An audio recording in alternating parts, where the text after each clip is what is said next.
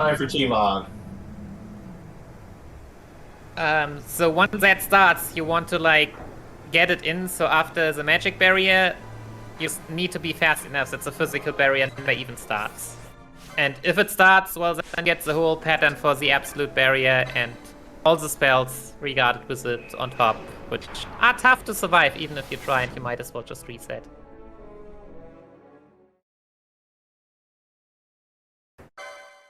Yeah, GG to Deza. Really smooth run, except for the Phoenix down mishap, but still clutched it out very well. Yeah. Yeah. Yes, Choco is coming up on the dangerous hydro fight.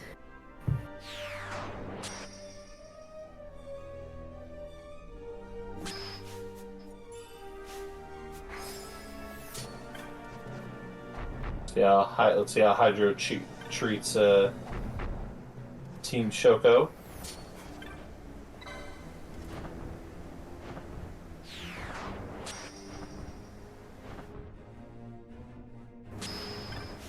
Yeah, not too bad. Desta. GG. Thank you. Put a little nice pivot there without Phoenix Downs. Only a little bit sketchy. It was not comfortable. I had raise on Fran, that's first. Yeah, were you considering going out of the elevator and back in after Cabrans too? After you saw it?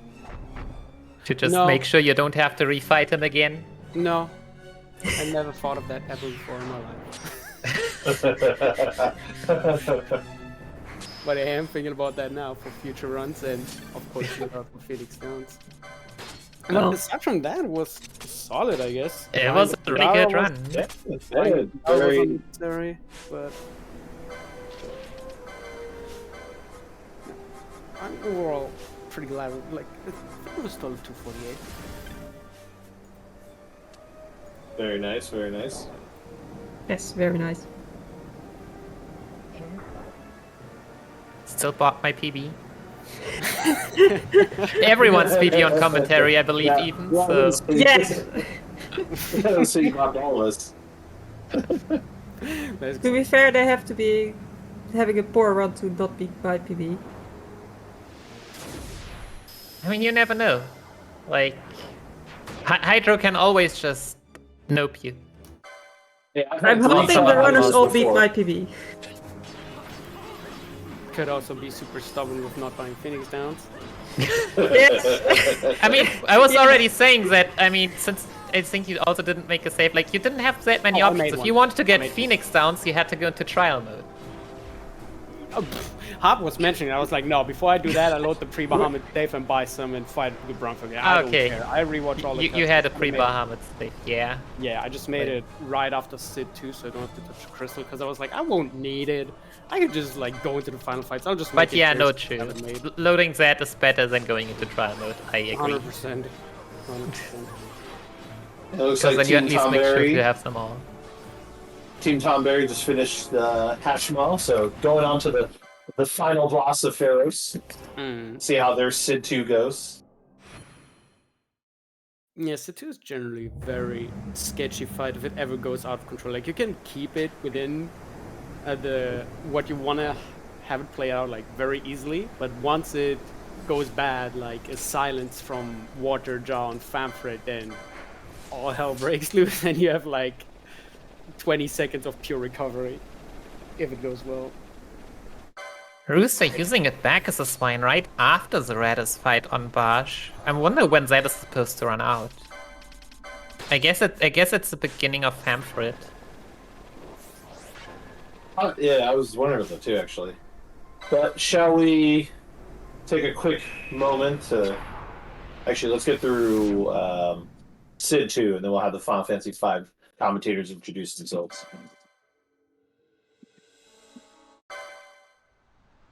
So I'm curious to see how this Berserk works.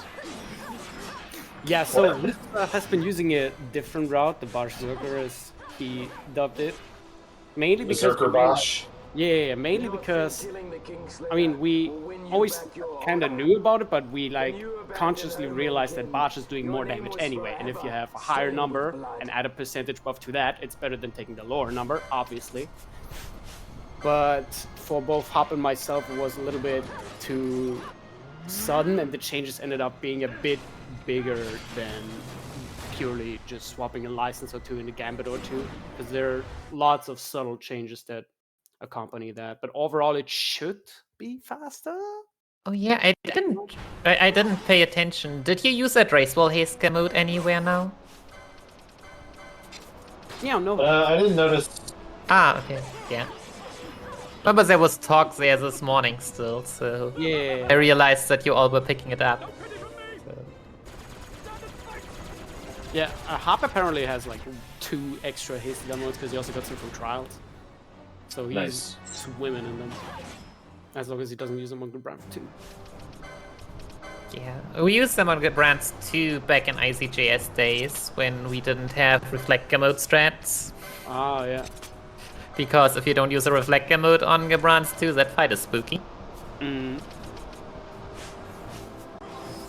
One thing we didn't mention with the Sid 2 fight is we have Redos have a gambit for Dispel modes because Famford keeps getting things like Protect and Shell put on him, so it does hurt our damage output. So we have 7 Dispel modes that we have him throw onto Famford basically to remove some of that buffing to help with the DPS. Yeah, it also helps like that...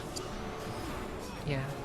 It also helps that Sitch has to just reapply those status effects over and over and doesn't deal any damage instead. It's really helpful that we have someone else aside from Penelo doing the debuffing because, or like removing the buffs. Goodness. She's more than busy. Ash's MP. Oh. Yeah, and Rooster wanted to use an elixir, but realized that he only has one, which he needs for the final boss. Yeah. So he How did did not that seem happen? to keep track of the elixirs. No, like we were talking about it throughout the run, and he did like pick up 1 extra elixir in Mosforn. I don't know how his Hydro went, but he was. We were like constantly aware of it, or at least Because I mean, you have 1 in front of Hashmal, and you have 1 Mega Elixir right before Sid 2. If you decide exactly. He to... mentioned I'm not gonna get the Mega Elixir because he doesn't know where it is. I tried to discover. He was like, nope, that's too much. Too many steps. The one like behind the wall, for like near the end of the brain pans. No, where you have to walk down like. Yeah, so the one after this cutscene that I was mentioning earlier, this gimmick here. You see this cutscene that warps you from 92 to 97. That's right, yeah. Oh, Well, wait. Did he keep on Berserker's Braces for Famfred? I didn't. Yeah, he realized too late that he should better take it off. I just saw that he unequipped it. Maybe he forgot it previously. Maybe I will say, the rate this is going, Chocobo is at least closing the lead on Tonberry. Maybe not Mog at the moment, but they are catching up to Tonberry piece by piece. But yeah, why don't we take a quick moment to let our Final Fantasy V commentators announce themselves while one of their teammates is running. Hey everyone, I'm lionmusashi. Hello, my name is eLmaGus. I'll be commentating in F5. And yeah, Woady, please introduce yourself. Yeah, who are you? Hey, I'm Woady. I'm going to be commentating for Final Fantasy V as well. I'm sorry, you get me for 4 more hours. Fantastic. So, I don't know if you guys touched on that, but one reason the final fights were a little bit smoother for me, or like Sid 2 specifically, and it will also translate into the final fights. Rooster is level 24 for his party. I was level 25, and even though it's only 1 level difference, that actually makes a huge, it's a huge deal. Because for example, levels in FF12 feel like nothing, but a single level can make such a huge difference. Yeah, levels are like in pretty much every single damage formula that you can think of. Yeah, I think in every single damage formula that you can think of, levels are part of it. So aside from getting higher stats, you also just generally get beefier, purely with the higher number on your level. And for example, being level 24 can make a Brown 2 a little scary, where his, I think it's called Innocence, can just wipe. Or wipe Ash at the very least, and if the character dies there, it's usually kind of sketchy. Yeah, no, I only noticed level up level 25, so I guess it was Redis, because Penelope level 24 came right after, right before the first Daedar. I was like, good timing. Because level 24 on Daedars is obviously a bit annoying with level 3 Able. I'm not sure if level 25 actually gives you a point of vitality as well on Ash. Maybe that would make it even scary, but it's definitely manageable. The more important part is just being aware of your equipment and having all of the pieces ready. Oh, Ash's silence. Oh, That's no. unfortunate. Yeah, another point is that I'm not sure how much Rooster has practiced Berserker. I've heard, I mean, time zones, that he's done a lot of runs, but at least it's got talk about Berserker happened fairly recently. Well, yeah, the notes that he posted were after I asked him about it, but I think all his run submissions were with Berserker. He did all of them with Berserker, if I remember correctly. I assume he probably just was level 25 in those. It really makes a big difference. And backing up in this game, you guys probably touched upon that, but backing up is hard. You all are doing so great for the longest time that we really didn't need to talk about it. Oh, really? Okay. Well, backing up is hard. Let's say that now. As this game, especially with us being so on the level, is just ruthless, and the damage numbers are super, super high at some point. Like right here with all the cinematic attacks happen simultaneously. He's getting a quadrat as well, which probably will cause a reset as well. That's super unfortunate. Because, yeah, also you like have to tone down the battle speed. Maybe go to 1-time speed, like especially if you need to get in like Van, Balsi, and Fran in order to throw Phoenix down on the others. ATB reset a lot, like all these things that you cannot do with 4-time speed. Just by getting like a smooth run is just so nice in this game. Yep. So, yeah, you can see now how Rooster is really out there just trying to get those AD resets in, like in his best PS2 days. I didn't see if Ash has the right robes. Yes. Does she? Okay, good. Yes. Okay, got the plus fanfridge. Now Sid is the more manageable part, because the bigger issue is usually the return damage that he deals. Yeah, but again, Pinello is down to 68 MP. Which is fine, you don't need a lot. Kiora is perfectly fine for this. As long as you survive Gatling Gun, you can get by with running in circles and spamming Kiora. But of course it makes it a bit sketchy, but usually it's alright. Getting past Fanford is the... And Radis is silenced, so no arises from him. Not sure if he catches that, yeah. So, like, especially silence on non-Penelo characters like Ash and Radis is something, especially when many things happen, like, you need to look out for it, but it's really easy to miss. Yeah, it looks like he turned off the speed up to kind of manage the stuff a little bit better.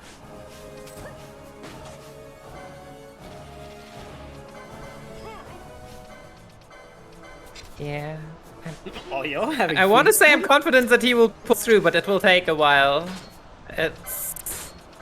Oh, okay, wait. Hear me out. Ash Penelo Quickenings for Cataclysm. I mean, it would work. I would also love it past Rooster to come up with that idea, but he didn't need it. Nice. He made it through. Very nice. Yeah, thankfully, the beginning of Final Fantasy V is a lot of cutscenes. Yeah. In the meantime, Team Choco already past Slit and heading into the Famfrit section, Fenris section.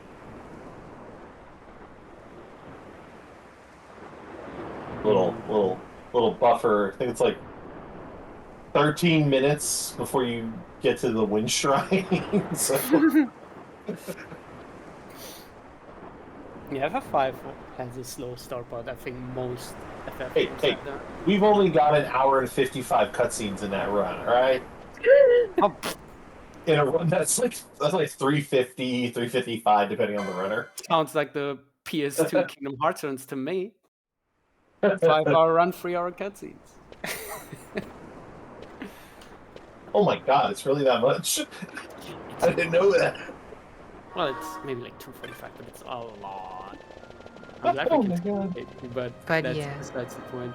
Now, I don't want to jinx it, but I'm looking forward to. Oh, okay. Someone knows it. Yeah, one Phoenix down left for Rooster. Rooster having been in a voice call with Daza being like, I'm having none of this.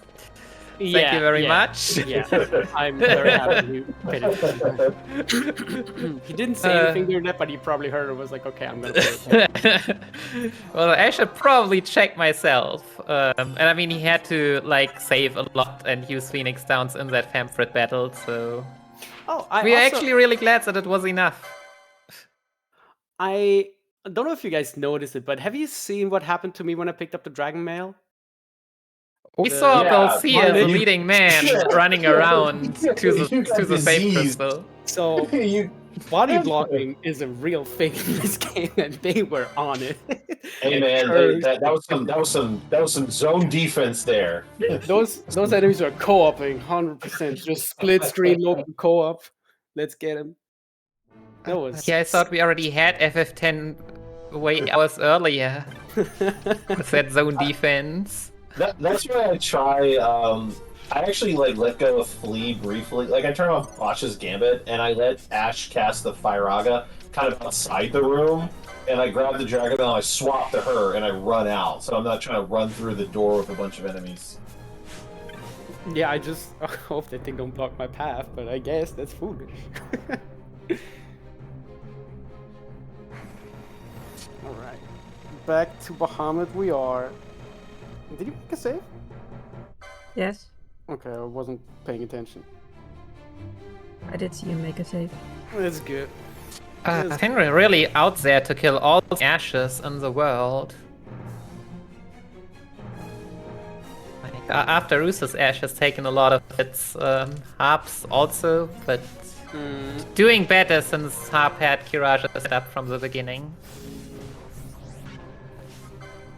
I really want to mess with this boss. I really want to mess with this boss Berserker around in the future because it does look pretty interesting. Purely the fact that you can control Ash, it's so weird.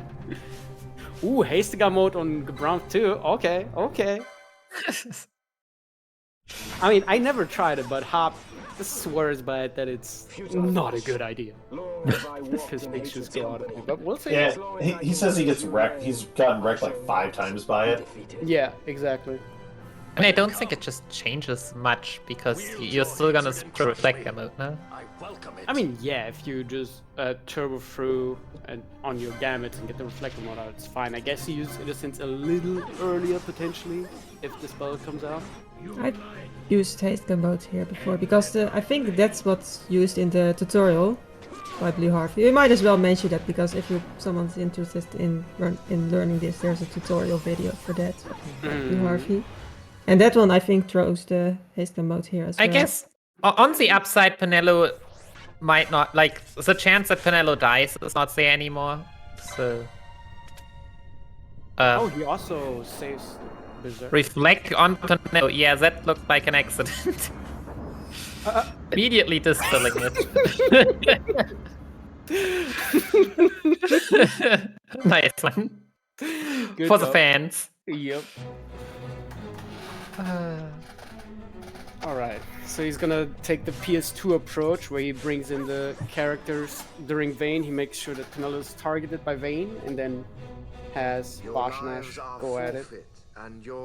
I guess by removing them, he prolongs their stat effects. Yeah, it's a bit, I think, also runner's choice. Like, I personally want them to run out so that I can reapply them at the end of Main 1. So yeah, Rooster might just have other setups for his buff timings. But Exactly. Everyone kind of does them differently. Like, I still, to this day, am not 100% sure how to do them. I've been going back and forth. I actually changed the way I buff, like, yesterday at 1 a.m. Because I mean, you see that he almost skipped Force of Will naturally with the setup. Yes, But it can that's also, possible. and on the other side, then be the difficulty that you get his 2 animation attacks so close to one another that Penelo might not even get a Kiraja in between. True. So, It's also yeah. like a lot of things with VIII, like skipping his cutscene attacks. It's really just hoping that he doesn't dodge all your attacks because he has a high chance to evade compared to many other enemies. So he'll just step back and forth, dance around the attacks, and really just like he does not get damaged sometimes. So you sometimes just can't do anything but hope that it doesn't kill you. He has 7 bubbles. Wow. Usually, is that a double? He did a double domain Cavados for Hashwell. Do we usually just do 1 for Ash? Yes. But if you cut it out somewhere, you can probably. Yeah. He still has 3. That's totally fine. He only needs 2. Yeah. Yeah, that's true. So something really important about Novus is that he needs to be in the center of the arena to do his big moves. So what you can do, you can delay his cutscene attacks by trying to position Penelo in the middle or in a way that VIII is not able to get to the center. Because if he gets too close to the center, he just does it. If he is not able to go there, he will circle around a little bit. Eventually, he'll still use them, but you can delay it long enough to potentially even stop him from using Tree of Sephira. But just generally delaying them helps a lot with resetting up, making sure everyone is healed up, because those things deal a lot of damage. And a big key component, you guys probably touched upon that as well, is that cutscene attacks can only happen when none of the like spells or items or whatever are currently queued up for action, which means he's now gonna basically clog up the ATB with a holy mode. But that felt too early. I mean, maybe he couldn't have done it any later, but No, he could have. yeah, that holy mode felt a bit too early for my taste. But yeah, again, sometimes you get the skip also without any item, and sometimes you can try and time it as perfectly as you want, and it won't happen. Like for myself, for example, I actually still had the holy mode for Undying because it didn't even go off. Hey, I mean, you almost got Ascension skip. You were pretty close. Yeah, which I have not gotten in a while, but yeah, we basically just tried to clog up the ATB because that way the animation can't happen, and especially Tree of Sephira, something we usually All right. like that. Final boss for Tonberry. That's While we have Sid 2 for Team Choco. oh, he's also level 24. Oh, no, Ooh. I don't like that. People really have cut those levels. Yeah, I went out of my way to make sure I'm on I'm still level 27 runner, I believe. 27. Yeah, Nicky's Oh, like you 27. killed stuff in Vegan, right? I think mostly like a bit in Sochin. Oh, in Sojourn, I guess. Which Harp also does. How's Harp's level 24? He loves going for the Hypno Crowns. Maybe he got But yeah, he must have skipped killed basically a lot everything when he else. did something, yeah.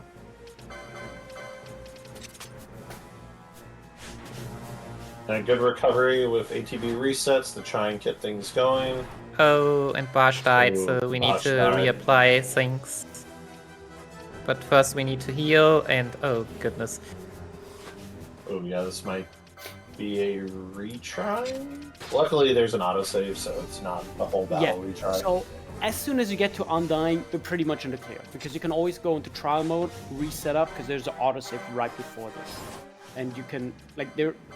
I don't think there's a single situation really where you can not somehow recover in trial mode, even if it takes a little bit. Oh wait, I'm dealing 0 damage. Oh, I see lots of Bosch doesn't have a weapon He equipped. didn't re-equip Ash. Ash doesn't have a weapon. Oh, Ash doesn't have a weapon. This is not New Game Plus. Ash, no. Oh gosh. He never re-equipped Ash with a weapon. Oh goodness. Also another thing is that the fact that we don't have Berserker braces on Ash means that he can't now do the Faraka backup. to squeeze in a bit of damage towards the end. Oh yeah, he just realized. He checked and saw. So the reason he left here now, it was actually smarter that he ended the fight and loaded the autosave. If he would have gotten another, I think 1 or 2 cutscene attacks off. Oh goodness. And And on Team Choco's side, defense. it's also not looking hot. Ooh. Ooh, yeah, we gotta. It's looking very wet, but I mean, Wait, that almost looked like there was. Famfrit is just not doing the right things. TZA being TZA at the end. Yep, that looks like a reset. As we promised when it went all so great early, the rough parts are towards the bosses that can really go and troll you are more towards the end.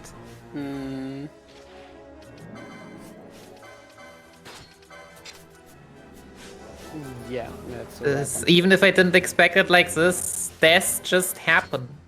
I still remember 2 years ago when I ran this and got 3 random deaths because the game was like it. The hasty guy did not go off. Pinello got hit by it. Oh but goodness. Oh no, it was too early. This can right. still be okay. It's We fine, will it's fine. see. It's fine. This can still be okay. As long as Bosch does not get stuck on the wall and has full HP, it's fine. Because I mentioned it a little bit earlier, I'll mention it again. If Undyne gets, I think, 2 or 3 cutscene attacks off, he goes into perfect defense. And unlike Panda, we cannot, or unlike Pandemonium, the big turtle from earlier, we cannot somehow like shorten the time of it. We have to. Oh, sit there's with- force barrier, and he decides to reset again. Yeah, I don't know if he knows about the like switch to Firaga or He if he's can't just because he doesn't have Berserker braces equipped. His Berserk status is due to Bacchus' spines. Oh right. That's true. That's true. And yeah, just for reference, like this fight, if it goes well, Undying takes like a minute. Yeah. If you I get don't think the that's normal quick kill. If you go through all animation attacks, even if you survive, you are suddenly at a 4-minute fight. Which is why, like, even if you had the bubble modes and all to survive it, I have the feeling we would need another elixir for Pinello as well. Usually it's just advised to reset. If you want to do the proper decision. And looks like Team Magas actually made it through the first split in FF5. Oh. Still draw some.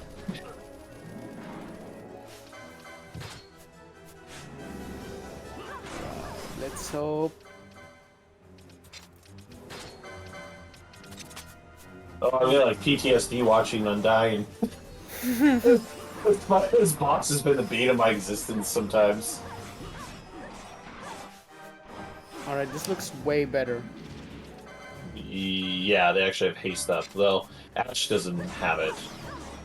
That's not too big of a deal. That Phoenix one was a little early though. Could still work, because he got into red health. He's at like... Time, There you go! Go! Let's go. GG's Rooster. GG's. Hanging in there, Tonberry. Didn't let it get you down. Undying, he's died twice now. Oh, and we're sure gonna see him die again. Yeah, let's make it a 3-fer. Yeah. To this point, it's still looking alright. On Team Choco's side. Shell going down, 1 more Faraga. Okay, that's Famfrit. With pretty good HP numbers, so Yeah, that looks solid. set up very well for the final phase.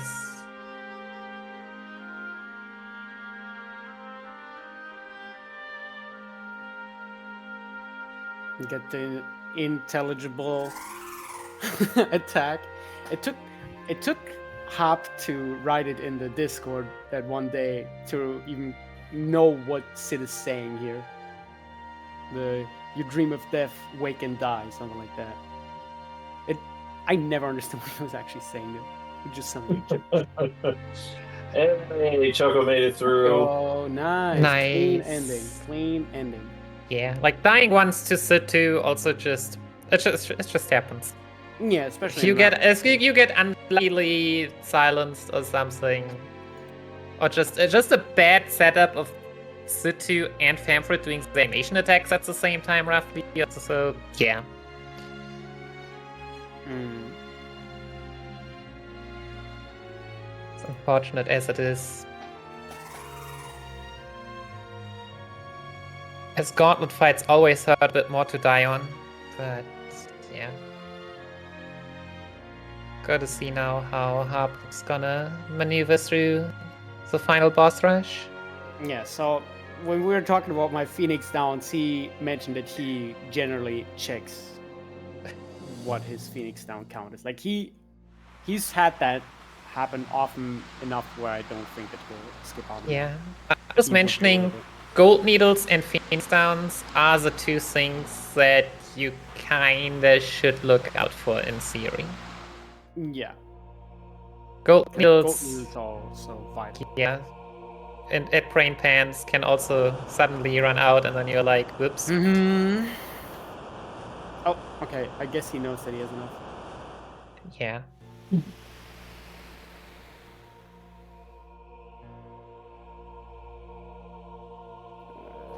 He didn't make a save. Okay. No, he did not. Back Unless to Wally he's goes. I'll keep it back to safe. What will it be?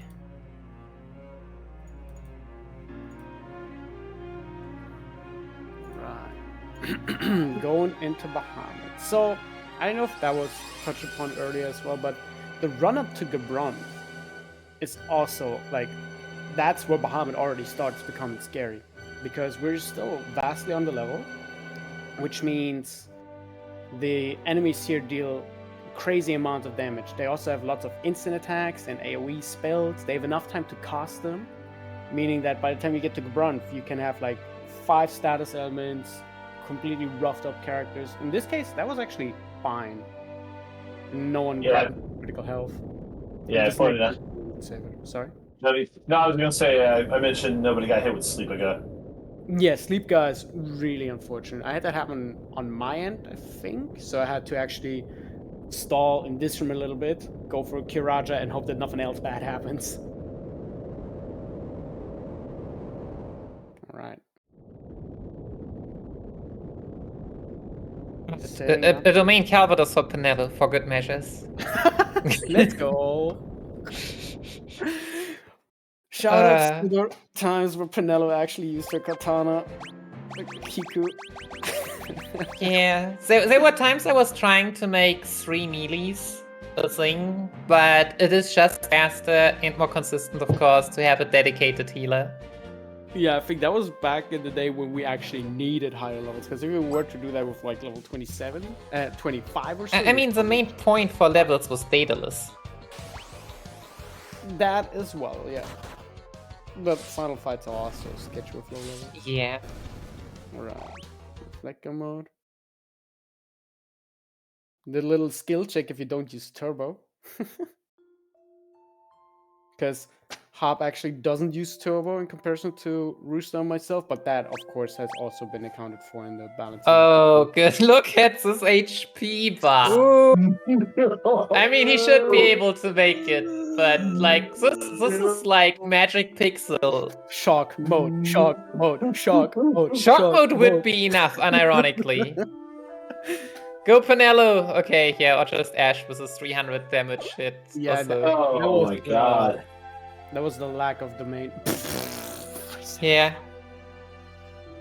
Yeah, that was the lack of domain on Ash. Alright. The good thing is that now he can get his bearings real quick. And he isn't like pressured by having to go as quickly as possible. I'm not sure if I agree with the full setup right here, but... Oh, oops. Wait. Okay, there we go. Man. Sorry, I got distracted by the T-Mog siren fight. That was a pitch perfect siren fight there. I know we're getting ahead on the commentary, but just A+. I'll talk about it later. Oh yeah, I guess you can commentate both, right? Just like smoothly transition to the next one every now and then. I know, right? I don't want to leave Lion and eLmaGus out of this. I'll wait. It is one of the 2 bosses we'll actually be using Blue Mage on, so you're getting to see it featured here at least. Yeah. The other one will be in a little while. Get a couple fun times with it. But yeah. I need to hold myself back from commenting FF5. But at the same time, FF early game, yeah. It will be easy to catch up. Yeah. For the commentators, there is a lot of nice story. Oh. In the early parts. Right. Yeah, that's perfect because the first 25 minutes, it's a couple of fights and a lot of cutscenes, so it's great. It works out. Before we get into the nitty gritty of the run.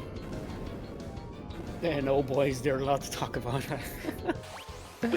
I remember trying FF5 on NES, and I got to Arceus or whatever he's called. Mainly stopped due to like time constraints at the time, but on SNES that run has a lot to look out for, and I assume in this game it's pretty much the same, just without the step count. Yes. Oh, you should hang around. You're in for a treat. Yeah, I mean, yes and no. There is a lot, but because of step count, like we can't account for certain things as well, and there's no item do glitch. Oh right, that was a thing. The ethers. Yeah, so we have to manage our money a little bit better. Can't just here we ether see Vayne themselves. Novus's animation attacks that I think he has it to have skipped. So you often try to skip, Contempt. but So actually checked Yeah. into it. Contempt is supposed to be consistent once he drops below 80%. But it also depends on like how many. I think it kind of depends on how many swords are still around, how aggressive the other characters are right Yeah. now, what they're doing.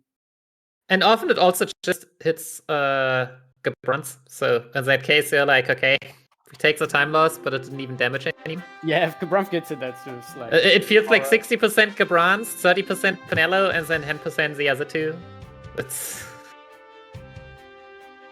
Also, Ham doesn't have his Phoenix Down crew in reserves. They're all dead.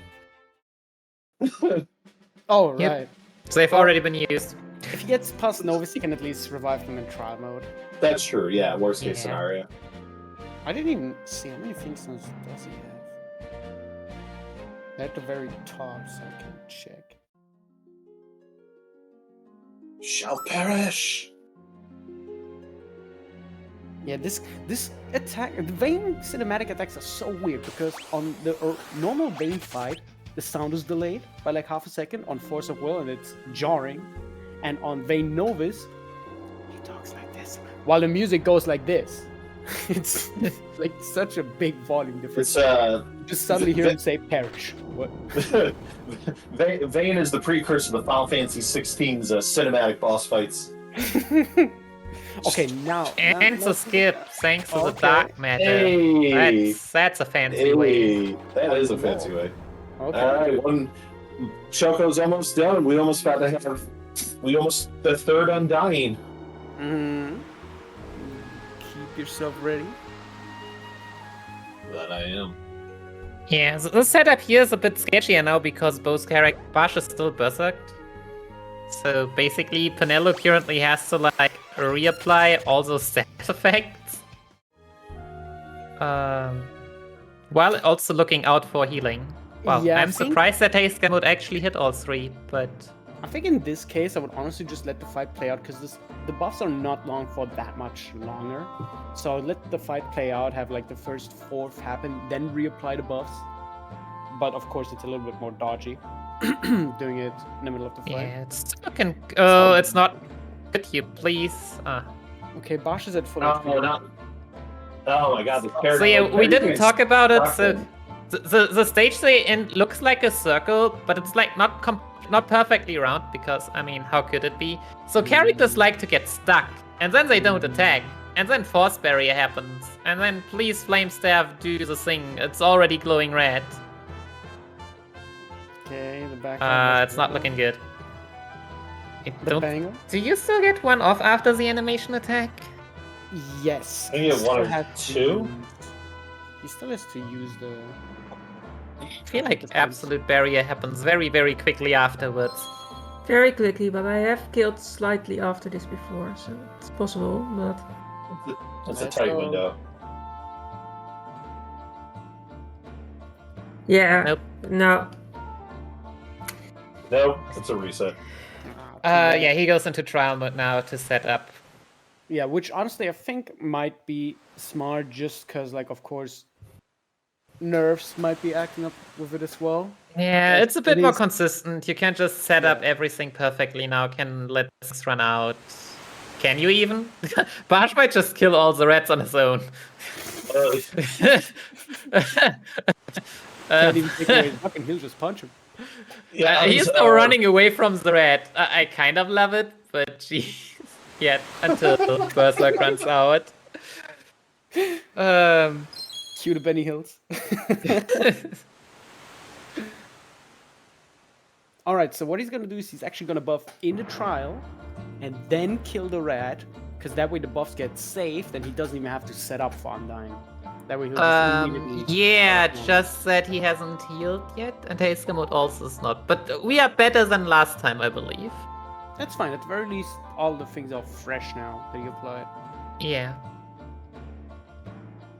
4 times speed ups means that things go wrong 4 times as fast. Correct. Accurate. You have to notice it 4 times quicker.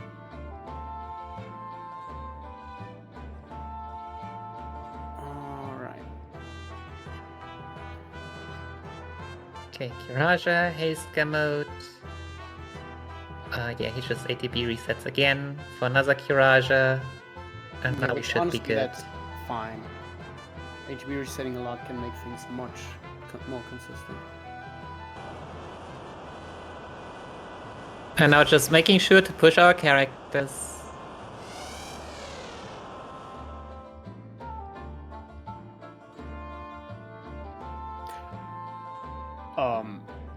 Was he glowing? Yes. Okay. Yes. He started glowing. Time. I- Yes. Great. Go, go, go! GG. GG's FF12 runners. That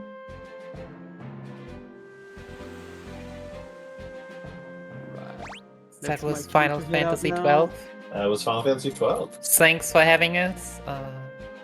Yep. Appreciate a lot to be in the relay once again, and go Team Mog. Let's go. And don't worry, everyone. We still have a. The management is always good in putting the big RNG chunks towards the end of the relay, so everything can go very different still. Yeah, we still have a whole day of relay. We're still in for a team close race. Team close race. Alright. Bye bye. Now we're moving on with FF5. Alrighty then. My commentators like to come out of hiding. No. Oh, we're up? Yeah. Oh, cool. Hey, Nice. hey.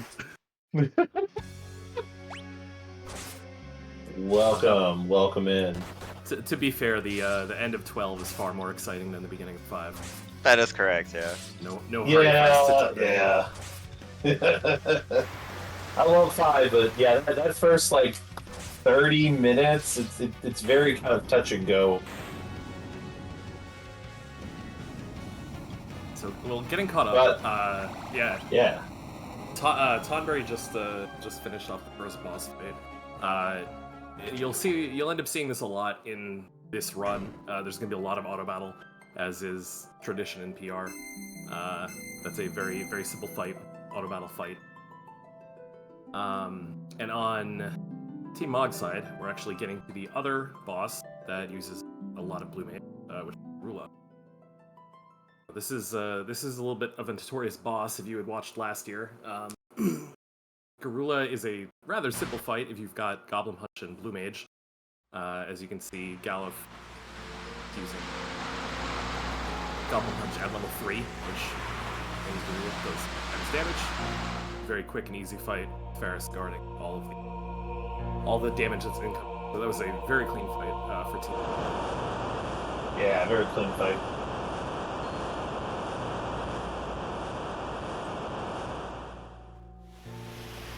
But no more blue magic. That was pretty much the last fight. We used it for 2 fights. Siren and Gorilla. As Lion pointed out, its damage is increased if you're the same level as the enemy. So one thing we do in the Wind Shrine, going back to what Tonberry just did, as well as soon-to-be Chocobo, in the Wind Shrine, to try and make sure our levels match up properly, and because we also need a little bit of money to do our first shop, we are looking for an encounter with 2 enemies. You have a chance of getting a 1 enemy encounter, a 2 enemy encounter, or a 3 enemy encounter. You realistically only want the 2 enemy encounter, because the 1 enemy encounter, you will not get enough money to afford the shop. The 3 enemy encounter, you will get enough money, but you will over-level Barts. And so what happens there is you will have a slower Siren fight, because Barts will be level 3 for that fight, versus only level 2, like Galoof and Lena will be.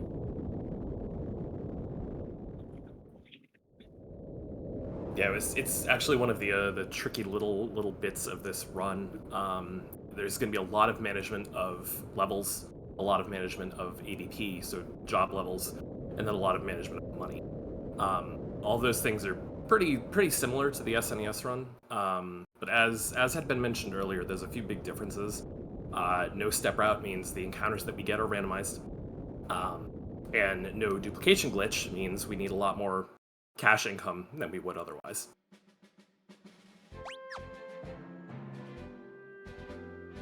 So after, go ahead. Oh, sorry. I was just going to say, and with Final Fantasy V, we bring back the job system. 4 goes away from it, kind of gives everybody a specific job, and then they bring it back in 5. So you are going to see a bunch of, as the game progresses and we collect these crystals, because just like previous Final Fantasies, all these crystals, they're breaking, we're trying to stop it, things don't tend to go our way, and so we gain powers. And so as we unlock jobs, we're going to change and shift around to maximize the abilities we learn, the handling battles, because things like improving chances of like first strike, no back attack chance, just little things like that to help get us through this as seamlessly as possible.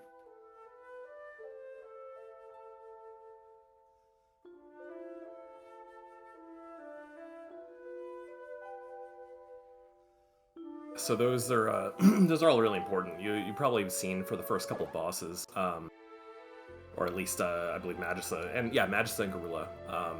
Bart's is on Thief. It's specifically to learn a couple of abilities. He just sits there and defends, but he's got to live to get those points.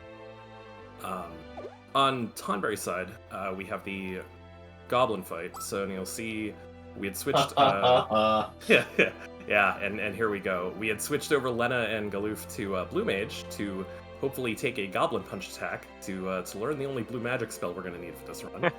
And, well, we're waiting. This is why you don't do that on SNES.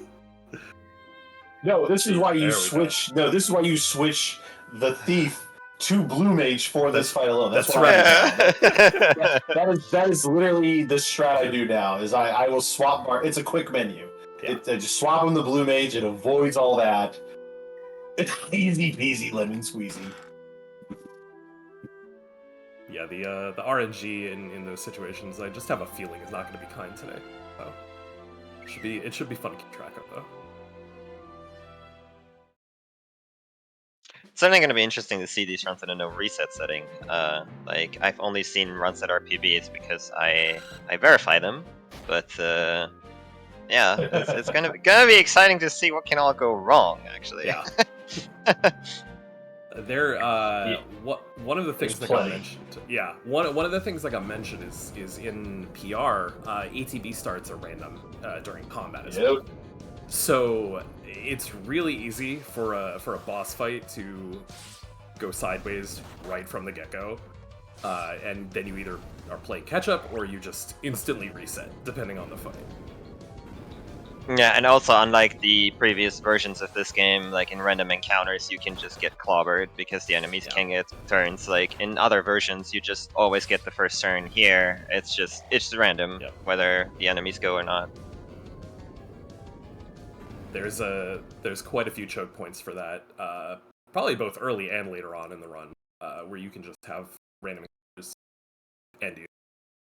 Quick resets, thankfully, because there's a lot of quick save, autosave, but.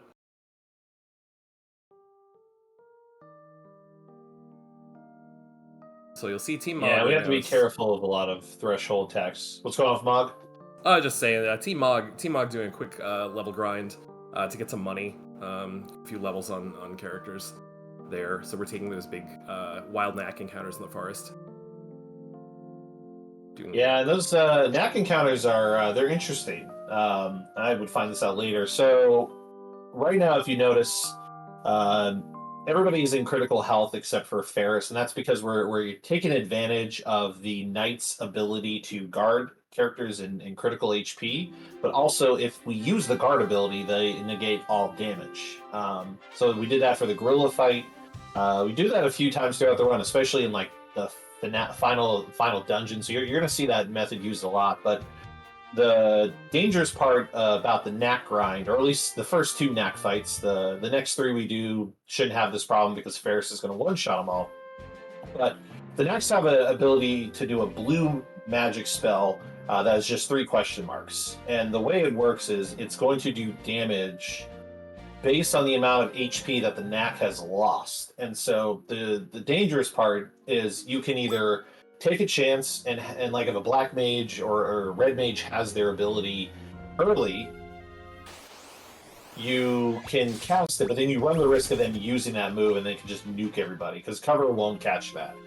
So the trick there is you actually want to wait till Galoof and Lena have ATB, and then you have them both cast because they'll do ideally their spells back to back. There's still a small chance that a knack ATB sneaks its way in there and catches you in between, but it's a little bit rarer when you do it that way.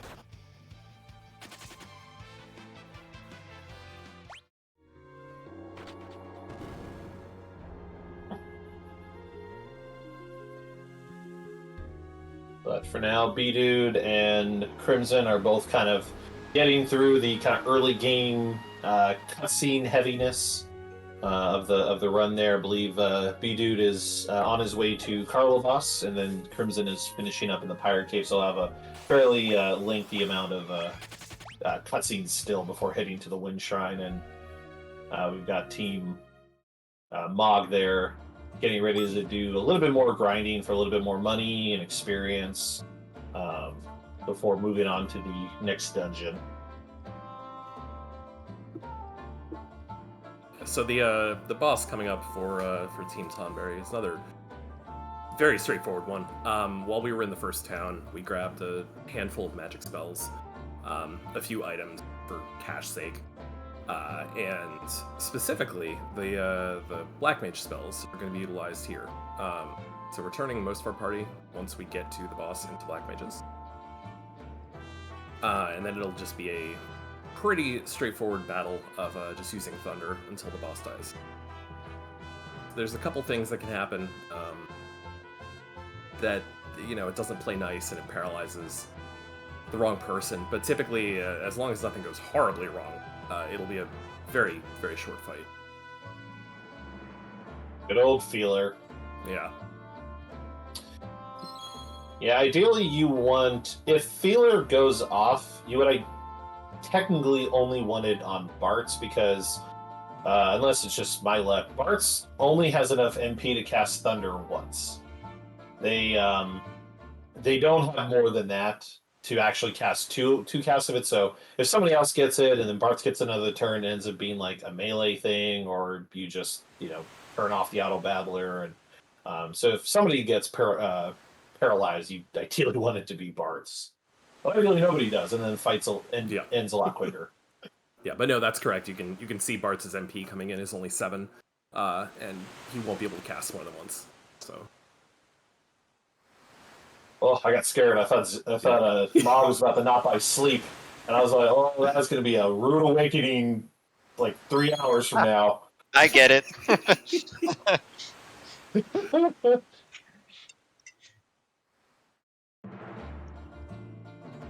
Ooh, Ferris got paralyzed Yeah. right as the ATB filled up too. Makes it a slightly longer fight, but nothing too bad there. So doing okay. Tonberry is through the Carlebos fight.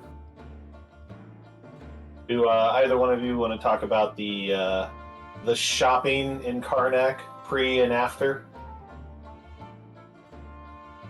Yeah, so this is Karnak shopping is interesting because when you first go into Karnak, the prices in the shopping or in the shops, specifically the weapon shop where we're going first, are much cheaper. The main item that we're buying there is a flame rod. The price when we go in originally is 187 gil. The price when we come back out and go back to the shop later is 750. So there is a little trick we can utilize with turbo or auto clicker.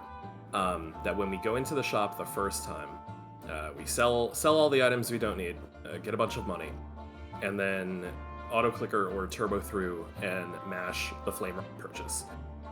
So if you're lucky, it'll work out well, and you'll get 3 or 4 of them before you get kicked out of the shop. We will need, I believe, 7 of them at the beginning, and obviously as many as you can get through that quote-unquote glitch, it saves a lot on the money that you need. Yeah, we need 7. We do 7 flame rods and 4 ice rods in total is what we get there. Yeah, so I don't know if we really caught how many Zik was able to purchase for Team Mog. I don't recall if he uses 7 and 4. Oh, you mean with the glitch? Yeah, I wasn't sure. I think he went back and bought the rest of them normal. Yeah, I actually don't do the auto clicker. Yeah, I don't think most of the runners do. I know, to the best of my knowledge, Bdewd does still use it. Actually, most of them do use it, but I think most of them are using. Okay. Yeah, most of them do actually use it. But I think Zik might be on. Is he on PC or PS5? I guess he's on PC. It looks like he should be on PC by the font. Yeah. Yeah. Okay, you're right. Yeah. Okay. Because I know he was doing some runs on PS5. But yeah, then all 3 of these runners do use the auto clicker. Okay, perfect. Yeah, we are just doing any percent, not any percent glitchless or no major glitches. So I guess that wouldn't be a major glitch.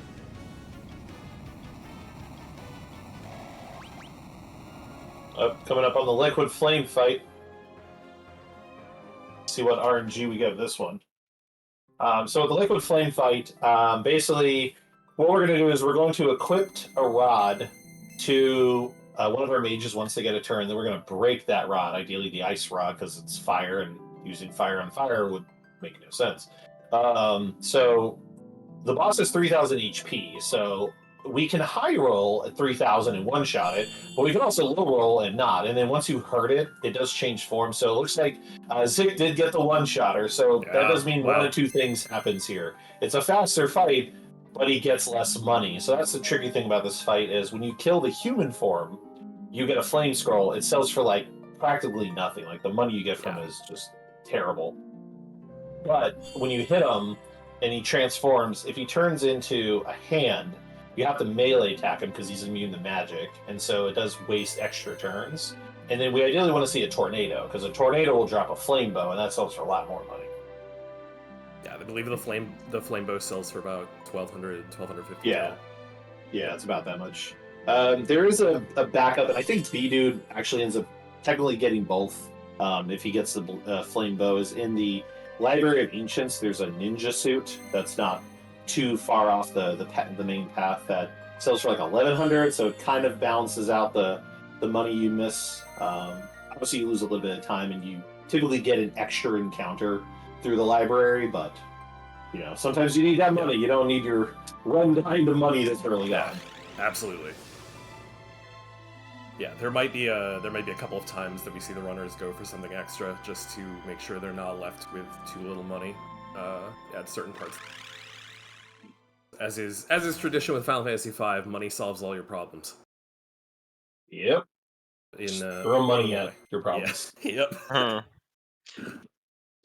Well, especially in this one, you are literally throwing money at the problems. Looks like Tonberry is coming up on the Siren fight, so this will be the first instance of blue magic doing its work. The Siren fight can be interesting because, like I said, if you got 3 blue mages at level 2, then this fight takes 4 goblin punches to kill Siren. So ideally, Siren will only get off 2 turns. The problem is Siren's first action can be anything from a slow to a blizzard to haste. I believe those are the 3 things it can do. So it's like blizzard will generally kill somebody. I think one of the characters. I don't think everybody dies from it, but generally a blue mage will die if they get hit with blizzard. Slow's not great, especially if it hits a blue mage because then they're slowed. And then haste is fine, but then sometimes it does mean that Siren gets off like a 3rd turn. Right. Yeah, they're all a little bit messy in their own ways. So we just want to kind of hope that it's not enough to make the fight debilitating.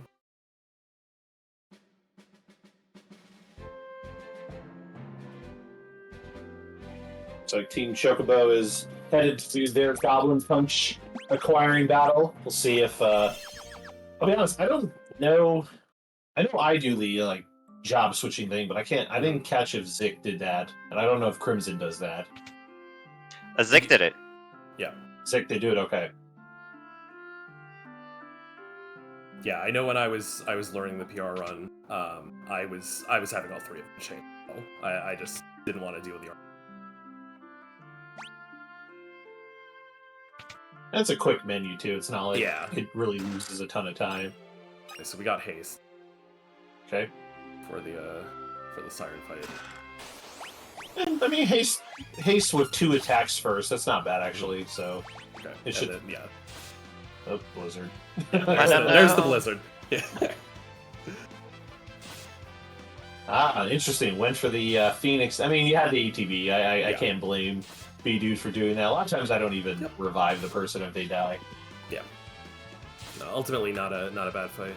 So we're seeing Team Choco is having a fantastic goblin encounter. There we go. Finally got the goblin punch. And leaving Bart's. I will tell you this though. Leaving Bart's low like that was risky because I actually had a goblin fight where somebody died, and it did bite me in the butt later. I forgot where it bit me in the butt, but it did bite me in the butt. Yep. Ended up working out. I guess the XP does matter, right? Like, if somebody's dead, like, you get additional XP, and then it's messed up.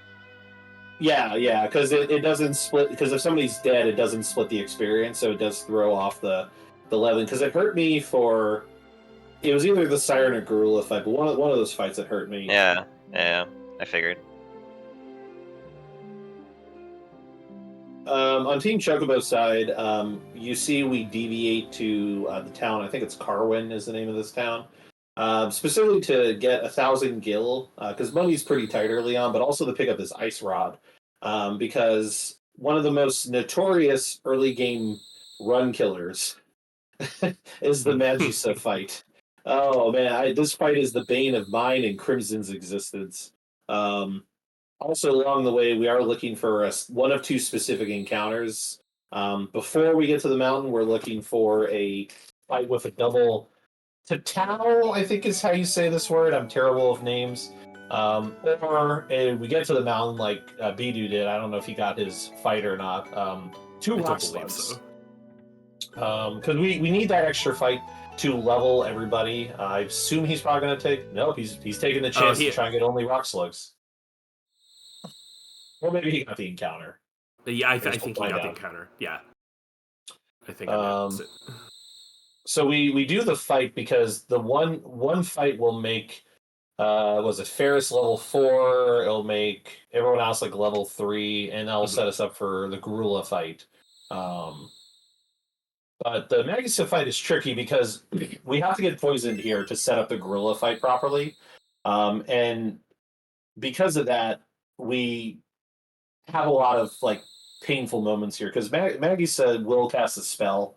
I think she only casts spells. I don't know if she does a physical attack, but generally, if your ATB is not good, somebody will die, and then you have to do one of two things. You either try to revive that person and knock them back in the critical HP using the I think it's the dagger or the knife, whichever one has the lower attack power. Yes. And then throw the rod and kill her. But then you have to worry about the poison ticking and potentially killing off your characters because they're usually like 1 HP. So it can be such a hit or miss fight depending on your starting ATB. And I believe Mog actually got through it pretty clean because I didn't see anybody dead.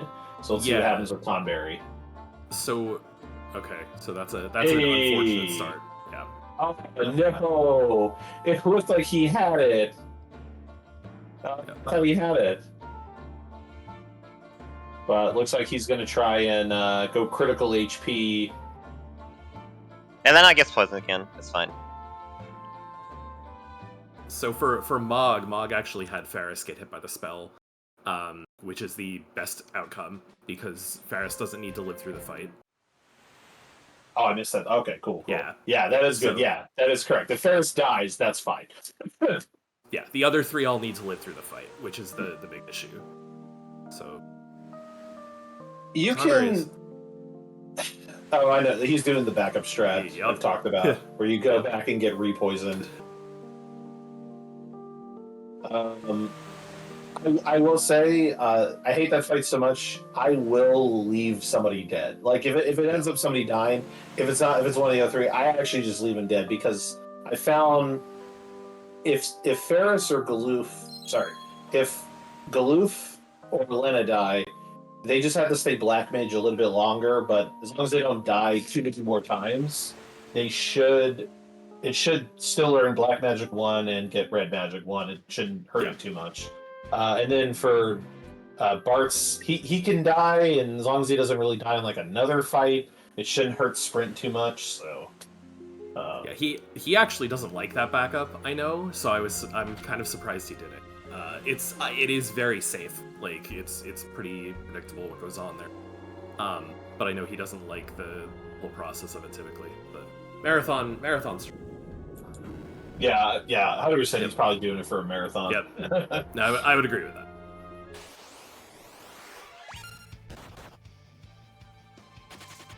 So we've got Team Choco coming up on the Carlos fight as well now here. So same as the last one. Switched 4 black mages, all 4 black mages. Use Thunder and hope you don't get too much paralysis.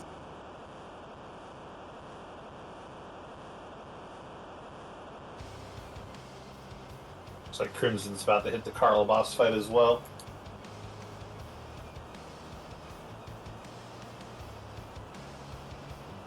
Oh, the Biblos fight. Oh, this fight is another bane of my existence. So depending on his first action, depending on how fast, looks like he...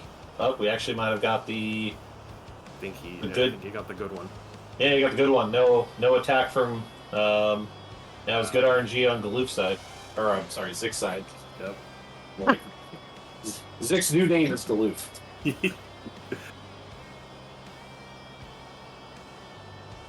That's But yeah, potentially a bad thing. Don't put that on him. Oh, that's a good point, actually. Yeah, fair. Yeah, that boss fight is tricky because, like, in that fight, again, random ATB starting point. Sometimes ATB is much better for Biblos, and then he wants to, like, melee attack you. Instant death if he melee attacks you. He can also Spiderweb, which ideally that's what you want to see, or Magic Hammer. You don't want to see the physical attack. And then he does have like a threshold thing you'll hear us probably talk about on a few more bosses, like kind of throughout the run. The AI scripting has a lot of these things where like it checks for the bosses like HP values, and then it might then change up their script or introduce like harder hitting spells or stronger spells as a result. And so with Biblos, there's two ways you can kind of handle that fight. There's a slightly safer one, because as far as I recall, I don't think there's a way to one-shot him with any rod break like you can for like Ifrit, Liquid Flame. So generally, you do have to cast another spell. I could be wrong in that, but I don't recall ever one-shotting Barbatos. If I did, it's No, very rare. there's no chance you Yeah, no. can. Yeah.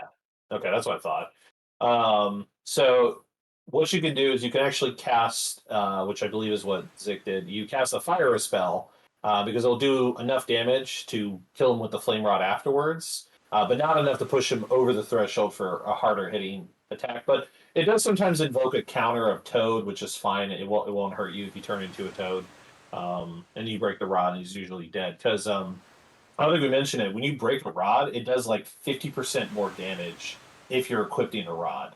So if you have a rod equipped and you break the rod, the damage is like 50% stronger. Yeah. So if you equip an elemental rod, it boosts that element's magic power for you. So like if you like Woady said, if you have that equipped, then you do 50% more, which is exclusive to this version actually for breaking rods. Like it doesn't work in any other version in this one.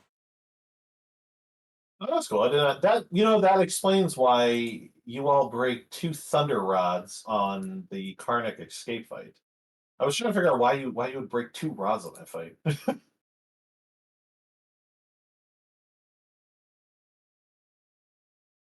Oh, looks like Tonberry got some bad turn order with the mages going first on that escape.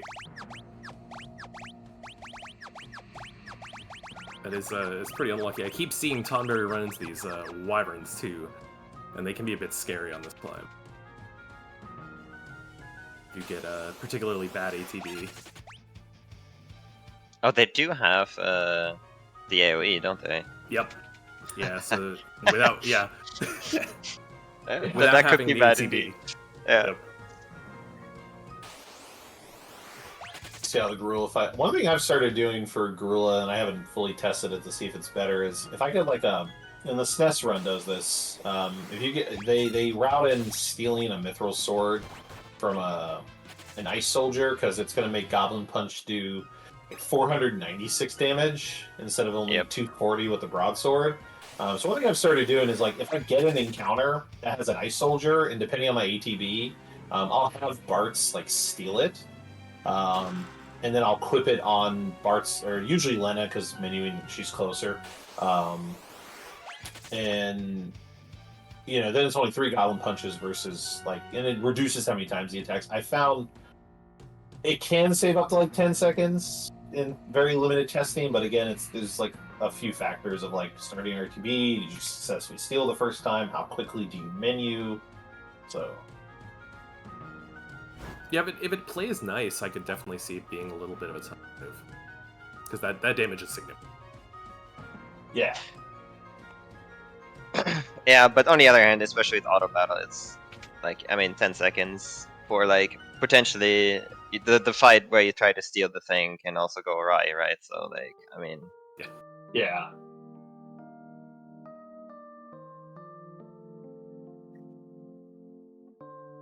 Yeah, it just felt like Gorilla just gets off too many attacks when his HP gets low, so it just felt like I was spending too much time watching him attack me, waiting. Yeah. He does 2 counter attacks per one time you attack him, so that adds up quite significantly. So Tonberry now is grabbing the second round of crystals. The jobs that we get here are mostly not used in the run. I believe Red Mage is really the only one that we use with any significance. We use Time Mage. We use Time Mage for teleporting, that's right. Yeah. I mean, it's 2 times, but... it still counts. It does still count. Hey, it does still count. Yeah, the Is other that 3 really using Time Mage, though? I mean...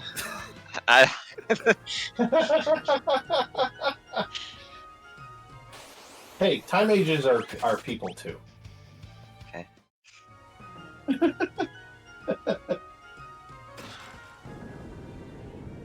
Looks like Crimson's about to get the Siren fight. Well, after 2 minutes of cutscenes, but... it was touched on a little bit earlier, but Final Fantasy V is a game with a heavy amount of cutscenes. You have about 50% of the gameplay is actually just cutscenes. So Yeah, it's about definitely. Bdewd went through and timed it. It's about an hour 55, give or take. Okay. Yeah. It does front load a lot of it because you did get to a point because like about where like Zik is getting to, it is going to be a bit more heavy on gameplay and maybe not as much cutscene. Yes. Until about the Ronka Ruins, because that's like a 12-minute cutscene after you finish that fight. Yeah, it is extremely long. That's a coffee break time.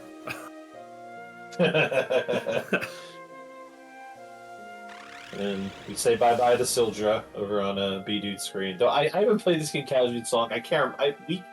She's not dead, if I recall. We can get her as a summon later, right?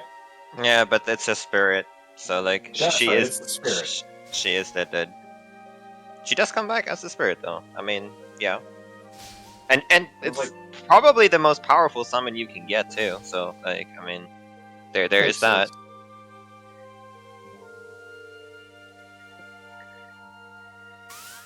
Also, I don't know what audio is playing on stream, but we're about to get the dope Chocobo theme music out of the Mamba the Chocobo.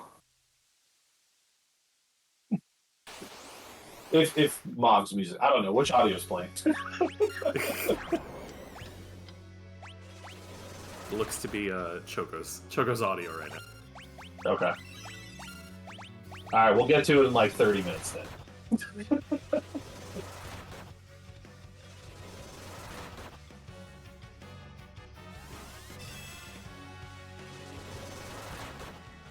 Very good siren fights. Yeah, it was a good siren fight. Yeah. Got the slow and Ferris, which is what we want to see.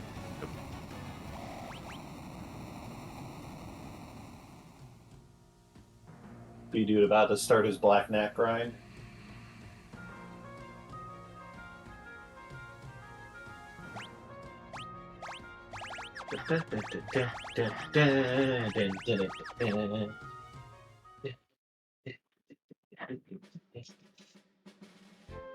Huh, I just noticed Lena is not in critical HP.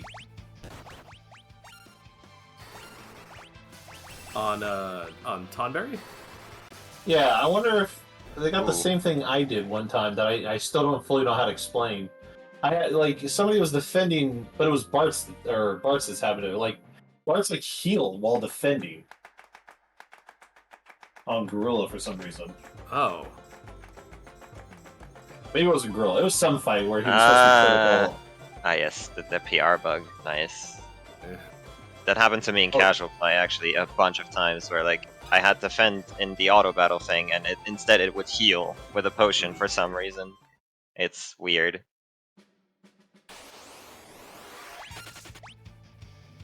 Oh, Zik's threading the line there on money. I mean, you can make 43 work. You can make 43 work, but you gotta not let auto battle ruin you. Yeah. It's gonna be tough. Honestly, it's probably because he's. I'll be honest. He's hoarding his Phoenix Downs. I go full Phoenix Down mode. I sell 3 of them in the Karnak shop, and I sell like another 2 in this shop. Those the lightning scrolls we buy are going to be used for quite a while, both for bosses and for level grinding at certain points. So you're going to see a lot of ninja during the upcoming gameplay here. Go ninja, go ninja, go ninja, go ninja, go. Very strong. Yeah, the reason they are so strong is that they are based on magic power, actually.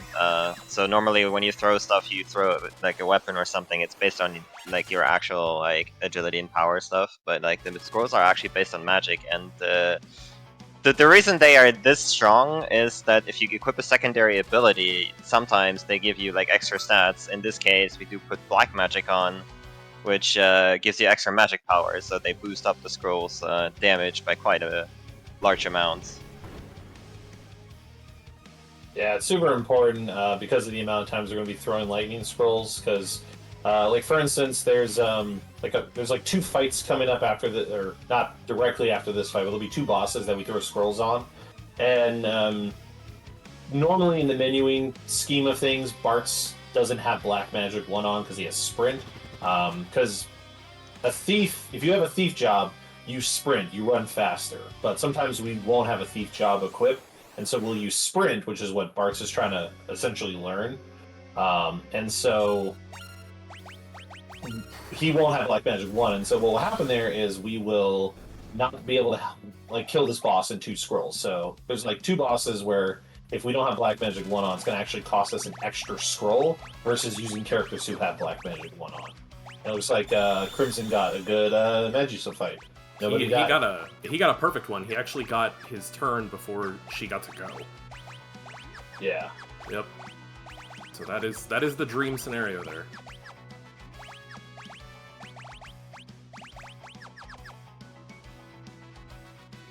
And what's Mog doing right now? This is the only time we do like an active well, I guess the second time if you count the Black Knack stuff. So this is the last like grind we really do. We do this to learn Hide with Ferris, so we do 9 fights. So that way Ferris can learn Hide. And also, if Ferris hasn't been dying a whole bunch this whole time, he'll learn Sprint during this period of time as well. In addition to it. So, and yep, there's Hide, so that means the grind is over. And so now we continue on with the story. But yeah, it's the last time we really grind anything. From here, it's just going to be pretty much running from every fight, other than like ones that are like forced on you. But yeah, there's no more like random encounter battling at this point. I guess with the exception of one fight to make sure we learn, and I do not know how this word is pronounced. Is Zenenage, Giltos, like however it's supposed First to be and, first and enunciated. third are correct. Yes. Yes. Zenenage? Yeah. Okay, I'll take it. That's usually what I say. Yeah, there's we have to take. We'll get in it later, but there's like a point where you have to take either a fight here or a fight here to make sure Ferris learns it. But that's pretty much it.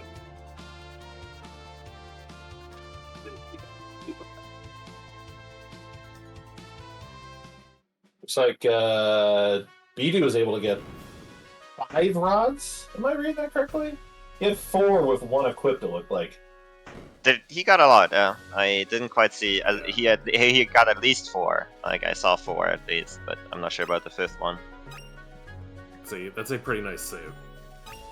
He got 4, apparently. Okay. Yeah. A FF6 runner who's been dabbling in 5 by the name of Nightshade has apparently been able to get 7, and I've seen it with his wow. auto flicker settings. Wow.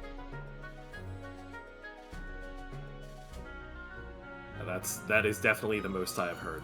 That's the most I heard too. Yeah, because 4 sounds really good. So It's, yeah. I mean, I can get 2 or 5 if I hold turbo through it. right. I'll have to investigate that tech. Wow. The sandworm fight. Anyone want to explain how this fight works? Yeah, this fight is fairly straightforward. We're going to be using rods again, so we have to actually, as you saw Zik do, you have to wait for the sandworm to show up, and we're going to be breaking 2 rods, 1 flame rod and 1 frost rod. Each rod, because of how the rod formula works, has to be broken by the black mage who has that same rod equipped. Because without that, you're not going to get enough of a damage boost to actually kill the sandworm in 2 turns. But yeah, there we go. As you saw, the 2 rods went off, we got the damage boost, and Sandworm does its gravity counters and fades away. So thankfully, it's pretty straightforward as long as you're certain which black mage has which rod. Yeah, and the enemy only has like 3,000 HP, so that's why 2 rods kill it. Yeah, we get about 1,700 and 1,600, I think, from the 2 of them, and damage rounding. So it should almost, I think it should always cover the 3,000. I don't think fight. Yeah, I know the SNES run, because of the item dupe glitch, has a lot more money, so y'all typically throw shurikens because they do like 1,000 each. Yeah. To avoid the gravity, because the gravity comes because of we're hitting the holes, and I also think because hold on, what did Crimson just do in the desert there? I've never seen that movement before. What? That's a thing. You can do that in the PR, yeah. I just like, didn't know that That's so funny. works. Because of diagonal movement, you can actually avoid the slope there. Yeah. Oh damn! I'm gonna have to learn that. Yeah, wow. I didn't know that was a thing. I didn't know you can cut across like that. That's crafty stuff. Yeah, I mean, I knew the but we got Bdewd. Let's see. Will he get a high roll, or will he get handed?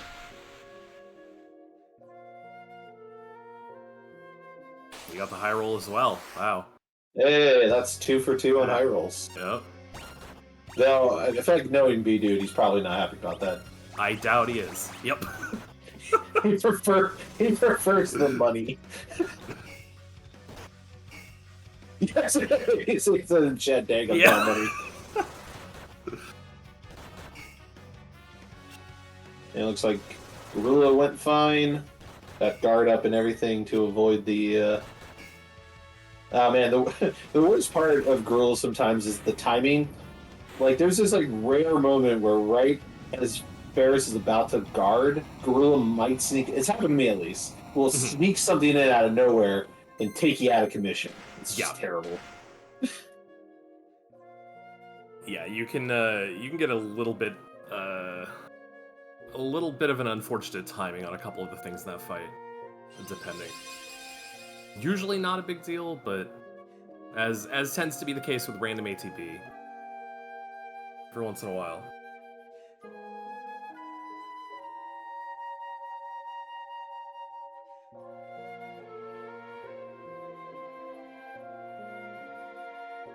So I believe, we've got a couple of different crystal rooms going on with Choco and Tonberry after a couple of good boss fights.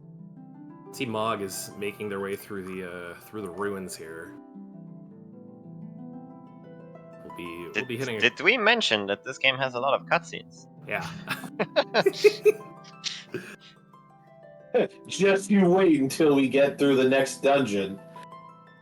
Because that's like the first big break. Because that cutscene alone is like 10, 12 minutes.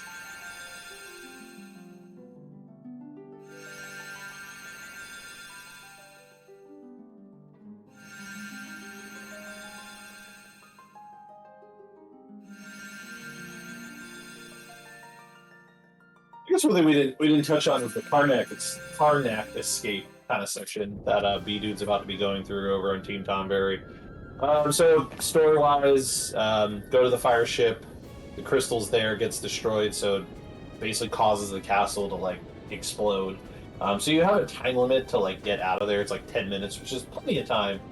But you can't escape from any of the fights. So if you get any encounters, they're non-skippable or non-escapable. But you have like 1 or 2 chances. You have a chance to either get a single knack by itself, which will flee right away, and then you have a chance to get a sergeant with 3 knacks, and it's all randomized. You'll get more money and experience, obviously, if you get the battle with the sergeants, but it's a longer fight because you have to fire them to kill them. Obviously, with the knack, you can just wait, but the knack, maybe this is just me, the knack has a weird thing, and this is PR doing PR stuff, where the game will freeze or lock up sometimes when you get the solo knack fight. I'm convinced it's something to do with like the fleeing animation with like the auto battler and like when you trigger it with the text on screen. I don't know, it's weird. I've had my game freeze a few times during that sequence. It'll PR doing PR things. VIII PR is fairly notorious at this point for having a couple of soft lock and hard lock things involving auto battle and flee for whatever reason. I would not be surprised if we end up seeing it happen to at least one of the runners, if not all of them. But I know that's one of the things they're trying to work out. Yeah. Another high risk of that is later on during the Gilgamesh Zayat sequence. Something to do with like Auto Battler, with like Zenonage, like, and all that is weird. But Yeah. I had to have him twice in a row. Yeah. Oh my god, I was a minute and a half ahead of my PB, and I lost 3 minutes. That is absolutely heartbreaking. Oh, it was painful. Now on Team Mog's side, we're gonna see basically the example of like why more Thunder Scroll throwing and why we need the like Black Magic spell to kind of help. Because to kill the Crate Claw in 2 Lightning Scrolls, you have to have Black Magic 1 equipped to you. So then this is runner to runner, because I go back and forth on this. You can either switch Bart's now to Black Magic, but you lose Sprint, or you can just try to rely on Galoof and Lena to do it.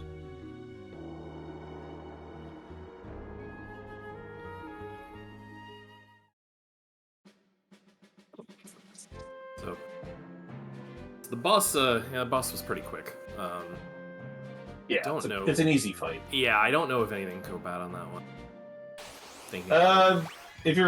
If you're too slow, but a lot of times, like, he'll either, I would say 1 or 2 things can happen. If you took too much damage and you didn't heal up on the way there, you could die from a basic attack.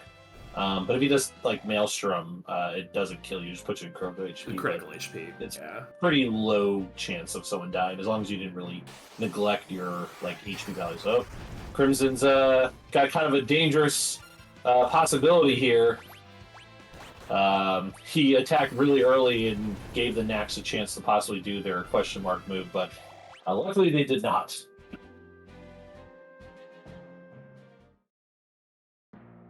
Yeah, that could have been a little bit scary just based on ATB. We're out of there. No wish. Alright, I can't tell because I keep looking over the chat, and I can't tell if it's my way of saying Galoof, because people keep mentioning enunciation of Galoof's name. Is it me? How do you say his name?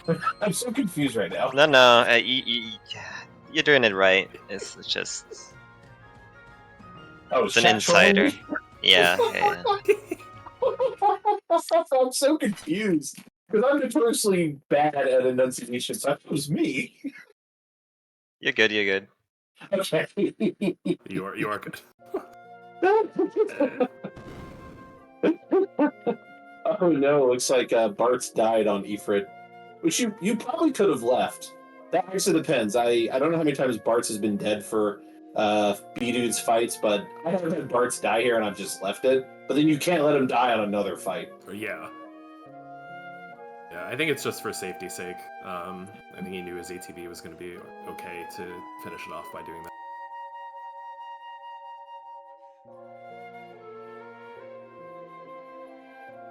But as you mentioned, if you leave him there, you have a much tighter schedule for the rest of the grind. Yeah, I believe it puts you learning Sprint either on the same fight you learn Hide, or like one before it, if I remember correctly.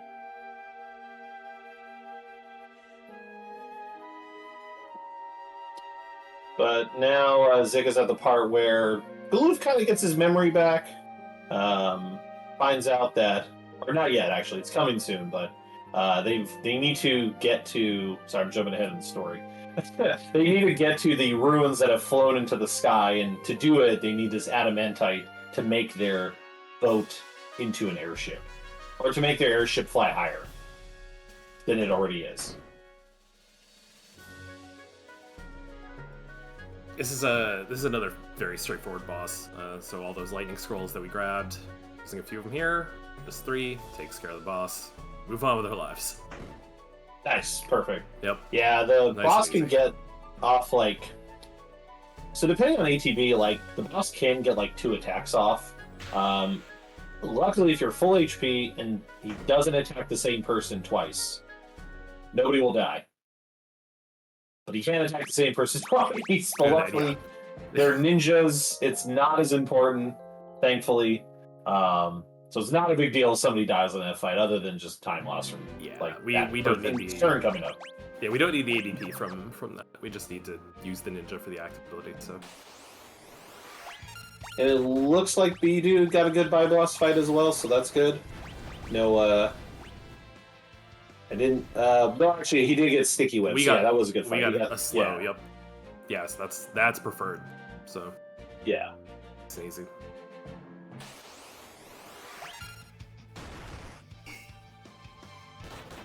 He was asking for some good RNG. I believe that would count.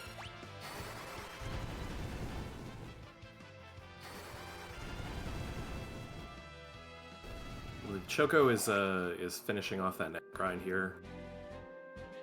We'll be heading to Karnak soon.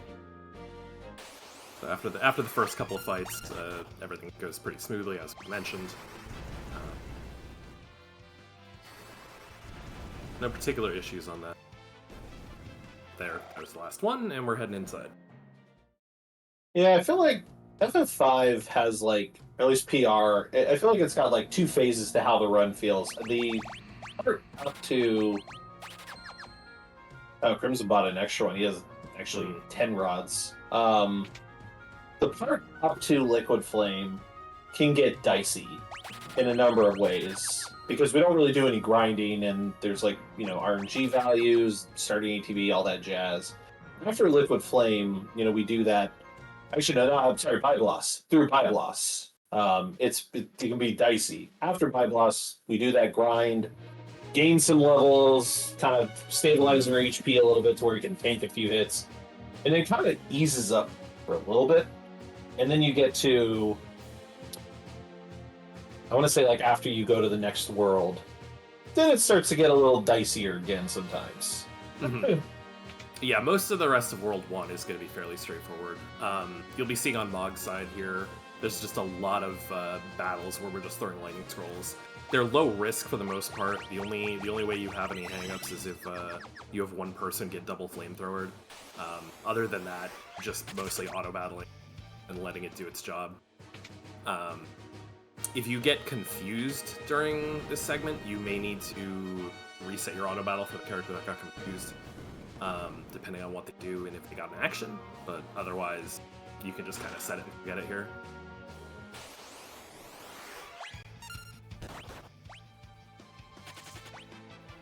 And then the Soul Cannon fight's pretty just nothing because you break the two pieces almost immediately, and the other one just charges up. Yeah, all of those lightning scrolls that we purchased before in Licks are going to be going. A lot of them are going to be going.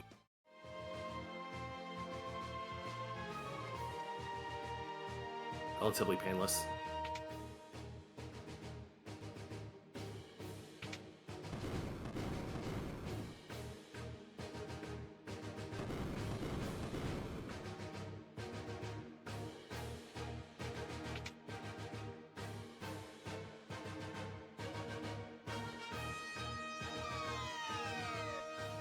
Tonberry's heading out of Karnak for the last time. Time to sail the seven seas. Indeed. Be heading off to the south and doing a little bit more grinding themselves. Well, Team Mog gets the joys of Ronka Ruins, and Team Chocobo is about to see how their Liquid Flame goes. Yeah, so the Karnak ship, I feel like, is one of the really funky parts of the SNES run, just because of how the step route goes through here. It's extremely particular, with a lot of backtracking, and very precise movement, just so we get the fights out. So to see this version and just to be able to kind of go on through is a bit of a nice change of pace. Yeah, I'm always fascinated watching parts of the SNES run. It's just like run back and forth for 20 steps. It's amazing. And then you get no encounter. Yeah, yeah. Alright, are we getting the high roll? Okay, basic attack, that's preferred. Won't kill anybody usually. You don't want to see fire. Fire will kill somebody. Wow. That 3 for 3 high rolls? That is 3 for 3 high rolls. Yep. What? Man, I haven't gotten a high roll in like 6 rounds. What is this? Yeah. Can't even buy a high roll during a PR or a PB attempt, Yeah, I know, right? right?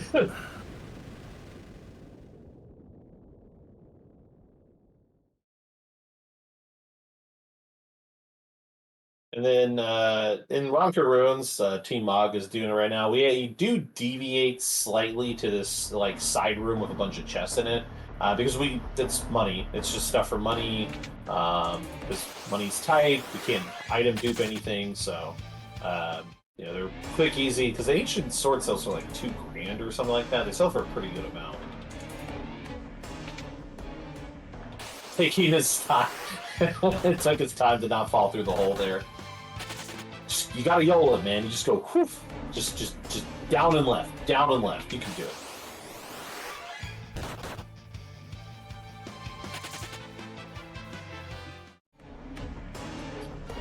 All right. See, to me, it's so weird. Like the runners are avoiding all the save points, and I'm like in this mindset of having to save. But like, no, you have the auto saves. Like, Yeah. it's so strange to me.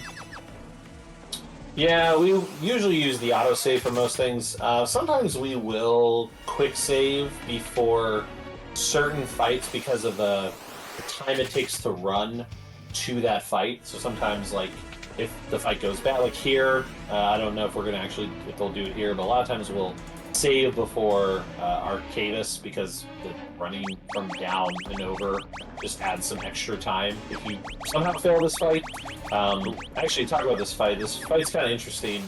So this boss, I think I got an encounter right before. No, I was wondering if that was going to happen. Because you usually get one encounter in that room.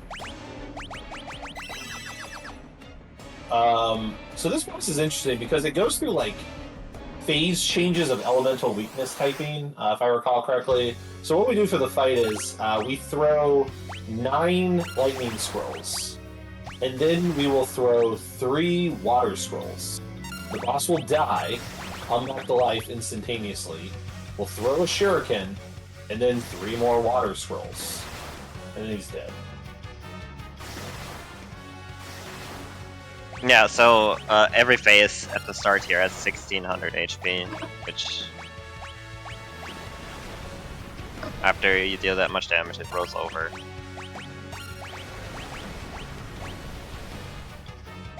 Perfect. And the final form cannot be hit by magic attacks.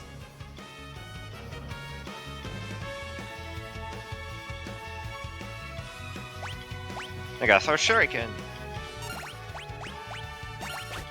Oh, is that why we throw the shuriken? Well, I mean, you can't hit it with magic, but like, while the scrolls do actually like use magic power for their power, they are not considered a magic attack.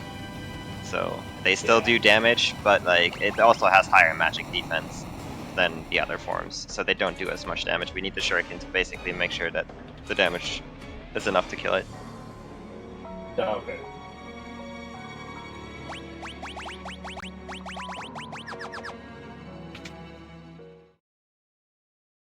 Can you skip Archeoavis forms in the Pixel remaster? Not that I know of. I haven't tried personally though, so I mean, potentially, like there is a quirk with Archeoavis into forms in other versions of this game where if you, for instance, kill like one of the first forms with a counterattack, the boss just straight up dies.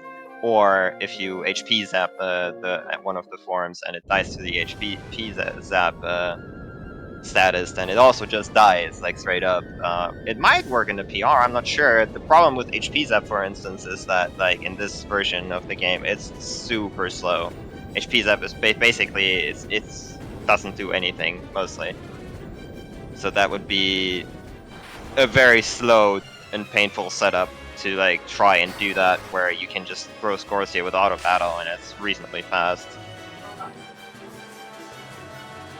Yeah, it looks like Bowie said you can't do the counter thing. Yeah, auto battle definitely like streamlines a lot of the strategies you have to do in order to go fast, for sure.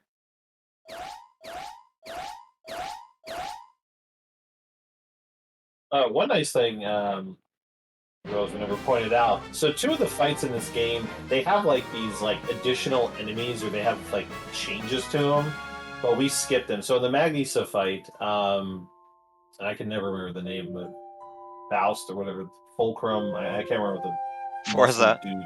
Forza. Yeah. It was something with an F. I haven't seen it in forever because we nuke her with an ice rod and she doesn't spawn. And so normally she spawns Forza, and then you have to deal with him. But because of the ice rod, we kill her instantly. And then in the Karnak escape, the last fight is actually it's actually a hidden fight where when you hurt the sergeant enough, he turns into a death claw. But because we use a flame rod and nuke his entire HP bar, he also dies without transforming.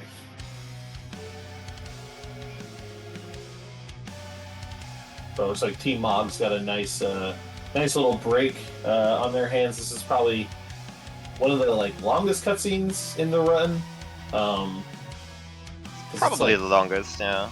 Yeah, Probably. It's like 10 minutes or something.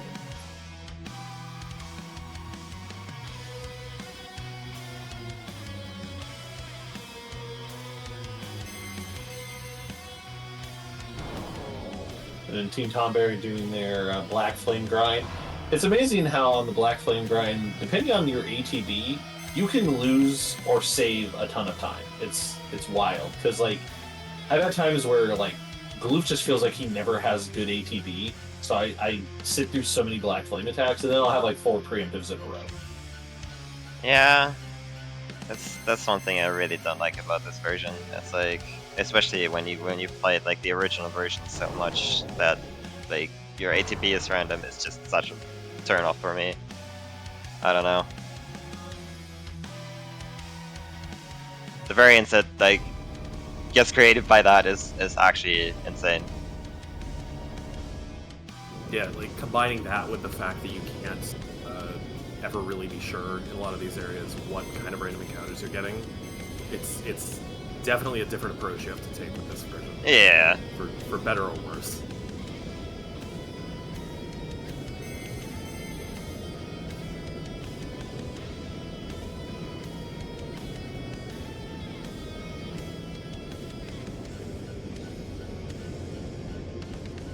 Yeah, I think Sabin mentioned it in chat as well, but Final Fantasy VI is kind of a similar bit of a mess in PR as well.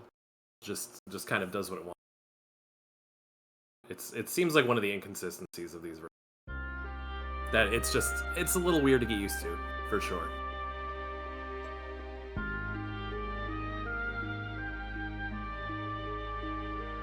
Yeah, I think it's what makes that part of the Barbatos feel so randomized at times. Yeah. Because of that. Because once you get a little bit of HP on you and you beef up a little bit, you can. While it's inconvenient because you lose time, you don't tend to die in the random counters as much per se, unless it just goes really poorly. But yeah.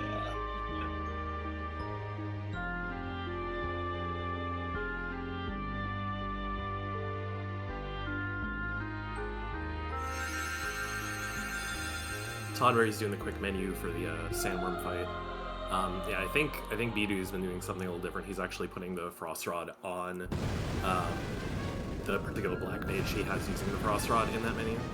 Instead of just doing the optimize, which will put 2 flame rods on the black mages. So it prevents having to do the swap in battle, which is kind of nice, but it does also mean you do have to remember who you equipped.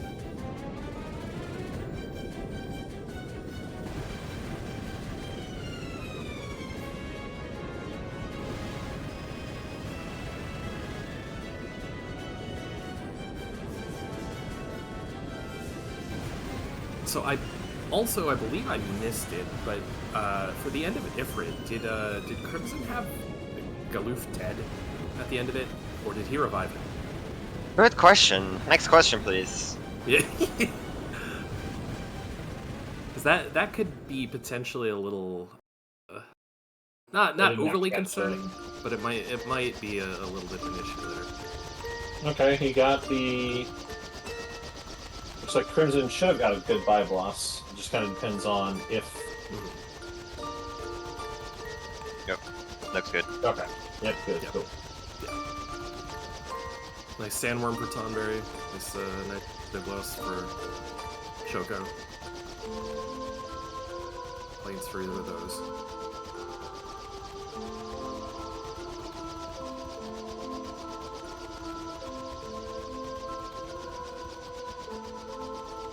I believe Mog's gonna finally get the chance to play the game soon.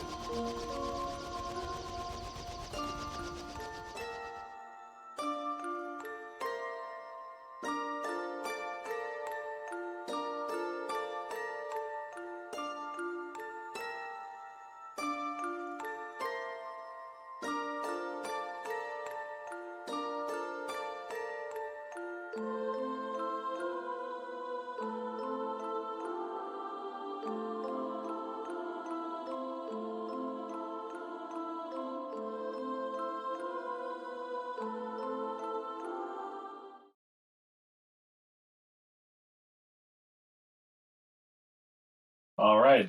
Team Mog gets to play again here in a little bit. There we go. Yep. I believe that's correct. I believe that's the longest set cutscene. Yeah, it has to be. Yeah, I mean, well, I have a split. So I have a split from Arcavius to entering World 2, and it's like a 15-minute split. And I feel like I've looked at my clock before, and I swear it's like about 10 to 11 minutes into the split before we reach where Zik is at now. That sounds about right, and also sounds pretty horrendous if you think about it. Yeah, it's a good bathroom break moment. Yeah.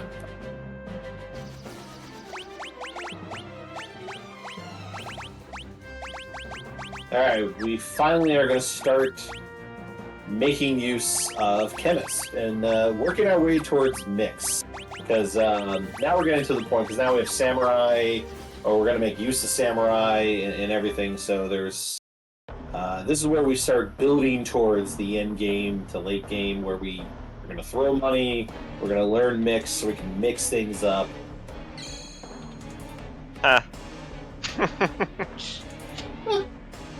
Fairly unintentional.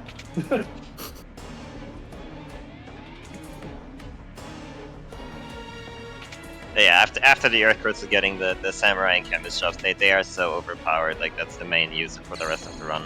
Like, you got so much at your disposal with those two jobs that, like, any other job barely matters at this point, honestly.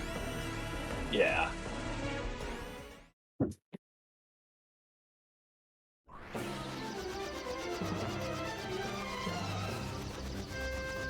We'll dabble in Ninja a little bit more in Thief, I believe, but otherwise it's pretty much... Yeah, because we use Ninja because, and I might be wrong on this, don't they prevent back attacks when you have a Ninja? No, Thieves do. Ninjas Thieves? Okay. increase your preemptive attack, That's what actually. it is. That's Yeah. what it is. So both combined are actually very, very useful. Like, I mean, in a speedrun, because of the randomness the encounters have for this one, it's very nice to have, for sure. Yeah, because we'll still throw Ninja on a few characters here and there in a few places. Just, with other abilities. So they won't really use Ninja abilities, they'll just use the ability that's attached to them. But yeah, right now, in terms of story, Team Mog has to go around to all these meteorites to basically create this, like, warping point to Galoof's world. So we have to go to each one, and Sid and Mid will do some tinkering around or something with, I guess it's adamantite as well. I haven't watched this cutscene in forever, so my story knowledge is bad. But they're doing things that are going to help us get to Galoof's world, at least. And there are going to be fights along the way. First one will be the Ouroboros, I think is how you say that, which we just kill with Zen and Nage, because, and I found this out later, I guess if you kill one, they try to bring the other one back alive, so by killing them all at one time, Arise does nothing. Correct.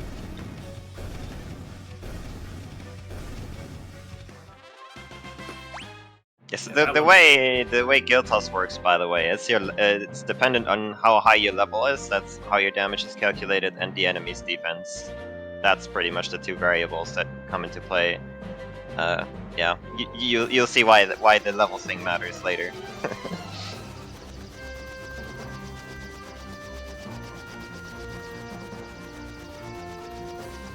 Oh, don't worry. We'll make sure the levels matter plenty after the Dragon Pod. We're still like what, 30 minutes away from that? Yeah, we've got Yeah. all that. That's a general thing for this game, though. Like basically everything like is based on your level. Like all your damage is like mostly just based on your level. Of course, like the weapons you have equipped and stuff for attacks do matter too, like your attack power. But levels are the big thing because they give you like damage multipliers. Oh, time to see if we get a Chimera Brain Troll. Yeah.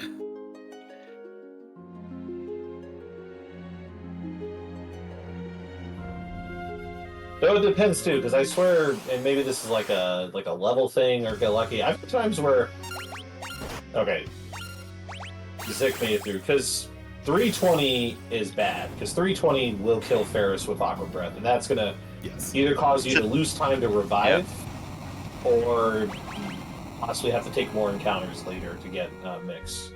It could be a damage roll thing. Like if you get some magic defense, you should be fine to survive that. But I'm guessing it's like if you go out of your way to like pick up some magic defense like equipment, that's gonna cost you time and it's not worth it. Well, I've had some runs, and maybe this is because I switched over to a.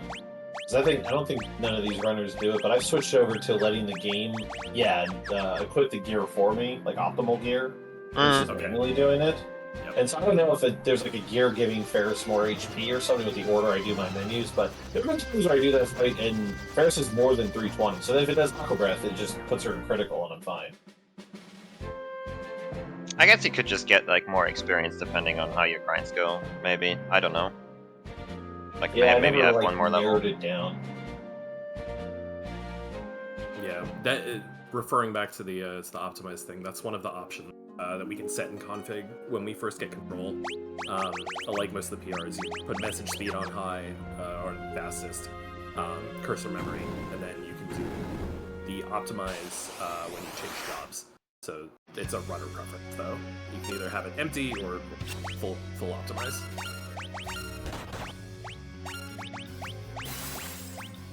Here we're seeing the Titan fight. So this fight is important because Titan does a suicide attack with Earthshaker once dead.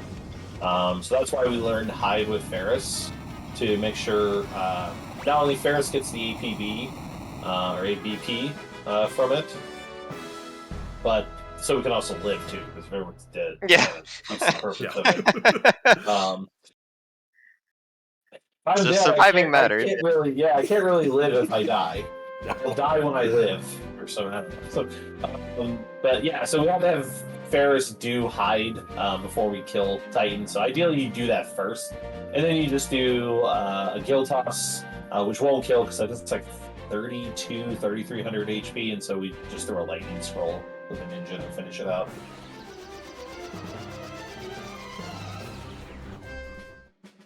We see Team Choco is getting ready to do their Black Flame grind, while Team Tonberry is almost about to go to Ronka Ruins.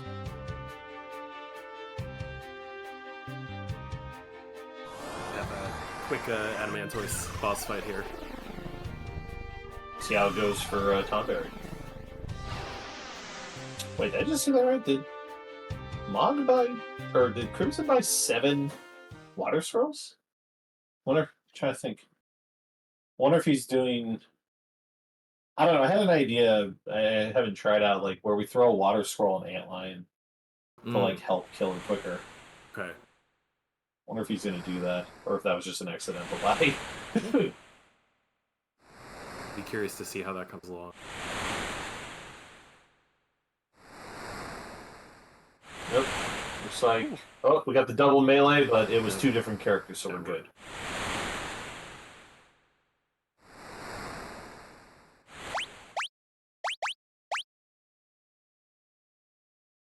I always feel like that boss is a bit sooner than it is, but there's so many cutscenes that happen involving getting the airship during that whole segment.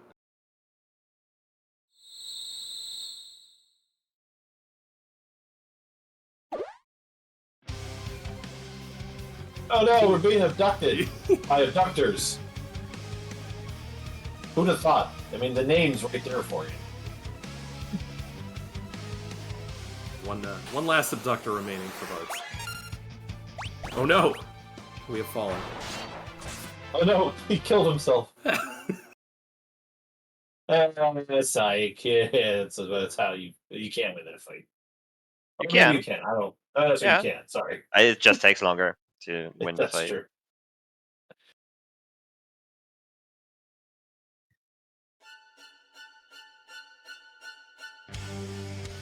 Oh man, we're almost coming up to an infamous relay moment here.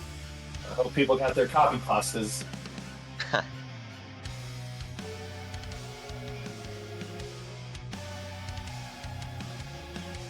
Team Mog has made it to World 2, and we're going to meet the actual big bad here. We're gonna have again some very notorious gameplay and music coming up. And his minion, Greg. Good old Greg.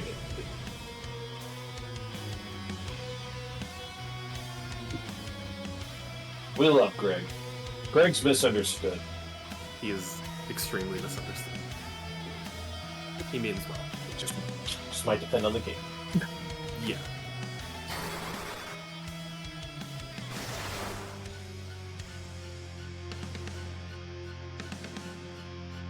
Team Tonberry is heading to the Ronka Ruins. Do this this segment in the sky with the lightning scrolls. Again, auto battle every fight. Should be pretty straightforward, so long as we don't get anyone confused or double flamethrowered. That'll mostly be on autopilot through the next couple of minutes here until we get inside the room.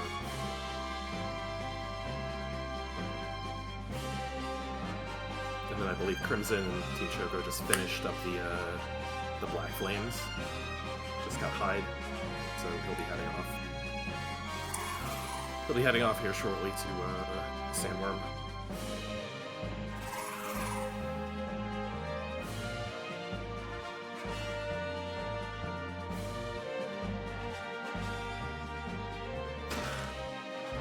Duluth to the rescue. So we've been captured, but Duluth has come to save us.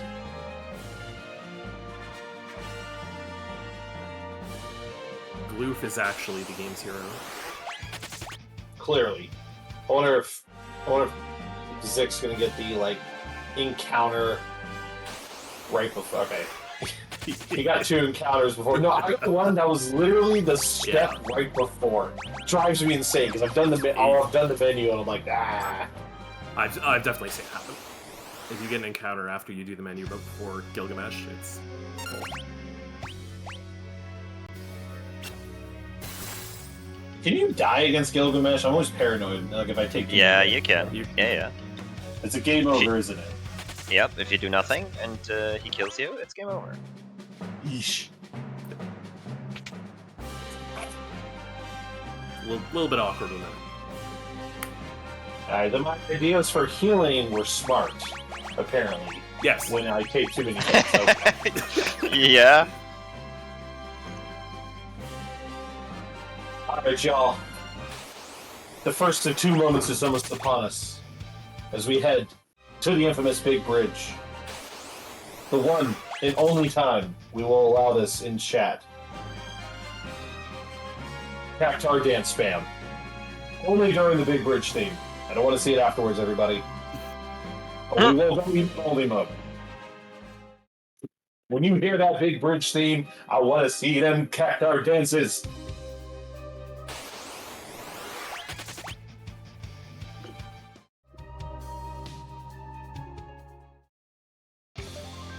Let's do this!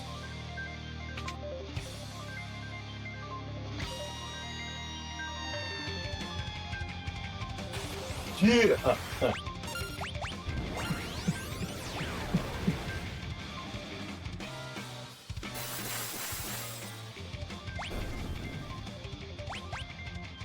We'll talk about the Big Bridge in a moment. I shall talk about it now. So the bridge is interesting. So we have to fit one encounter, which is why we hug the left wall and throw a thunder scroll, and then we should also enjoy the song.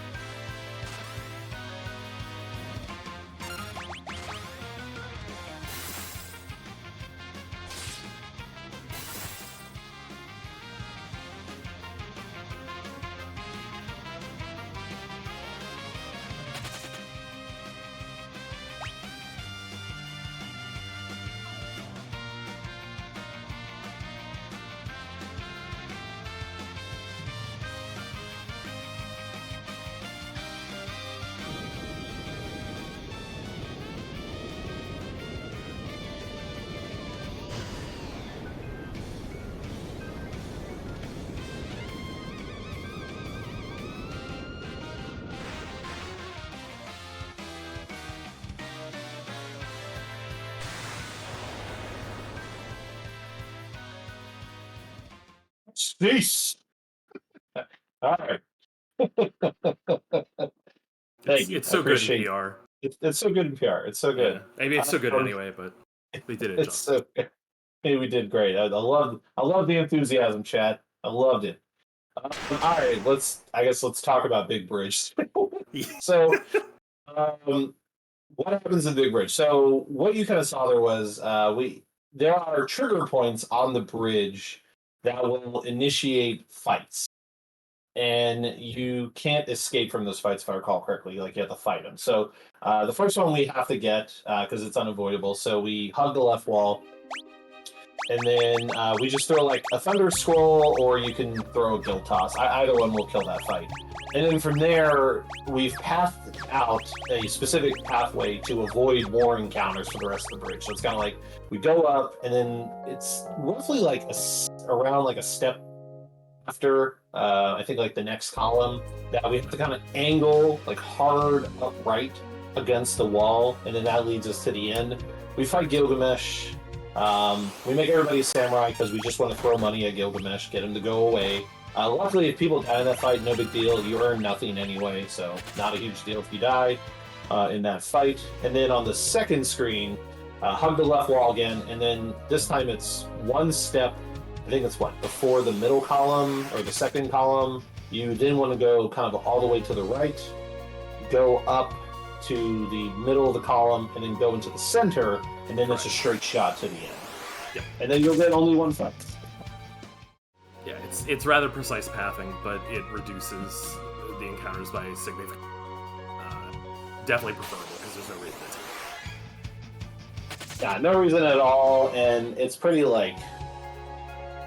What is it? It's pretty tight on money. Because even though you can do the run perfectly when it comes to like money throwing, sometimes it still hits a point where you don't have the appropriate amount of money in the final shop in a way without selling more stuff. Yeah, considering both our resources as far as scrolls go and our cash flow are really precise. Any encounters that we have to take are bad.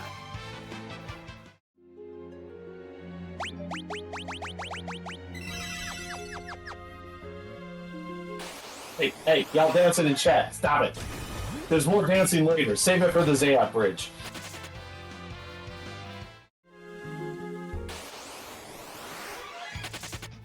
Bdewd, you're fine. You have a 10-minute cutscene to watch.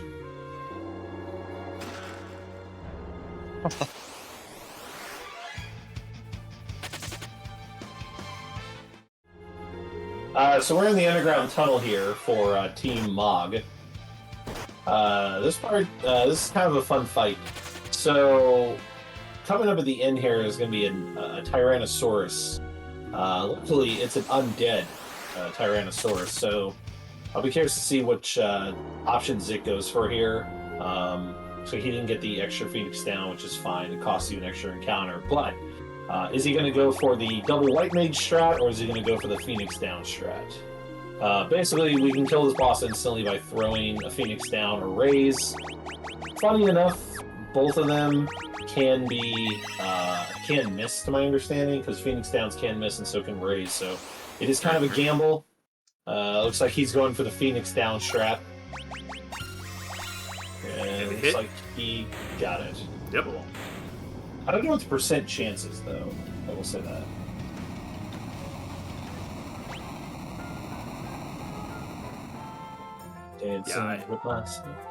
I don't recall offhand. I know if you're low on Phoenix Downs here, it's usually advised to not throw one. Yeah. Because you may just end up wasting it, and you do need them. Yeah, the less Phoenix Downs you can use at this point, the less money you're going to spend later, because going into the final dungeon, I'm trying to do the math in my head, I'll figure it out at some point, but I think you need 4 Phoenix Downs for the final dungeon, bare minimum. And if you have to buy them, they cost you like 1,000 gil each, and depending on how your money was, you might be towing the line there a little. Yeah. Yeah, it's either 3 or 4 necessary. I don't recall offhand. Everything after that's a luxury and is definitely nice to have, but you do have to have at least a few. Want to talk about this desert to forest section here?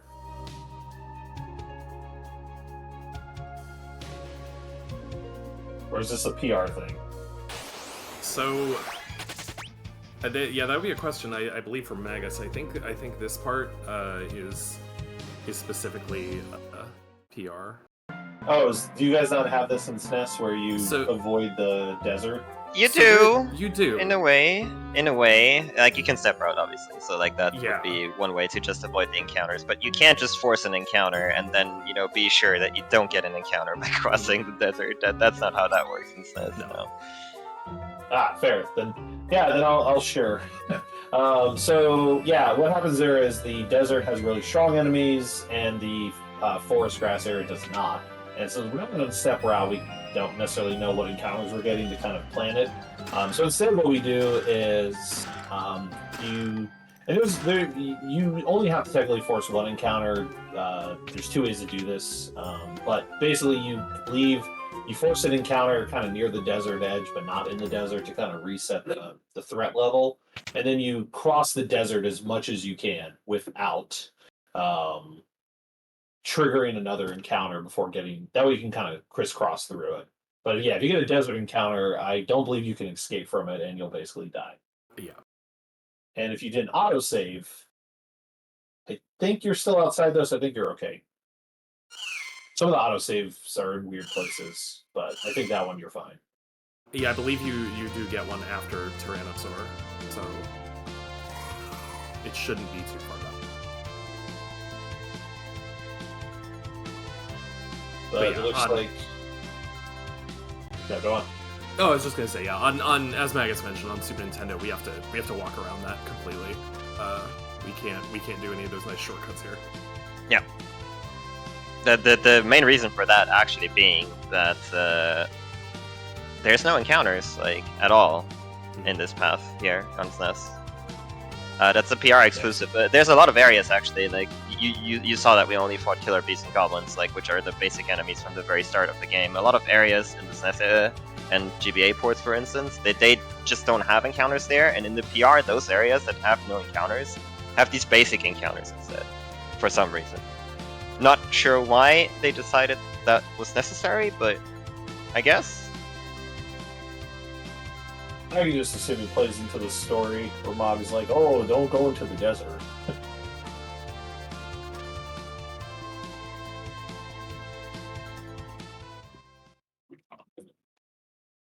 Let's see. So you've got, I think Bdewd is still, so yeah, Bdewd's still sitting through his lengthy cutscene, and Crimson, just Crimson had got a good Adamantoise fight. You got it. Very, very clean Adamantoise fight.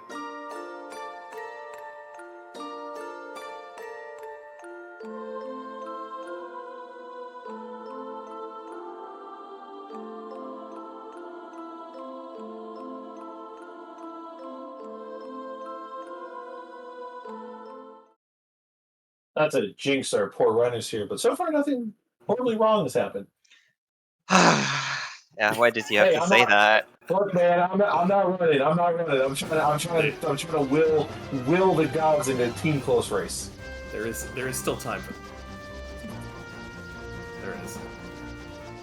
But yeah, I feel like the worst RNG we've had so far has been with Goblin Punch, of all things. Pretty much. Yeah. Yeah, I was gonna say none of the Magisa was pretty good for two of them. Mhm. Bdewd had to do the slower strat, but I mean he still got through pretty clean. Barbatos was perfect for everybody, so was Liquid Flame. I mean from here really I guess what is the next pain point? I guess it would be I mean, Drakenvale is Drakenvale. Yeah, And Drakenvale is- would be the and is a little bit funky depending on what kind of fights we get. yeah. So thankfully, at least for Zik, we didn't have any issues during Chimera, so there won't be any big need for extra ADP for Ferris. Yeah, everyone. I guess not everyone. Just Crimson still has to do that part. Mhm. And I guess so does B. Yeah, actually, never mind. Yeah, the other two still have to do their Yeah, primary they're both. fights. I guess we'll see.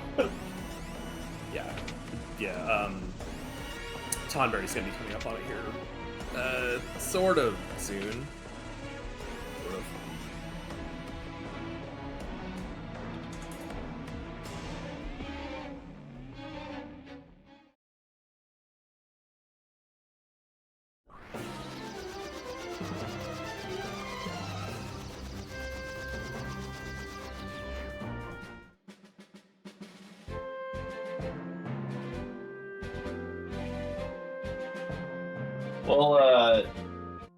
We'll talk about the X-Death fight in the castle when we get there, Sitar. But that would be my opinion of what the hardest fight is because of the to it.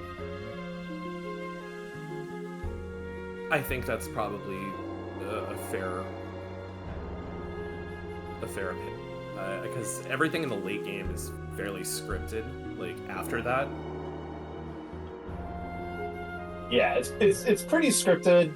There are a few case scenarios where if you get lucky with the starting ATB, because I swear I had a fight with one of those bosses and I didn't hesitate much. It was half a second at most, and I still got Earthshakered by catastrophe. it can happen. That's just PR being PR. Unfortunately, as some of us would like to call it, a PR moment. Yeah, this is the first PR I learned to run, and I never ran the previous versions of 5, so Yeah. maybe it was easier for me to, I guess, grasp into without the whole ATB thing. Because I know some people are like, the ATB thing throws them off, or it's like a turn off. Yeah. Yeah, mechanically it just feels a lot different.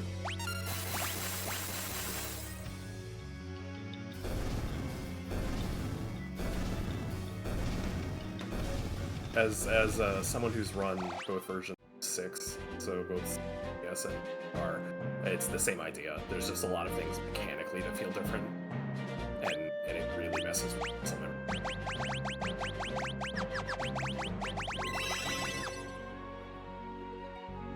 So nice Peroboros fight for Tonberry. I don't think there's really much mention for that one. It's Zeninage and you get to leave. So the Chimera Brain will be coming up here. Yeah. A little more interesting. See if something bad happens. I mean, maybe it's just like because we don't sit around and wait, but I don't feel like the Peroboros fight has any risk of failure. I don't think there is any. No.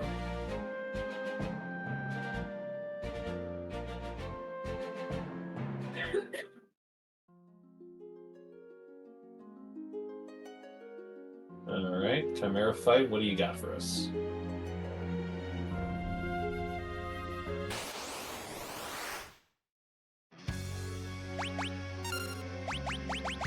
Okay, 1. Hey, Easy peasy. Didn't even get Yep. the attack. Yep, beautiful. It was, Perfect fight. yeah, it was good ATB. A lot of times, Yeah. like, Barris is the one who gets the turn first. Yeah, I've noticed that as well, and it helps us absolutely zero. I mean, if Ferris gets the turn and Chimera's gone, I hit hide. I admittedly will hit hide. That's actually a fair point. That's a very good point. You've got it there, why not you?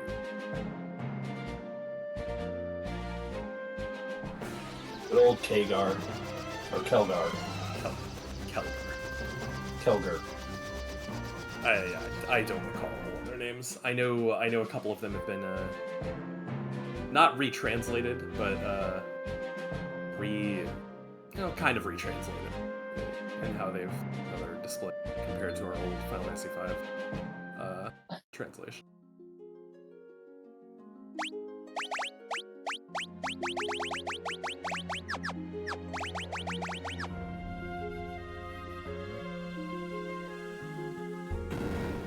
One last fight on meteorites for Tonberry, so Titan. Speaking of hide, Ferris is going to leave. ATB on that. Zeninage and Lightning Scroll. What's that? I do like the mental image of Ferris just kind of walking away and being like, "You guys handle this. I'll be standing back here." Ferris does it twice. Yeah, that's a good point. I'll be seeing that a bit later. A little bit scarier situation.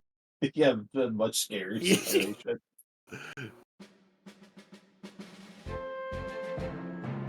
Nice and straightforward fight there as well. So, be heading off to World 2 for Tonberry. Crimson about to get his 10-minute break. Oh yes. Okay, so we've archived this coming up here. I don't think there was any drama with this fight for the other two runners. No, this fight is honestly like, unless you're just really slow about your inputs, like this fight's pretty scripted. Yeah. Like usually you'll get like one attack off. What? It's fine. I mean, it sounded like if you're bad, then this fight No. can be bad. But yeah, okay. No, hey, look. I don't know. I mean, I could be wrong. I just found that I died one time on this fight, but that was because I threw the wrong item, and then it just botched my like turn order, and I just didn't recover. But like I have been like maelstrommed before, but like everyone's just in critical HP then. Yeah. It is interesting because it's a much different fight in this game as opposed to in SNES. Yeah. But we actually have to go through all the phases in this version. I was right. Crimson did buy an extra water scroll. I am curious if Okay. he's going to throw it on the ally. Because I thought about that might help kill quicker if instead of just. Though Discord is still a thing, which is a pain. Yeah, that's Ooh, we have to talk about the Drakenvale grind ish. yeah. So Drakenvale. While I said earlier we don't really grind anything, it still remains. It's kind of true. I mean, yes, we do fights here, but only for two reasons. It's literally just for two reasons. It's setting us up for the end game, and it's getting Ferris to learn Mix. So the goal is there's two things we got to do here. One, we need a zombie dragon fight, and we need at least 3 of them. And the point is because when you kill a dragon zombie, it will drop a dragon fang. And we need 3 dragon fangs for our boss strats in the final dungeon.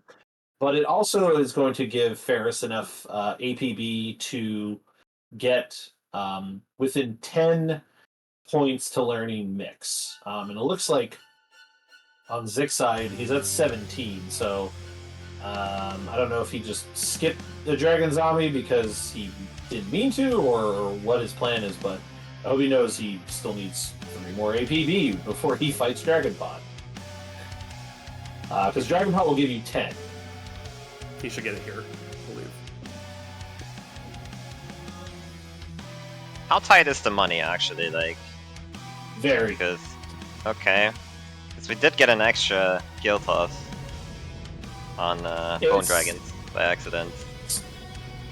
So it can mean one of two things depending on how the rest goes. Because he did waste some money. That when you get the 3 encounter, you spend a little more money, you get a little more money. It's a weird trade-off. It just depends. You can do. Now Zik claims I have not seen this in action, so I'm not gonna say you can't do it. He claims you can beat the final boss with like 148k. I don't think I've ever done it with less than 150. Because even at 150, you have to be precise. Precise on the amount of mixes you do. Yeah. So they're one of the bosses leading in, or in the final segment. I believe it's Halicarnassus. We have to mix a specific amount of Samson to 4. level up. Yes, 4, and then you throw 4 Zenyatta. If you overmix, you end up overspending. You actually will lock yourself out of being able to finish the run unless you have a tremendous amount more money than you. So it's pretty tight. Yeah, in our notes, I think, well, at least in the notes I have, I put like minimum 153k. I have made 150 work, but like I said, with the 150, if I did one extra mix on the X-Death fight, I would run out literally on the final one. Now I've heard some runners say like I think Nightshade finished one of his runs because he did run out of money, but he quit the Masamune on like Bart's and just did like a basic attack, and that ended up killing him. Wow. Okay. That is fortunate. Dragon Pod, pretty much a scripted fight. We just throw money 4 times and it dies. Yeah. And because the pod itself doesn't give you APB, but the little flowers do. And we have learned mix, so And we've learned mix. good to go for Zik and Imog.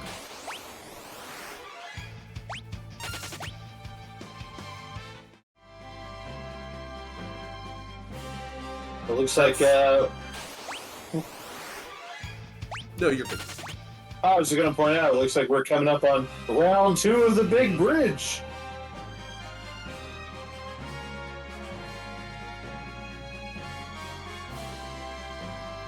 Y'all know the routine, same as before, but again, when we get at it, the music stops. No more dancing. Gonna turn into the Footloose town. Go!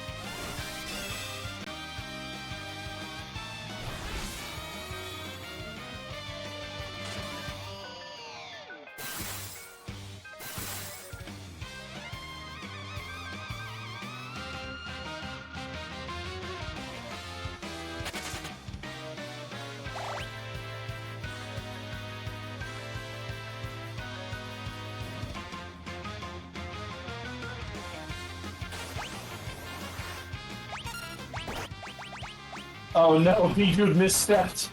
He got the extra encounter. It's all part of the plan.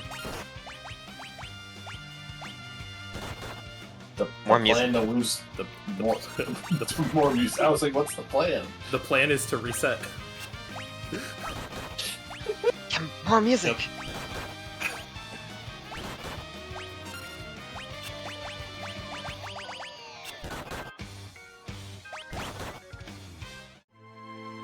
the biggest problem with this is I don't think Gyeltos would kill Neo Garula, would it?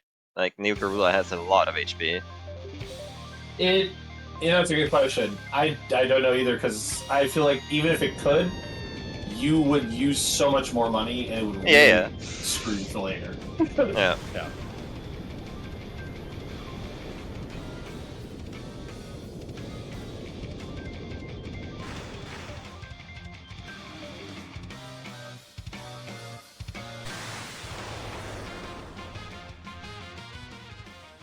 Ceasefire!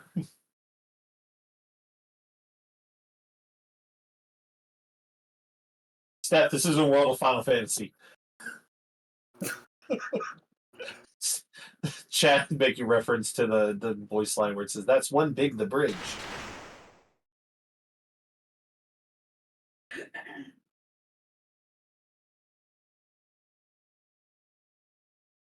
So one thing to mention while we're enjoying the big bridge on Tonberry side, Team Mog did a huge shop after getting back to Kelb to set up for the rest of the game as far as mixing goes.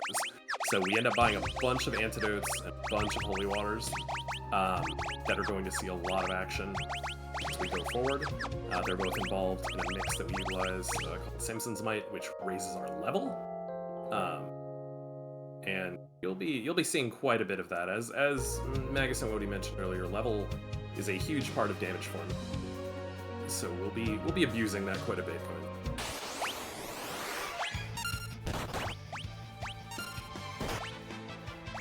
Yeah, because we're gonna make use of a mix with antidote and holy water that does. I swear I forget this. It's Samson's Might, I believe. It is Samson's Might, yes. Okay, I thought it, like, for some reason my brain kept thinking it was Samson's Powder. Which just sounds like a product for like babies or something like diaper rash powder or something. But yeah, so Samson's Might, it raises your level by 10, and so we'll do that a number of times depending on the fight. You'll see the first example of it coming up.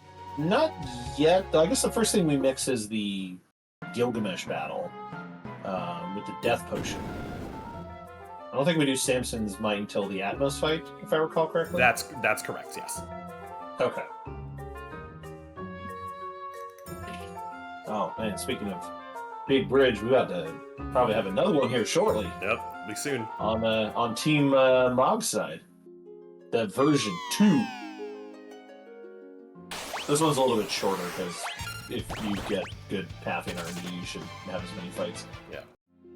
Yeah, we might be getting the boat and then Team Choco's bridge pretty soon after, I believe. Yeah, it won't be too long because they're doing their entering World 2 traveling. Team Tonberry is heading through the underground waterway right now. We're heading off to the Tyrannosaur fight, and we'll see if Bdewd ends up going with the Phoenix Downs or the Raise strat, as Zik did with the Phoenix. Had some good RNG there, but I didn't catch how many Phoenix Downs he's got, so he may not do it.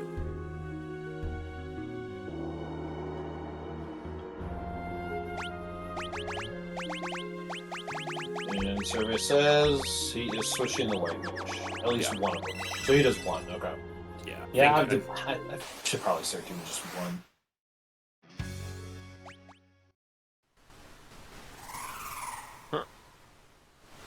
Yeah, ATD did not want to go to Gloof there. Don't know what that was about. I hate that so much. I hate that so much. It's like, scroll. Yeah. Where's the person I need?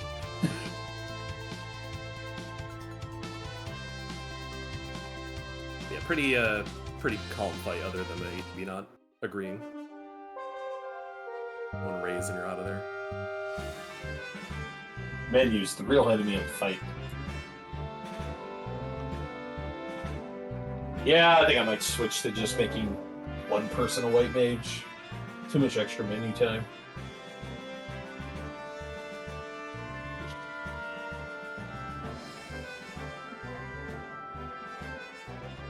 So we can actually pay attention here on the Tonberry side. So this is the pathing that we were talking about, avoiding the desert that the Moogle is showing us, and we're mostly gonna ignore that. Yeah, we just cut through the desert. Yeah. Desert's unsafe. We'll be. It's fine. Oh man, it's more cactuar dancing time. Over on Team Mog side. And dance away!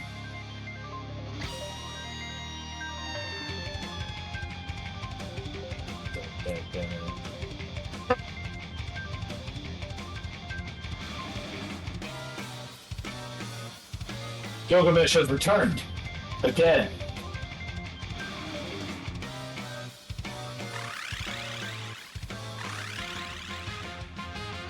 Oh no, an Aqua Breath. But hey, look, Ferris had more HP at 360. That's exactly what you were talking about. That's exactly what I was talking about. Yep.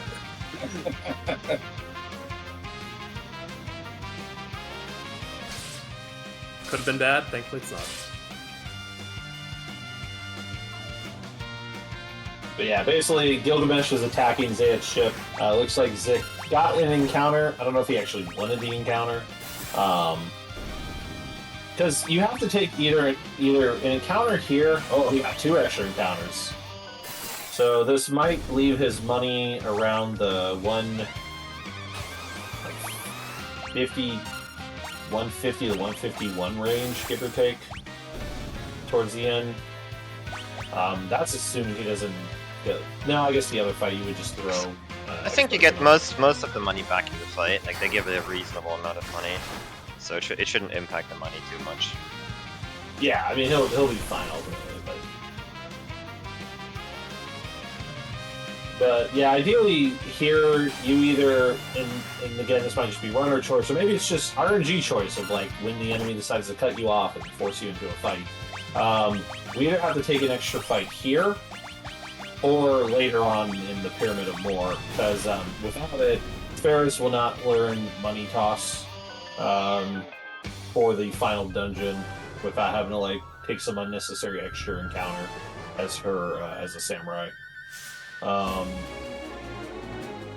And so there is one goblin you have to fight that's blocking you to get to Gilgamesh, so that one is required. So this is like an extra one. Sometimes you get the fight anyway because you're like trying to dodge it, and then it just pivots into you out of nowhere. And then you saw we used Mix for the first time on Gilgamesh. We mixed a Phoenix Down and a Dark Matter. Thankfully, the Dark Matter is basically a boss reward item, so we get 2 from defeating bosses throughout the game, and luckily we only need 2. And so it causes you to make a death potion. And thankfully, Gilgamesh is susceptible to death, so the fight's basically over instantaneously. Yeah, the good thing about the death potion is that it can't miss. Like it's going to hit if the enemy is vulnerable to death, like 100% of the time. Unlike any other form of like instant death you would potentially have, which is not guaranteed.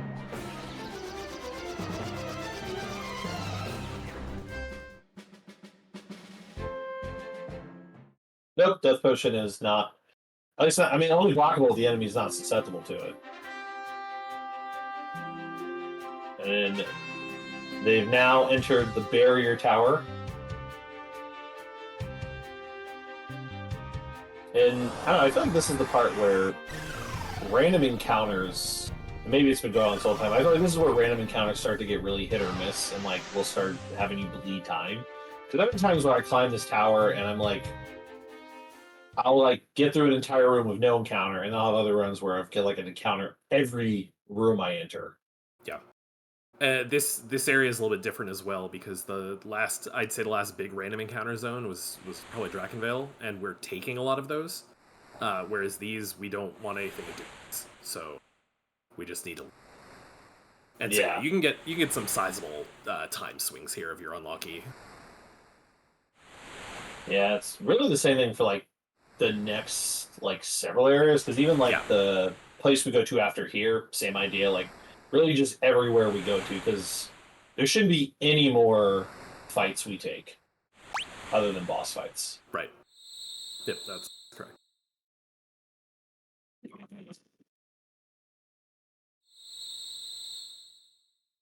So you will notice on Team Mog, it happened during the Gilgamesh fight, but Galoof is actually taking a nap right now. That's a fairly important setup for our next major battle coming up here. So we actually specifically need to put the bone mail on him prior to Gilgamesh and kill him off by healing him. Otherwise, this can get kind of messy leading up to the boss.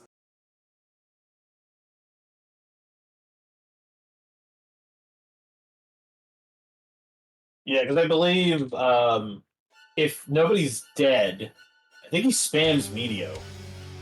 Correct. Yep. Until somebody dies. Yes. Until somebody dies. And if nobody is dead, everyone will be. Yeah. Yeah, Adamos is really, really, really fast. Like, he gets like 3 turns for your 1, effectively. And that can be really painful.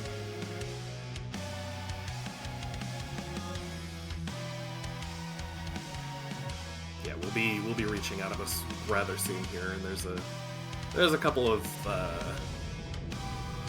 openers that it can open up with that make things a little bit complicated. So we're just gonna. Will we see a Sloga? Exactly. We're going to hope to avoid Sloga.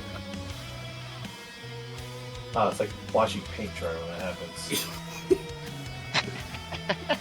It's painful. It's so and it's so painful because it runs the risk of the character getting sucked in. Yes. I had that one time. Galoof got sucked in and then I killed it.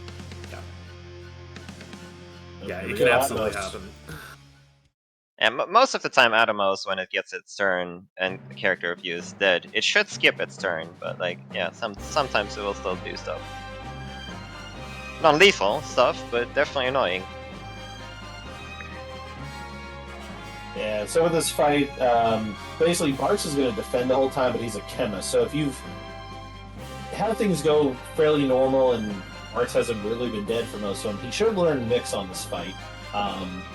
But the way it works is Barks will just defend. Ferris is going to mix Antidote and Holy Water for Samson's Might. I think it's 4 times in total, but before that, Lena will start throwing money after the first one, so that it ramps up the damage.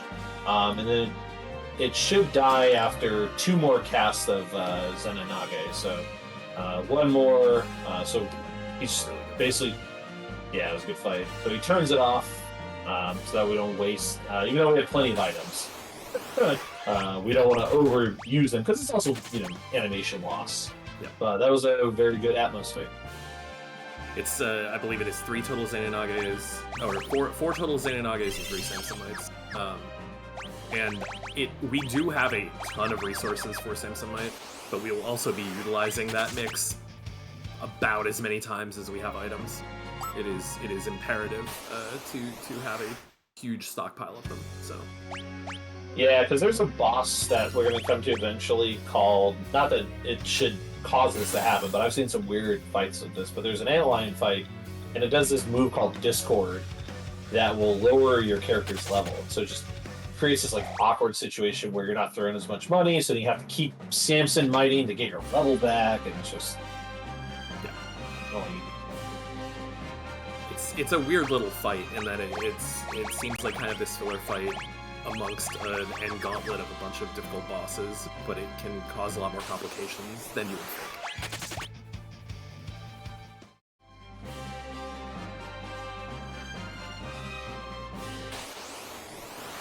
Looks like Choco is getting ready to hit the big bridge.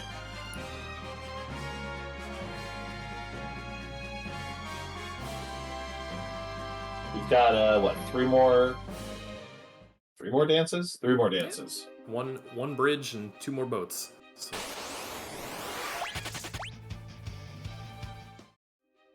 Time to dance again.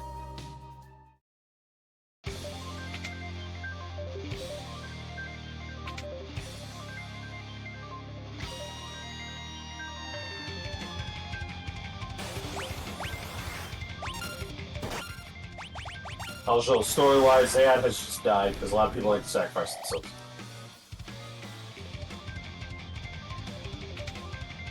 R.I.P. Zeza. Oh, is that how you say it?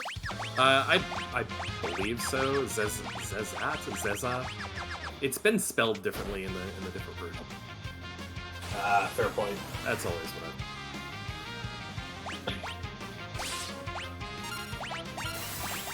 what Drawback to video games without voice acting sometimes.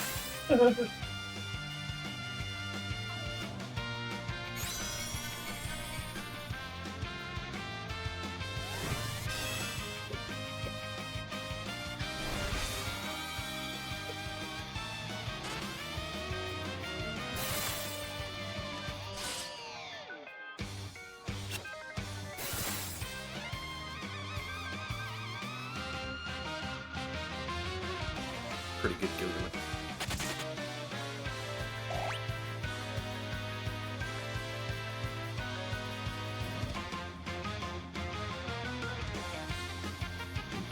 No extra encounter.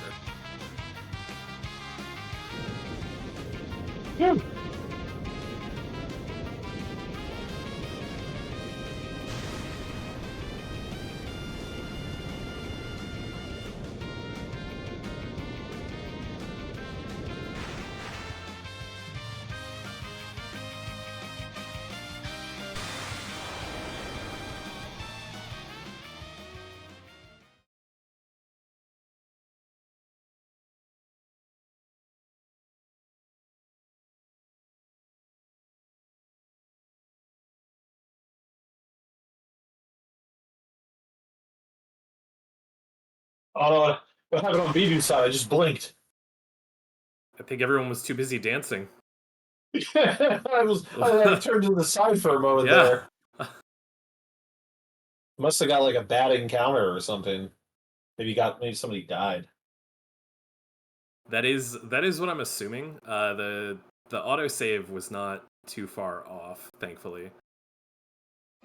But yeah, Drakenvale can be a little bit. Oh, a crash is what game. Oh, okay. So there we go. PR things. PR things. That is exactly what we were talking about, and go figure, it happened while we were all celebrating Gilgamesh. So 5 PR likes to hardlock, and it's like nothing we can do to fix it. Nope. I think all PRs do that, though, no? I think you're right. I think 5 is pretty notorious for it at this point, though. Yeah. But yeah, they all have to.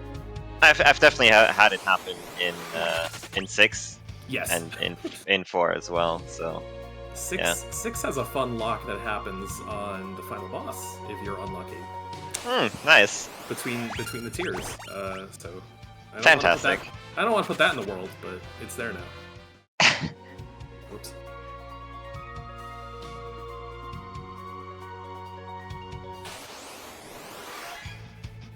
So ultimately, seems like the Drakenvale segment is going pretty well, other than Rush, so that's good. Gotten a fair share of zombie dragons.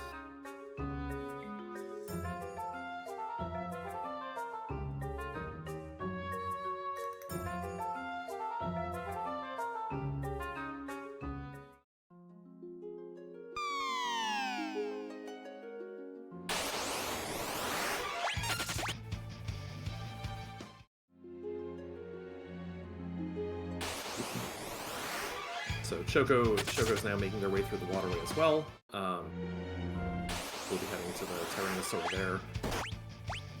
Assumedly, it'll hopefully go like the last 2 have, and there'll be no drama, no Mist Phoenix down. I assume that Crimson will probably switch one character, White Mage, to just do the raise and away.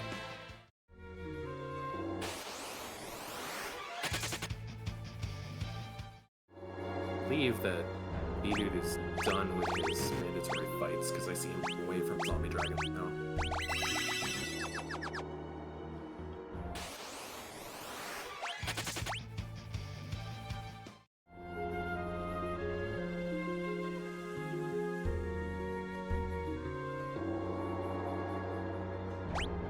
I'm sorry, talking while muted. It was interesting. I watched all three of these runners and some of their practice runs, and a lot of them got that extra Phoenix down chest to the left, and none of them got it in the run. Yeah. Not a single one. So Crimson is just going Phoenix down. Yeah.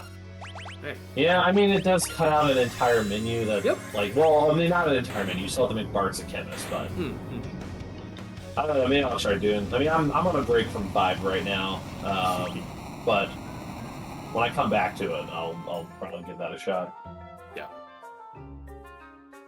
Yep, that honestly went pretty well. So none of the runners had a particularly funky Tyrannosaur, which is good. Yeah. You hate seeing the Phoenix down miss, and I know Crimson only had 3 of them, so that could have gone a little awry had it missed, but no issues.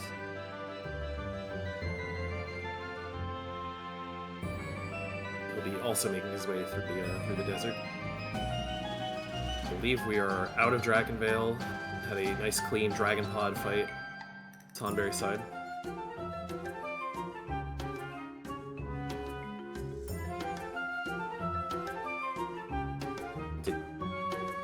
I did not see the end of it, but I'm almost certain that we're good on mix there as well.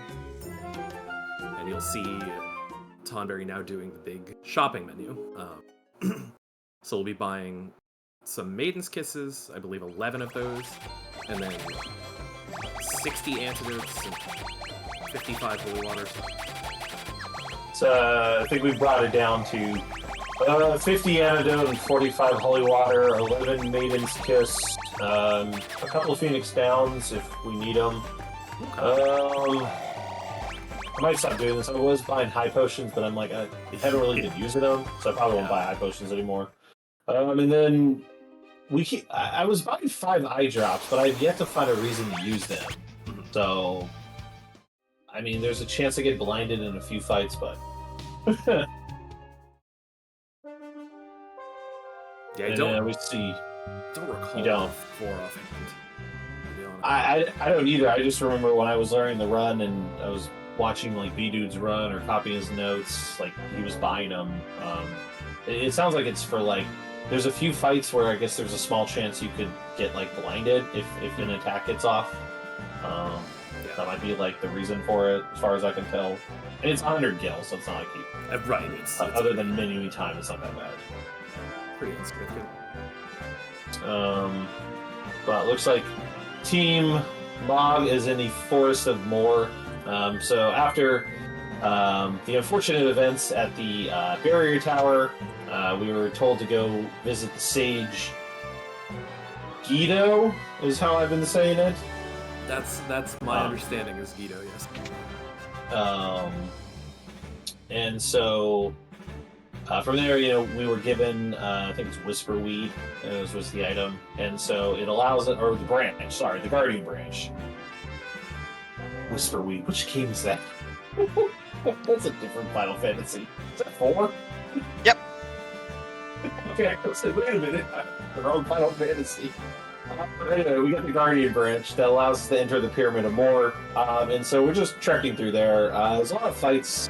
It's another one of those areas like Barrier Tower where, right now, Zik had an unfortunate thing happen. Barris died, so it's going to cost a little bit of time to menu some heals and revival. But what's interesting about the place here is these chests will change based on if the forest is caught on fire or if the forest is not caught on fire.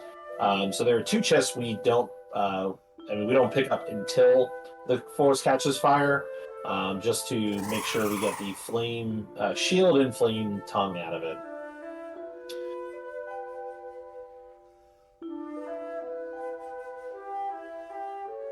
And then coming up here in a little bit, once the cutscene's done in the little menu, Zik is going to be fighting the Crystal Guardian fight, which originally I thought was a lot harder battle than I gave it credit for until I learned the gimmick is you just wait to attack with everybody because of thresholds.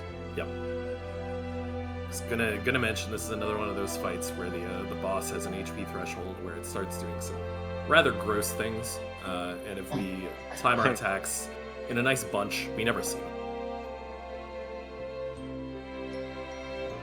Yeah, I mean, there's like, just like with other fights, like there's like a low risk chance that even if you attack with everybody at once, that like an enemy sneaks an attack in there somehow.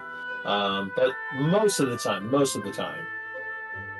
they will all attack before you get 4 ATBs anyway, so the likelihood is a lot smaller.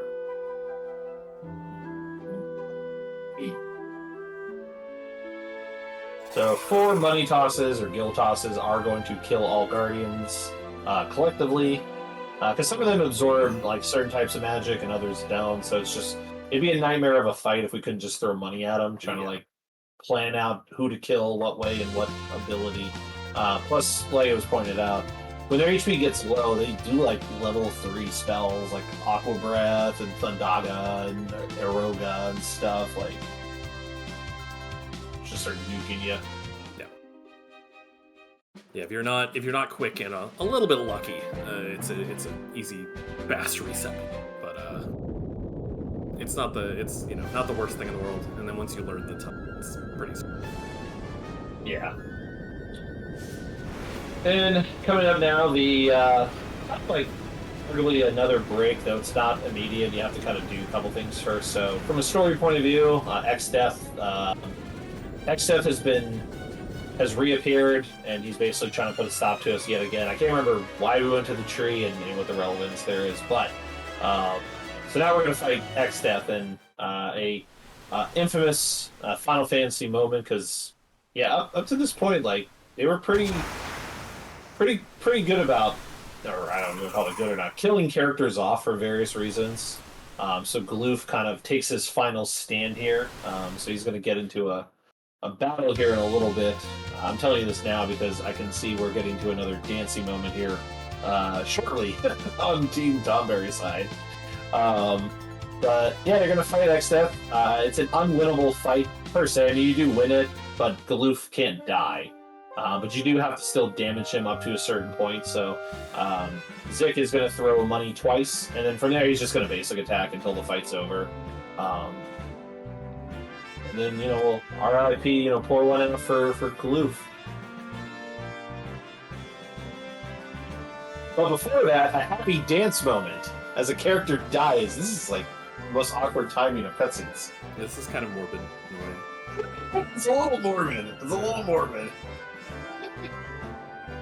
Just went to the castle upstairs.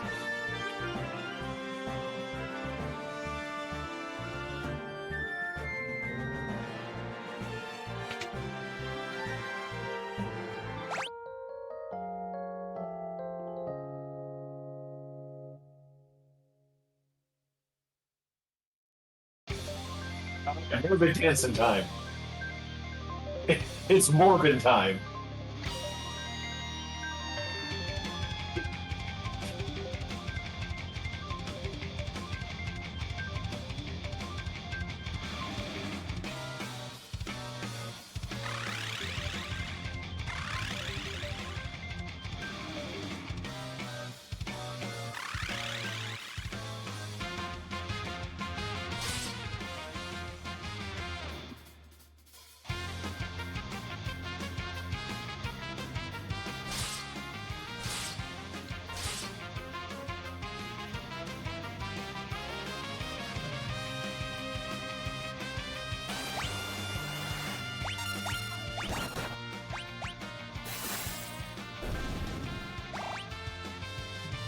Looks like Bdewd has opted not to grab a second encounter, so he'll probably take an extra fight later in the Pyramid of More.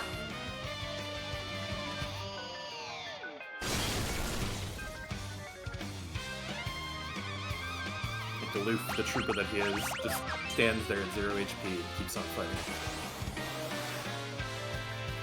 It's nothing but a number. Nothing but a number. And ones and zeros. Yeah.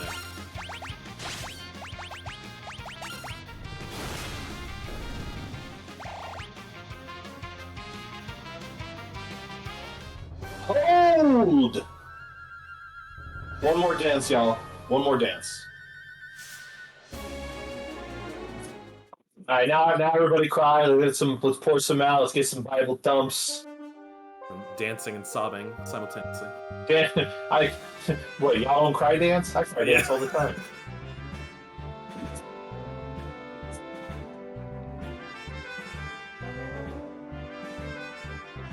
It's always wild too, because like every one of these characters is trying to cast some sort of healing element, whether it's raise, Phoenix down.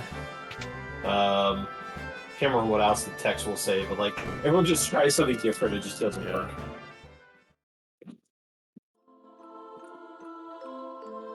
I always feel very bad. Kryl falls over in a heap. Yeah. Terrible.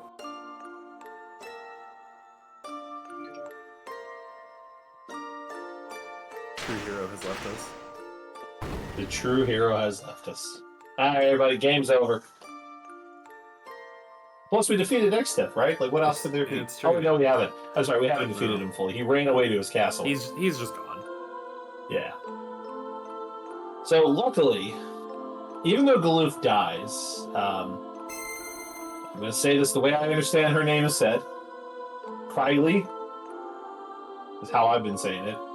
Relay, I don't know. This is another one of those, like, it's unclear how you enunciate her name. Kryl. It's Kryl. Okay, I feel like I said Kryl. Okay, cool.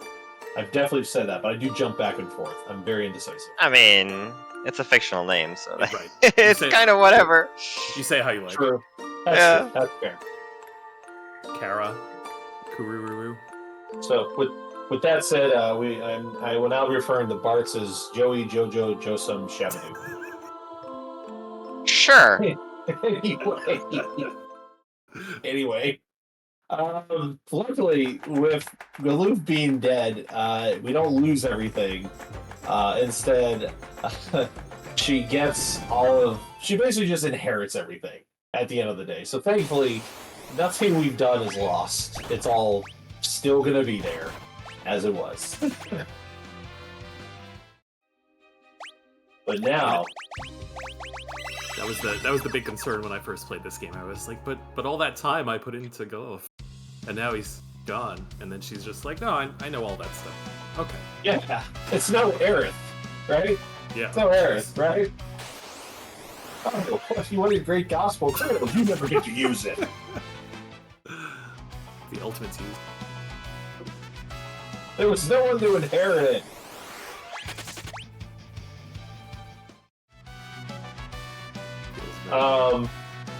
And well, now we're entering what arguably is probably one of the harder, like probably the hardest parts of the run outside the final. I mean, like the final dungeon, you can like from this point, from this dungeon to the end, there can be some really bad RNG moments where the game just is the game, for the most part. But yeah, this dungeon is rough, especially the X-Death fight. If you're not quick enough, or the HP isn't kind to you. We'll get more into that when we actually climb the tower. But first, we got to set ourselves up.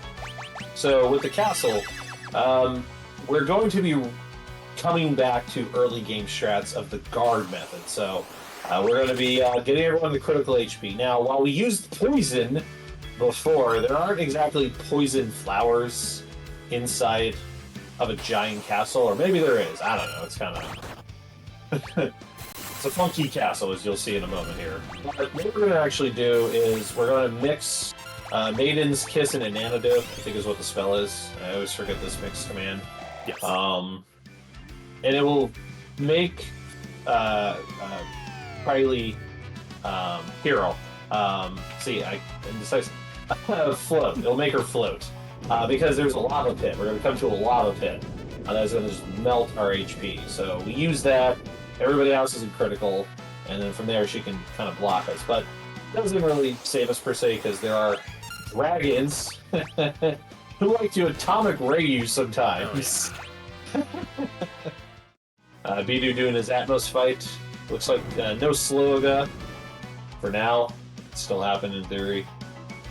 And nope, he's good. Okay. Very, very clean again. Yep. Hey, Nightshade, my last PB, I one-tried X-Stat. That's all that PB. I just saw that comment. Hey, I finally got the one try, but he's not wrong. For a while there, it took me it was like 5 runs in a row, and it took me 2 tries to take X-Stat out. Stupid Earth Shaker. Yeah, it's a rough fight. Like, and we'll be seeing it soon. But there's a lot of things that can go kind of poorly if you get unlucky. Yeah.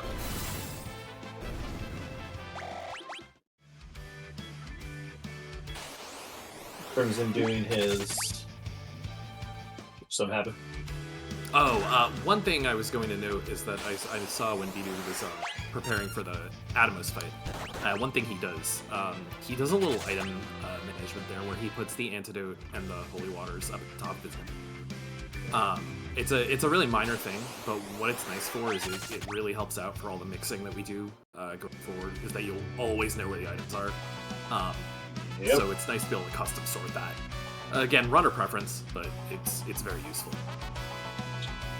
I have started doing it, and I do think it makes a big difference. Because it does allow. Because I feel like before I was doing it, I was like constantly having to be like, oh, it's over here, no, it's over here, oh, it's over here, it's over here. But it's like when I do antidote first slot, holy water second slot, because then like it's basically just click right. It's a much quicker input for it. It's kind of how much mixing we do towards the end.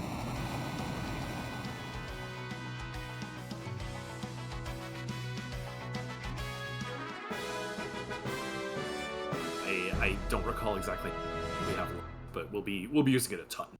So.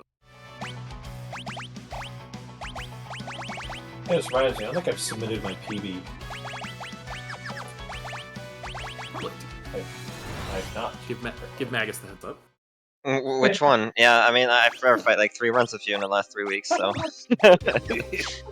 Don't worry, I've got one more for you. Okay, great. For a while. I'll be the last one for a Fantastic. while, because I'm on a break. I'm back to World of Final Fantasy. Ooh, blue dragons. Oh, yeah. Yeah. Oh god, That's that's not great. Oh, we got frosted. Oh, okay. That's definitely just a reset. I think he was gonna reset or hard reset, but that's a good quick way to get there. Zick's been doing runs on console, so he was trying to do the console reset method. Yeah, okay. We don't have that here. No, we don't, which would be nice for moments like this. It would be really good. Oh, Drain. No, Drain is fine. If he hasn't passed...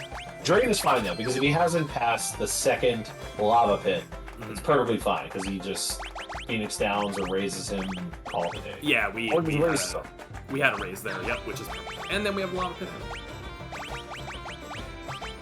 So yeah, I saw Crimson just did the same item management. I definitely think it's a good little thing to do. Makes your life a lot easier going forward.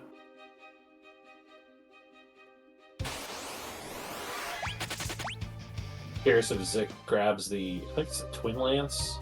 Yes. Mm-hmm. Okay, because I have stopped picking this up for money. I found didn't necessarily need it, so...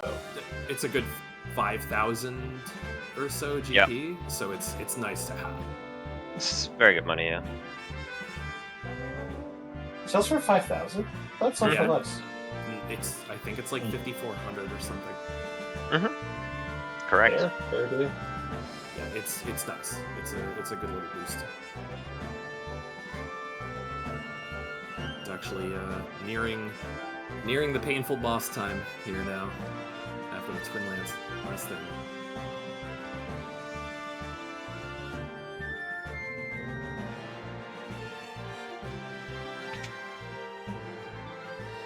Oh boy, alright, so the X-Death fight. Okay, the way this works. So, X-Death is going to attack you, and you have to try and kill him, ideally, before his 5th turn.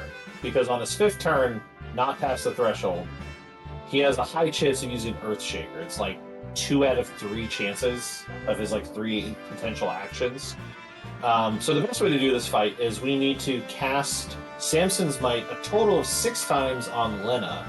But the way it's going to work is we want to do 4 before we even attack him, because we got to be mindful of a threshold. Now, Zick, his damage is a little bit higher there, but he's still in the right kind of ballpark.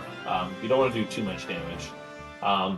But he might be pushing it here. So It's somebody somebody It's might gonna get be nuked here. close. And All good. That's fortunate. That All is, good. well, he better attack before it becomes unfortunate. Vacuum wave is a godsend. Wow. Oh my god, that was too dangerous. Yeah, that was scary. Okay, so yeah, the fight. Let me.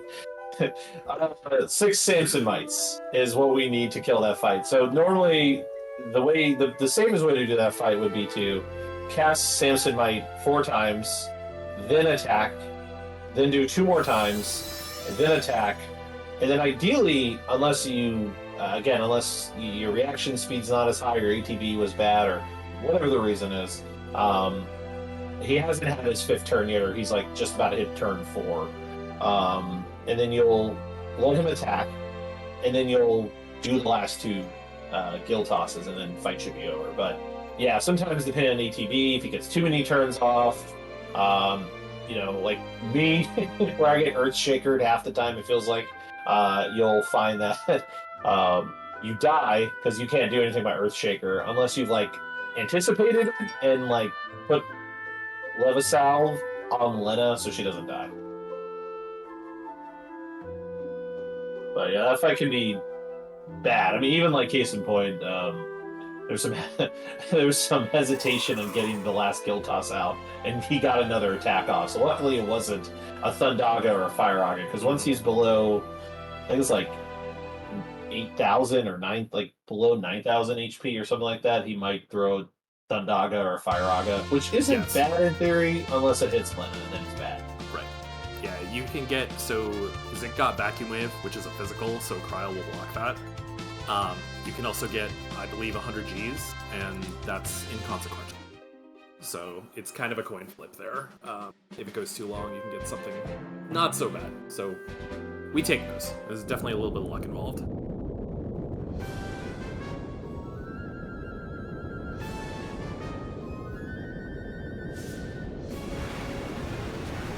Now we see Bdewd is making his way through the Pyramid of Moor there.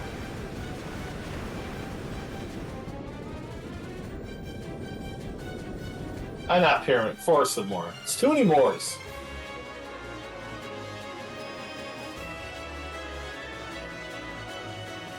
I think we need more Moors. There's more on the way. Oh, looks like the loop got slapped sideways. Yeah. Oh, that's getting dicey. These are the kind of iffy random encounters that you don't want to see, just because of how ATB goes. Like letting 4 enemies get attacked just because the game felt like it.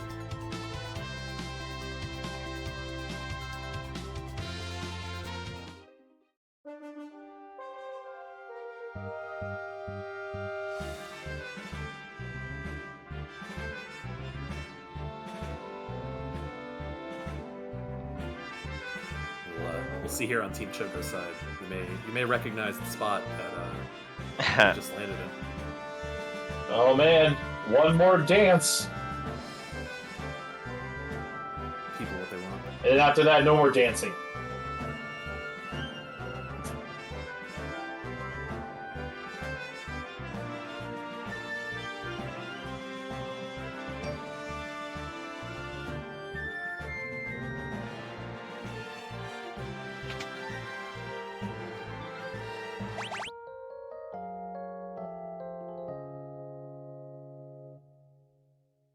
Yes.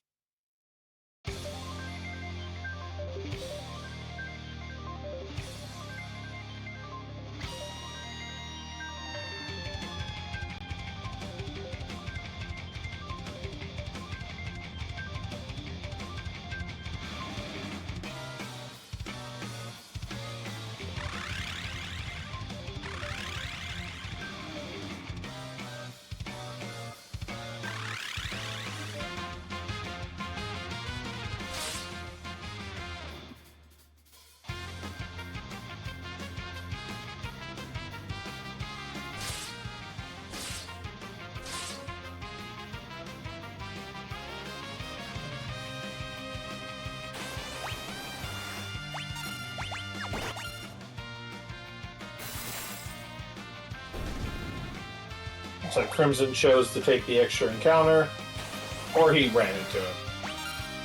Sometimes I feel like it's not a choice; it just happens. Yeah, yeah. In every other version, you have to actually like actively talk to these encounters, and here in the PR, if you run into them and they look at you, like it just forces the encounter. Yeah, as was mentioned, it's not the worst thing to get one extra here. We'll kind of need one anyway. Yeah, it just means you can skip an encounter in the Pyramid of More, though that one it feels a little harder to dodge, and you can't see the enemy as well. Plus, you don't have to spend the money, because that one we kill with a mix.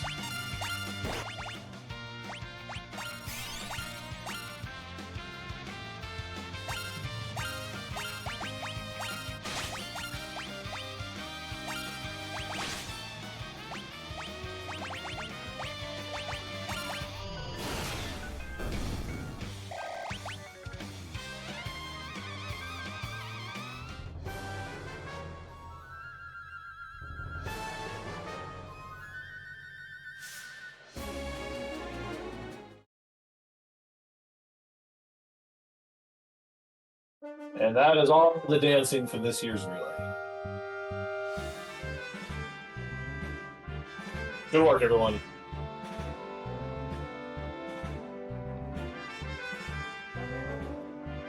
Nice crystals fight for Team Tonberry there. Level halved. Oh boy.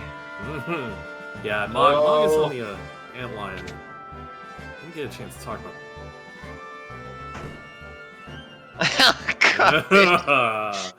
All right. Oh my god, the trolling! So, as was mentioned, the damage formula is pretty dependent on your level here, and Discord halves your level, so that's a little bit of pain.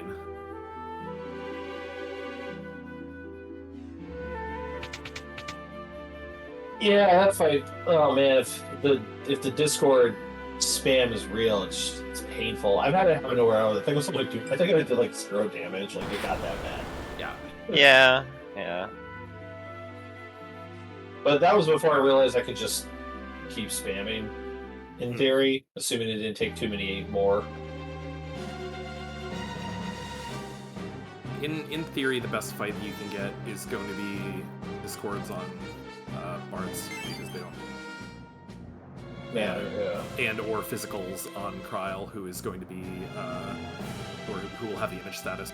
So those will just miss. What we got is not optimal by any means.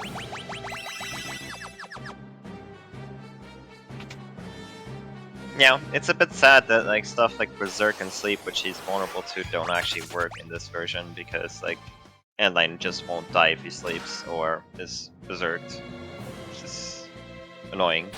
Yeah, it's very, very odd. I thought I read somewhere that you can kill him by berserk, you know. I thought he refreshes HP, but they might have patched that. I'm not sure. Like there was like 3 gameplay patches, I want to say, since it came out. Yeah, it's fair, yeah.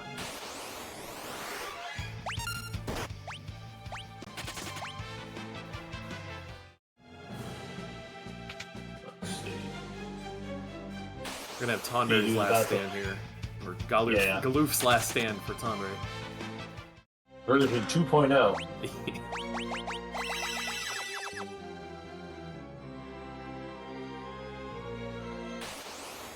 And then Choco Crimson will be coming up here on Adamo pretty short.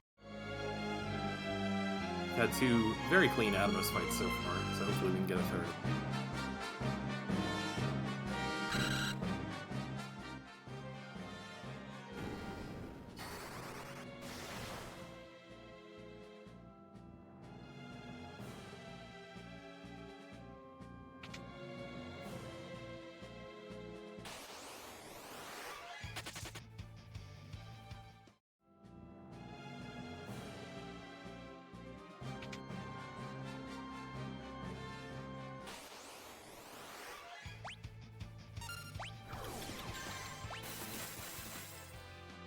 Now Xtez is just going to start voiding things out.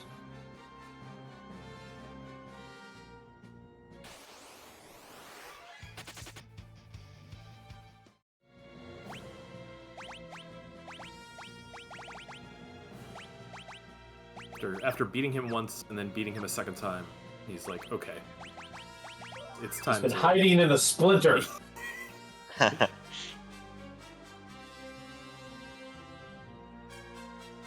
behold the power of trees. Well, you should make like a branch and get out of here. Ooh. And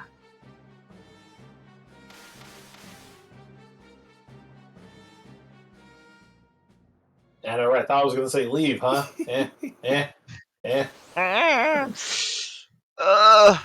Painful.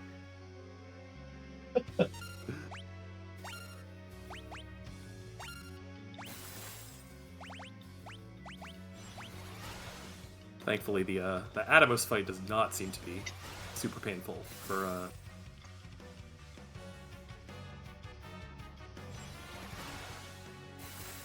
Yeah, it looks to be on track. Yep, and we'll have one more. It's only a 33% chance for Yidamoda to There we do anything anytime he gets a turn if somebody's dead, but yeah.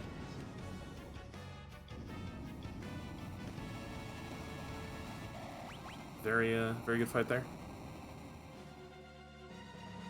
We are on 3. Have one more sacrifice from our good friend Zeza.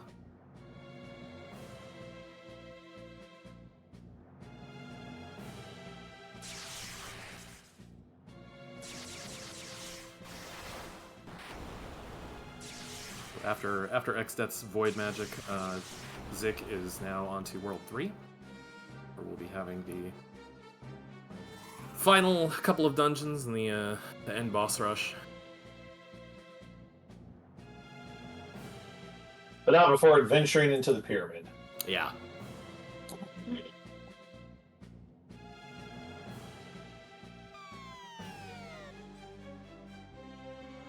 Pyramid has some fun interactions. A little bit of backup available in the pyramid if we so need it. I believe there's a chest in the pyramid that we used to get one of the earlier routes that has, I believe, 10,000 gil in it, but it requires us to go quite a bit out of the way. But if we're behind for any reason, we had issues with Zenage or mixes, it's not a bad thing to go grab. So I doubt we'll be seeing it from any of the runners today, but there's a chance.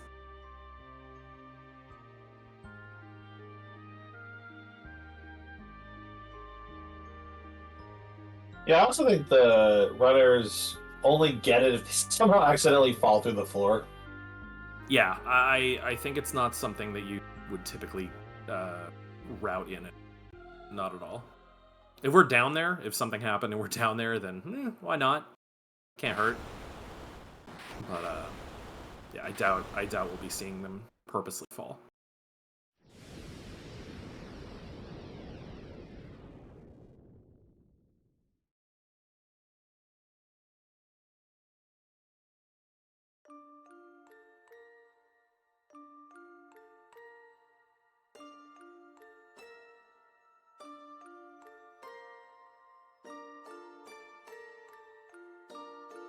Yeah, I think something discussion that's going on in chat right now about the fonts. It's interesting actually. So the console versions of PRs added in a different font that more, I guess, more reflects the like retro style. That font is not available in PC, I believe, still. Nope. So the only ones allowed are the couple of English fonts. So you can see, Yeah. Tonberry is using. You can see right now they're both up. Tonberry has the default one, and Mog is using the alternate. They're both fine. And then the Japanese fonts. Nothing else is allowed though because they're actually time saves. The biggest issue with like modding it is like there's inconsistencies there. Yeah. Like it's not consistent across all like PCs and stuff, so it's pretty annoying, but have to ban it because of that reason. Right. It's a bit of a technicality hole. Just kind of thing. Good old gargoyles. So that fight, we just threw money, but as long as you kill them all at the same time, you win. Because if you don't, they will revive it. Yeah. That fight gives 10 ADP, so it's actually pretty imperative that everyone lives, mostly Ferris, because I believe Ferris still needs ADP for Zeninaga at that point. Yep. And ideally, I didn't pay attention to the results screen. He should have learned it with those 2 extra goblin fights, but this room right here is where if you didn't fight the extra goblin, you would take a battle with an aspect here. Yes. And when he was staring at the wall, because the enemies that are on the screen, if you don't look at them, they won't cause a fight to start. So he stares at the wall, so they just bounce off of him. It's a very peculiar interaction that we're probably going to see in one of the next rooms coming up as well. Oh man, the mecha headroom. Oh yeah. So you can just stand there, and they will try to fight you, and they can't. And it's really funny to watch. But what's going to happen here is we're going to wait at the bottom of the stairs here because these spikes that will come out in a moment are going to poison us. Because we now need to set up our HP values for pretty much the rest of the run now to get these. Oh no! He got the encounter. That's the fight you want to avoid. He almost had perfect tapping there, and then just it was like that's really unlucky. Yeah. But these mechs can be extremely annoying. Yeah. Oh god, Yeah, this this is not Whoa. cool. There we go. Okay. Oh. Trapped. Oh my god. Oh, that was painful. Yeah, that's a bit rough. But yeah, basically we pretty much get everyone except Ferris for the moment at least, because we need Ferris to do some defending for a bit here. But the other 2 need to be in critical. We'll get Ferris in critical later. But from here, she's gonna break a flame rod. So this goes back to why we got all those flame rods, because now it's time to start using them again. Because we need them for this fight, and we need them for the next boss fight, which should be coming up here in a little bit once we get through the tunnel. And then Tonberry is making the climb. We're getting through the castle. So far, so good. I believe Bdewd is going to pick up the Twin Lance here. Just for safety's sake. Thinking about it, yeah. Okay, I was gonna say is like I think he went ahead had and grabbed it. stopped picking it up for a minute there, but Yeah, I don't me. think he likes to, but I think he's probably going to do it just for the sake of safety. yeah, I mean that's fair. Yep. And we're about to see how Bdewd's fight goes with X Death. In this sort of setting, I would definitely advise to do it. It makes Yeah, sense. that's fair.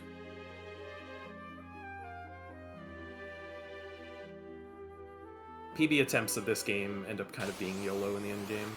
You know, you just go through, you skip everything you think you can skip, and you hope you have enough at the end. Yeah, my favorite is when I don't have to sell a dragon fang to make up money and pick up one along the way. All right, see how Bdewd's fight goes. We're gonna see what kind of turn order he gets and how things shake out. All right, so we get Doom. We want to see Doom because the melee attack will kill her, and that's bad. So we've got our guard up. We've got 2 mixes. Oh, throwing money already. I think Bdewd does more of a manual process through this. Mm-hmm. Yeah, there's the 100 G's turn that is mostly a wasted turn, so that's that. Yeah, that's turn 3. Okay, that should be fine. Yep. So there's turn 4. Up and then out. He Nice. pushed it. Right. Yep. Let's say Yep, he that's- pushed the threshold, so he was threading the needle there. That was a bit close. We got a good target for that one though. So we are through. Easy money, if you will. Well, it's just me that gets Earthshakered. We still have one more runner to do that fight. So. Mm-hmm. Yeah. 'Cause we got the bad spell, but we got the best target, so we take those small victories. Yeah. Oh no, it's the King of Dragons! Bahamut!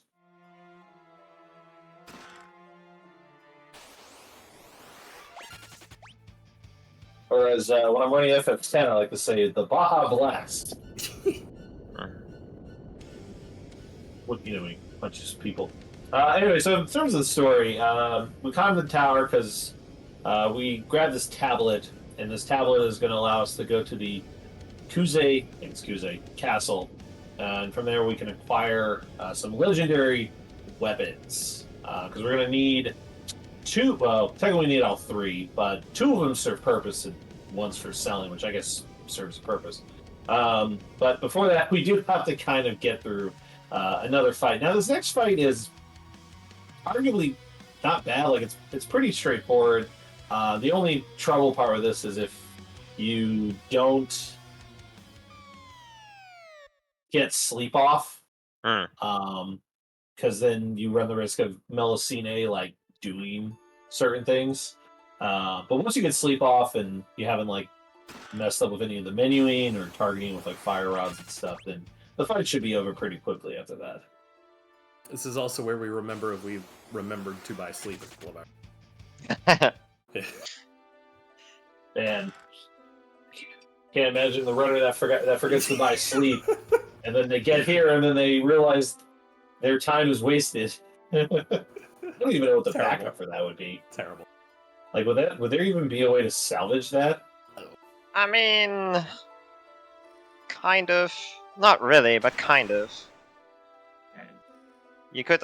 You still have the dancing dagger, right? Yeah, I think you. Still Yeah, so you can confuse the boss as well. So you could go for the dancing dagger confusion and throw rods while you're trying to juggle the confusion and stuff. But I mean, it's out there. Like, that's definitely not great.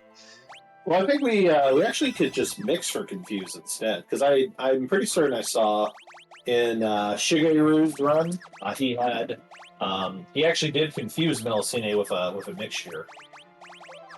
Yeah, if you have the ingredients for that, I'm not sure like what you guys buy for mixing. If you are only going for the Samsonite ingredients, or buy like everything a couple times. We have Maiden's Kiss, Antidote, Holy Water, and eye drops. Maybe that's what the eye drops are for. I think that's what makes confuse. Nope, no sleep. Yeah. You just have to confuse every turn, then, pretty much. Instead of sleeping once. I see Zik is still doing the old strat. So, what we do in this fight, so we got sleep off, thankfully, on the second try. So with this fight, you don't necessarily need to kill Ferris off. The only reason we killed Ferris off, so originally we were throwing a high potion like we did for Galoof to kill him off with Bone Mail, because we want Ferris in critical HP, because going into the final dungeon, Ferris is going to be the main kind of DPS for the strat that we're going to use in the first couple fights. Recently, myself and a few other runners have switched to doing an elixir. Because elixir will put you in critical HP, but not kill you, in this case.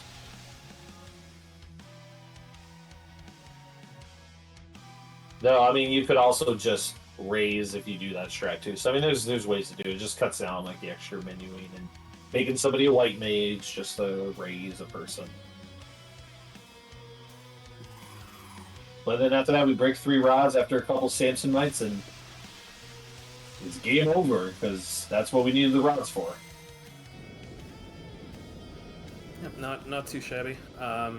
I saw a couple of. I think I saw a fire cast there, so I don't know if we were down a rod or what there.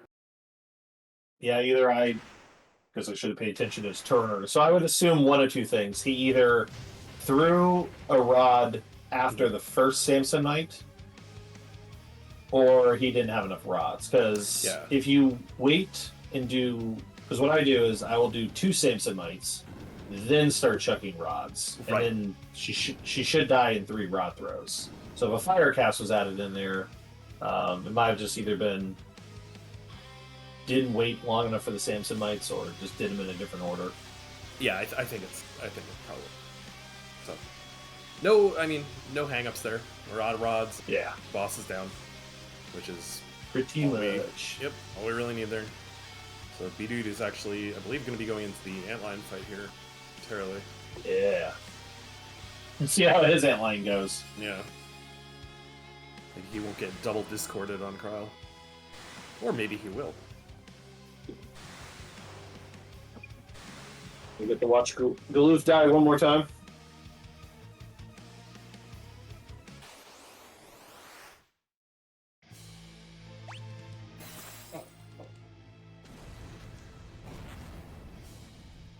Flip Discord on Bart's. Yep. Yep, alright. Looks pretty textbook, and this should be it. That's it. Yep, that's it. That's Nice. That's what you want that fight to look like. That is a textbook antlion fight.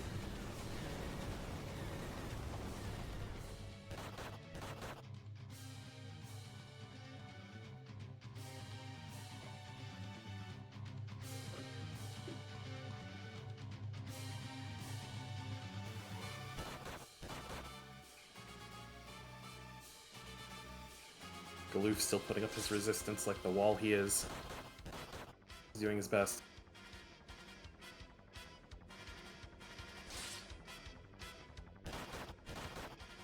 While Xdeath on Team Mob side is just voiding out everything, just black hole here, black hole there.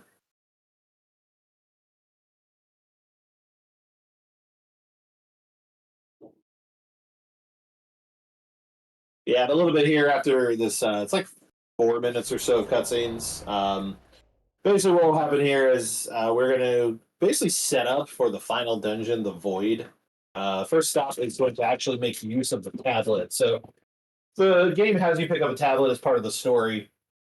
But if you were playing this casually, what you can do is this is where you kind of go around and do like the rest of your side missions and side quests and stuff.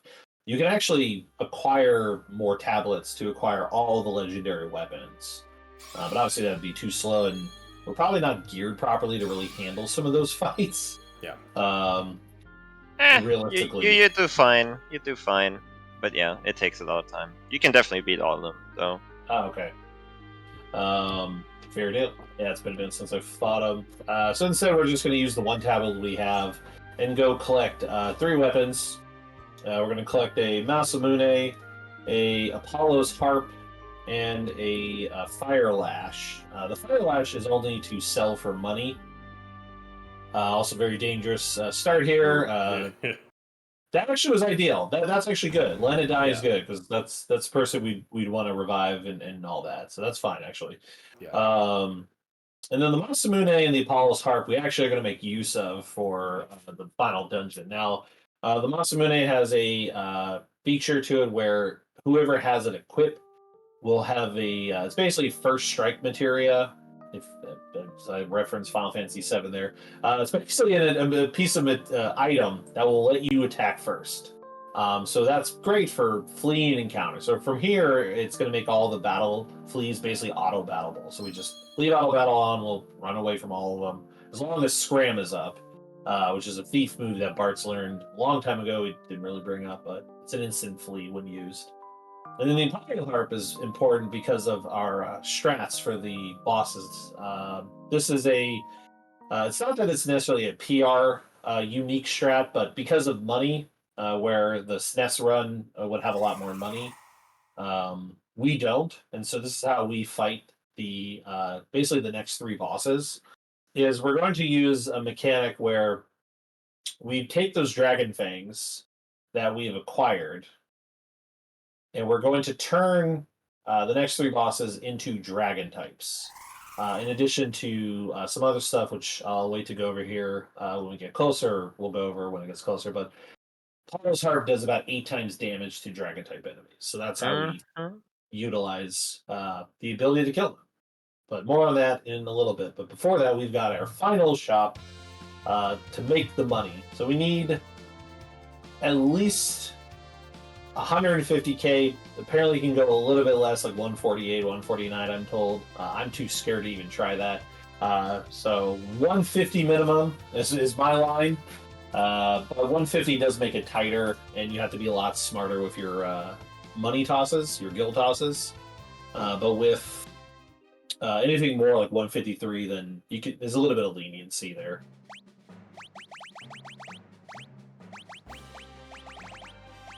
One thing to note about the weapon, the legendary weapons, I always found it really interesting that the Fire Lash actually sells for a significant sum, because the vast majority of those weapons will sell for 1 GP. So it's like, I think there's another one that sells for a decent amount, but the Fire Lash sells for more. I could be misremembering. But that one, you actually get money for. So Yeah, there's some that give you 5 or 3k, but yeah, the Fire Lash is definitely the best one. He still was 10, which is fine.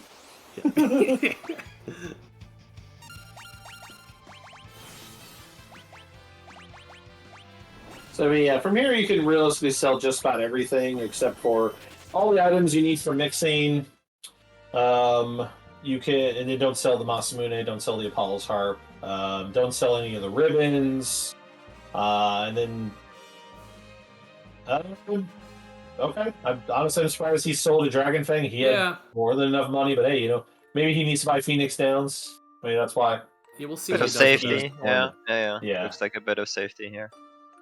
I mean, he does have 4 Phoenix Downs, so I mean, he's got the right amount, but yeah, I don't blame him for getting a few more to be safe. Yeah, just in case. Yeah. So, but yeah, he got 154k. The Dragon Fang you can sell, but you can only sell one of. And that's because there is a chest in the void that we do sort of pass. I mean, it's a little bit out of the way, but not like painfully out of the way. That you can pick up to make up for it. And I tend to usually have to sell it in my experience.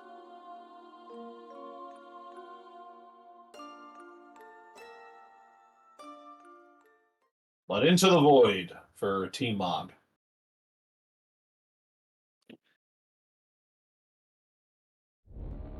And Bdewd will be heading to the Pyramid of Moor here shortly.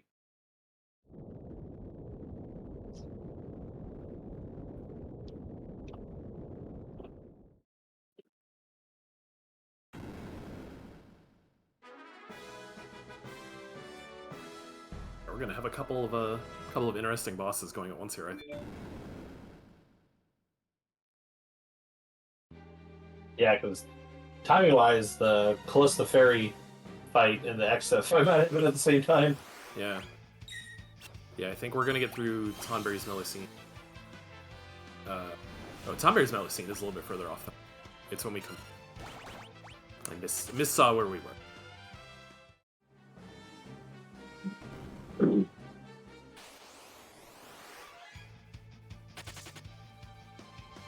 Interesting. He's got it.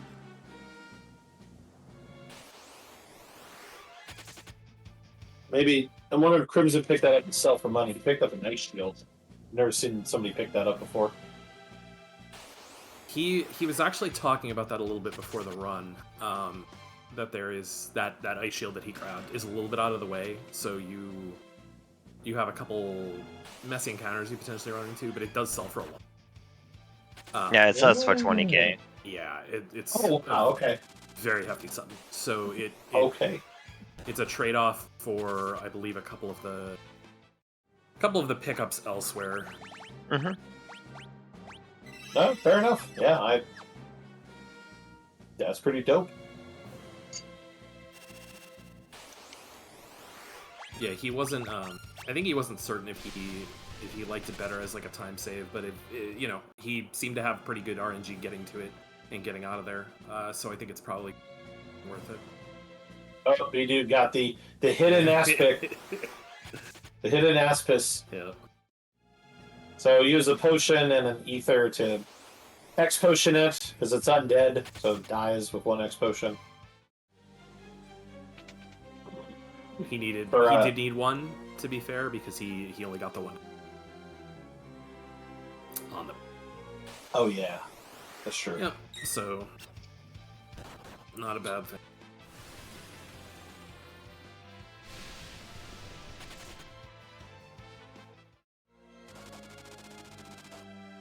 I believe there's some.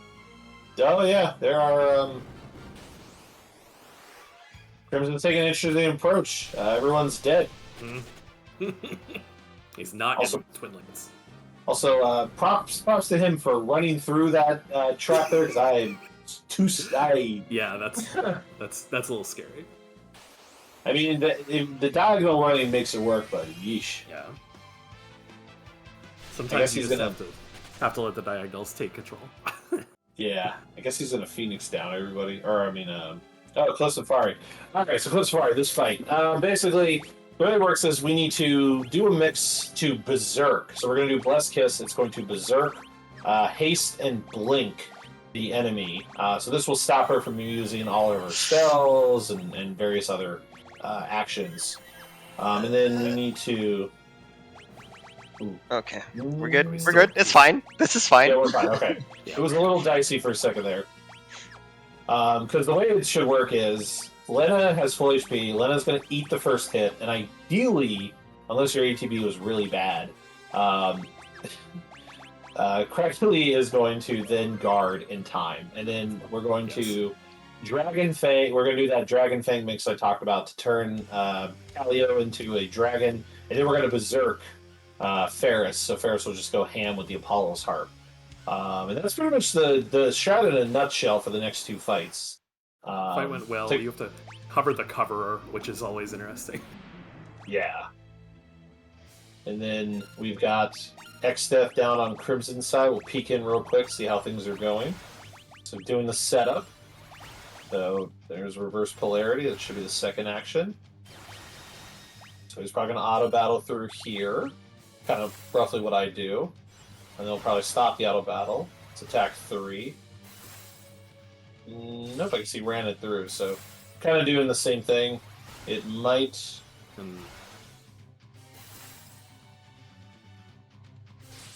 Alright, he got through. That's it. Yeah, that's Yeah, apparently it's just me, man. I'm the one. I guess so. I've seen it happen. Like, and we take them. We take those. For the Panda fight, we do the Apollo strat as well, but the mix is a little different. We do a turtle shell, and I think a holy water, to kind of do the same thing as the other one does, but Bacchus cider. I guess the other one doesn't work on a panda, so we have to do this version of it, would be my assumption. It's actually Blessed Kiss is actually works on things where it shouldn't work on. That's why you do it on Califisteri instead, because Bacchus cider wouldn't work on Califisteri. Oh, okay. I always wonder why we did Bacchus cider instead. Yeah, that Panda's makes sense. actually vulnerable to Berserk, whereas Califisteri is not. But Blessed Kiss has this property where you can just use it on almost anything and it will still work. Ah, that makes more sense. But yeah, pretty much the same strat. We berserk it, we turn into a dragon, and then we berserk Ferris, and Ferris just goes ham. But it looks like ATB was in favor, especially because, well, actually they got magic hammered. So they got magic hammered, and with that, Lena actually ended up not dying. So it saves a little bit of a menu to Phoenix down her back to life. Then we switch to Thief so we can sprint. Make sure Bartz has Scram.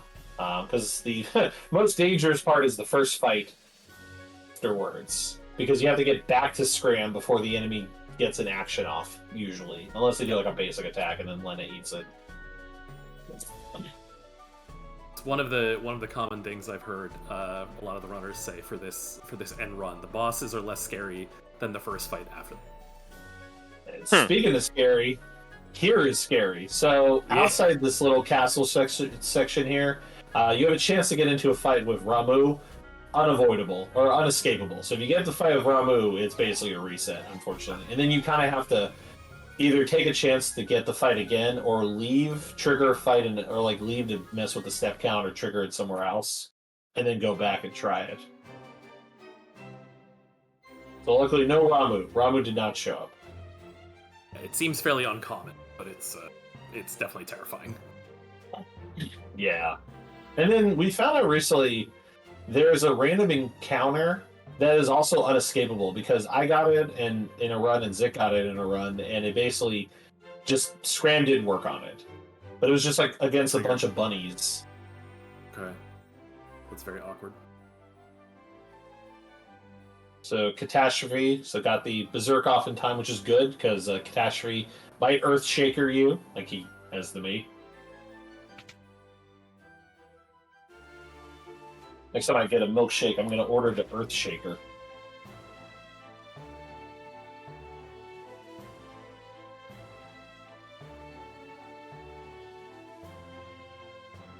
I like the potential theming on that. Feels like it should have like cookie dough chunks or something in it. Ooh, that would be good. Yeah, same idea though. Lena ends up tanking the first hit, Cryo guards the rest, and then Ferris just auto battle berserks until you're done. Yep, and that's pretty much the last time we do that. Yeah, that'll be the last one. Well, last time we do the Berserk Dragon Fang strat.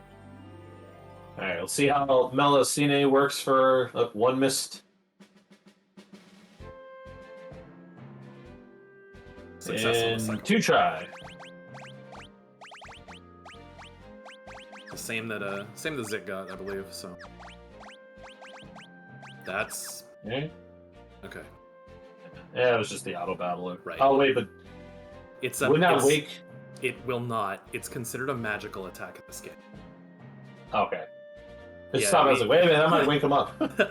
I was concerned about that before as well. Bdewd actually had explained to me that for whatever reason, the mod physical attack is considered magic and will not wake from sleep.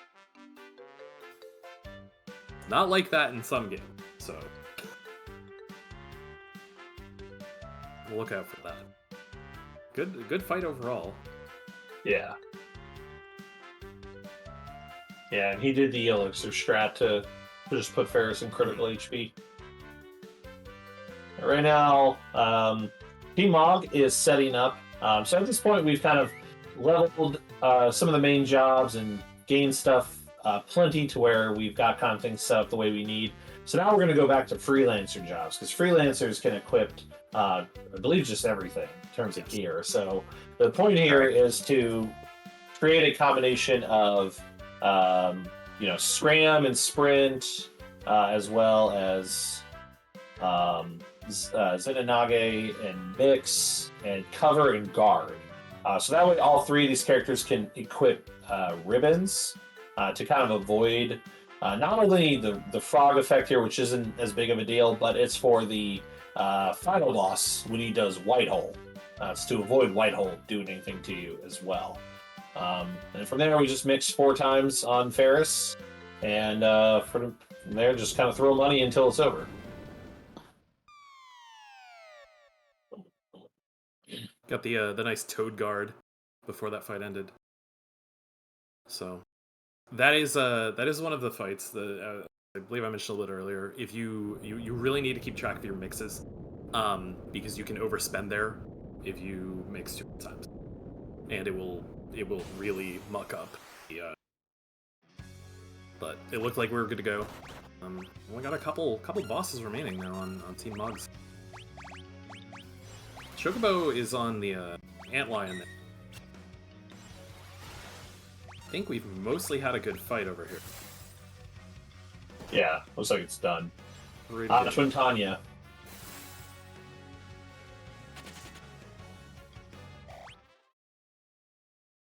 So the Twin Tanya fight, this is kind of an interesting fight. So we immediately hide with Ferris because we need a way for Twin Tanya to do 5 actions. Because after it does like 5 attacks, there's a flash of white light, and then it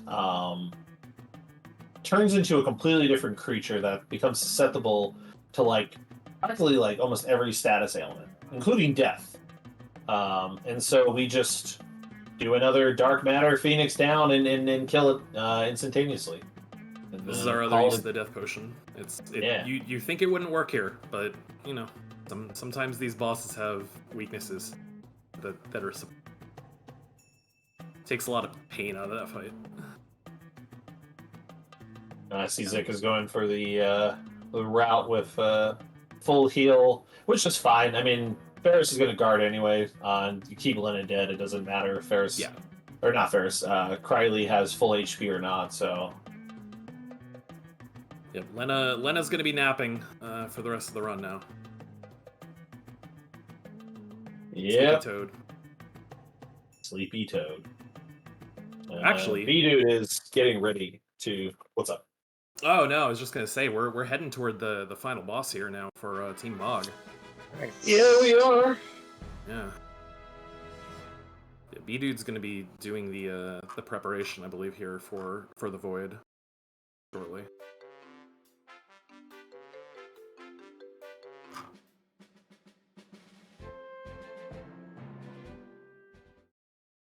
Soon, some Final Fantasy 5 before. Sorry, this is 5. 15 before you know it. I believe that's next. Yep. I mean, we can play again. Yeah. Just go another round. Sure, they won't You mind. thought 5 was done, but it is I, Dio.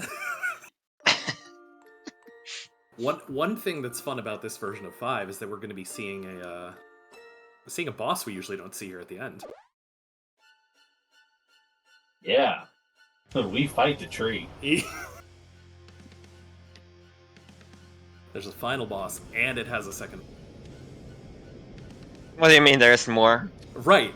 It's that's bonus game, post game content. No, it's not real. Not even my final form yet.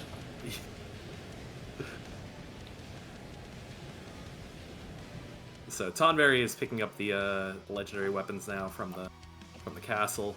He's grabbing those, selling off Fire Lash, everything else. That last shop shortly here.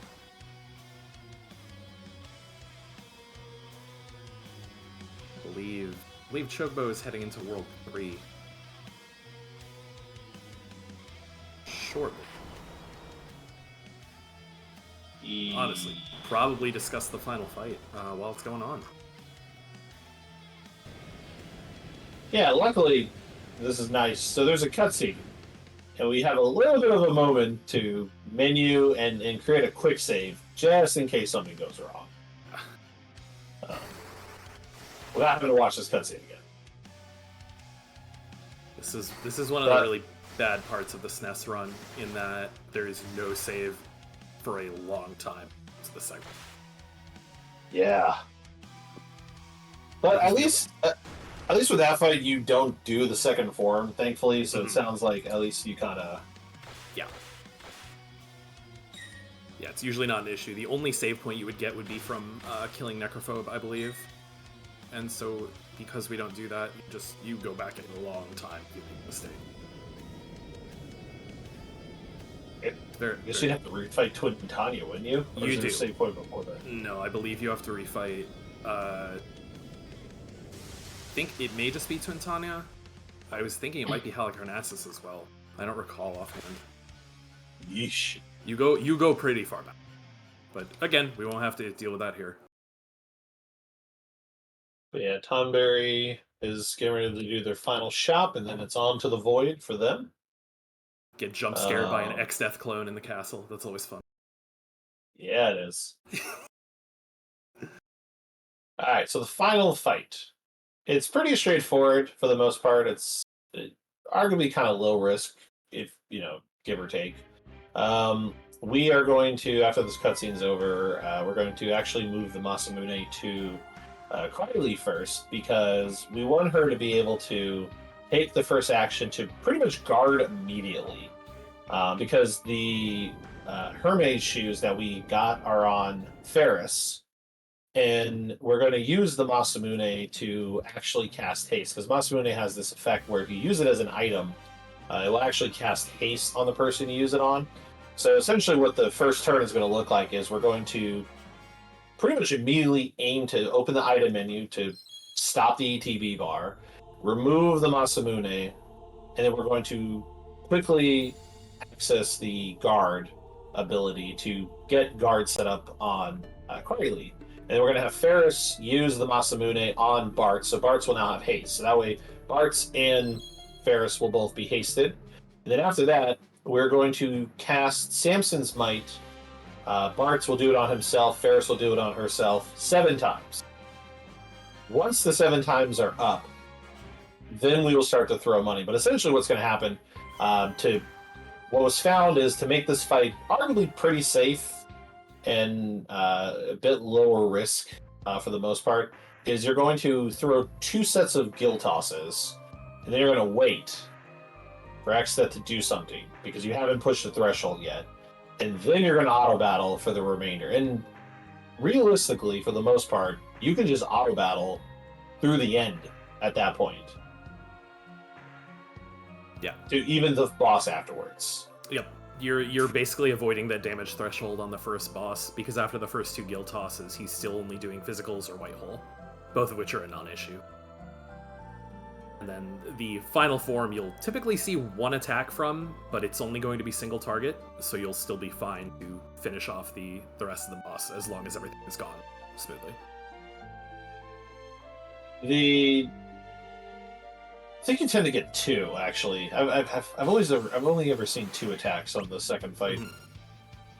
Yeah, I think one of them is a physical, so I think it's guarded. All right, so that's the first form, and we'll actually have time coming up here pretty soon for Team Log. So Down to 7. 7 hits to win. Yep. It's always the last 2 that are scariest. Set it and forget it. Hope and pray. Hope and pray. Void is referencing the final dungeon. Enjoy the jam. It's like yeah. Is this Premonition? I think that's what it's called. 1. 2. 3. 4. There's Physical. 1 attack. 5. Alright, everything but 1 and that should be time on Mog. That's it. GG. Great fight. GG. GG's, Mog. GG's.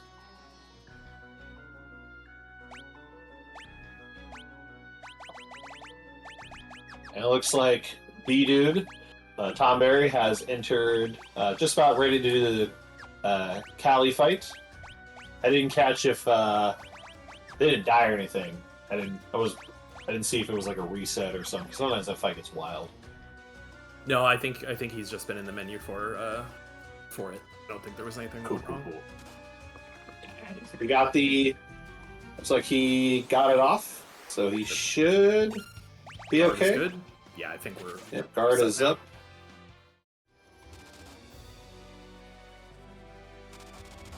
Cool. It's good.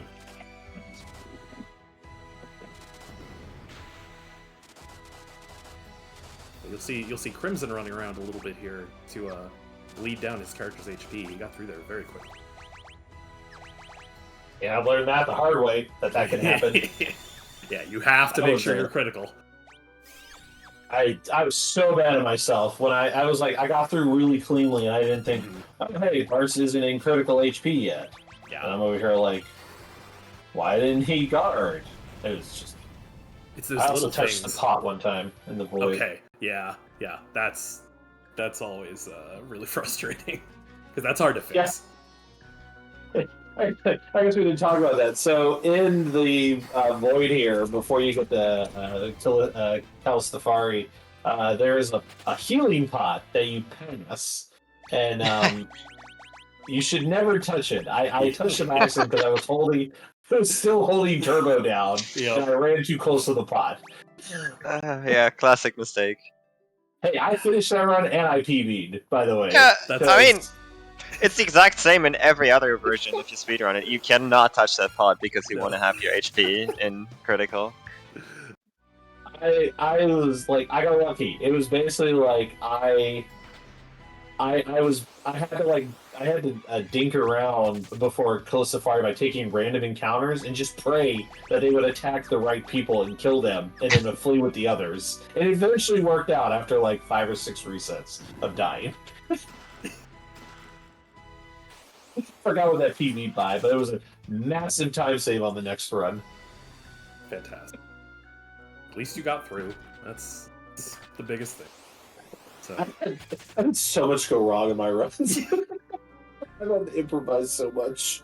this is a game where there's so many little things you can forget about and be like, oh, well, now I have to reset because this person wasn't in critical health, or I revived this person with a Phoenix down instead of Raise.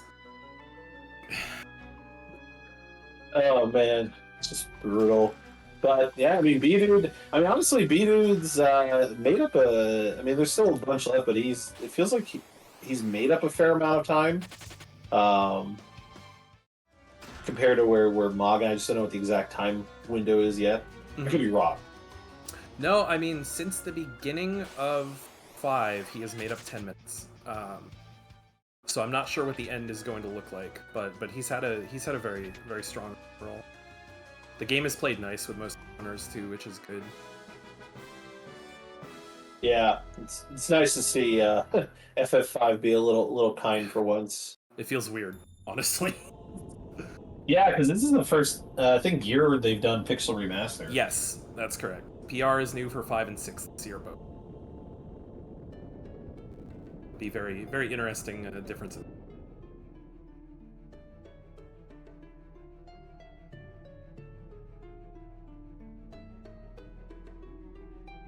We'll have the last Blessed Kiss fight here for Bdewd. Blessed Kiss up, Dragon Kiss up, Cryo Guard up. Should be mostly good. I guess while we wait for these, with the Final Fantasy 15 commentary team, would like to introduce themselves. Yeah. So I am Yidamoda. I'm a Final Fantasy 15 runner that actually just returned recently. And right now we actually have Barbatos in Team Mug. Chapter 1 is very slow, so there's not really much for me to say right now, but I'll let the FF5 commentators continue. Yeah, no Cool problem. beans. And welcome back to Speedrunning 15. Thank you. I hate it so much already. Says the guy who's been grabbing world records left and right. Yeah, 15. It's funny because 5's intro. Obviously, a few hours back, we kind of got to sit back and just watch the beginning play out. So, kind of nice that it works out that way. Almost like it was planned this way in the schedule to account for runs with slow beginnings with less to say. Management thinking real far ahead. So we see Bdewd doing the Halicarnassus menu, and then Crimson about to fight Melusine.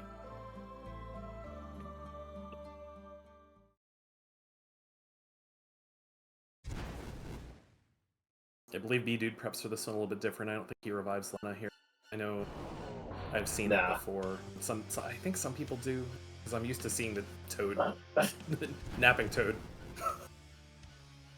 Yeah, I don't, because, and maybe it's just because of because I don't know if Bdewd does this. I put I have Permy shoes on Krylie, and I have Masamune on Ferris because I have the optimal gear equip stuff, so it automatically equips Hermes shoes to Krylie when you do the catastrophe menu a lot of times for me.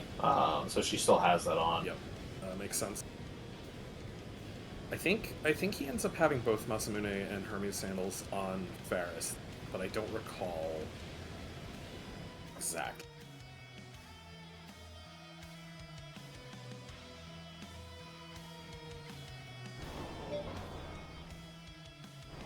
I would say looks like it because I don't think Masamune gives you haste, but he has the aura of haste around him. Yeah. But it might come from the optimal gear thing. Mm-hmm. Yep, I was gonna say I can see it being fun. All right, 2 try sleep.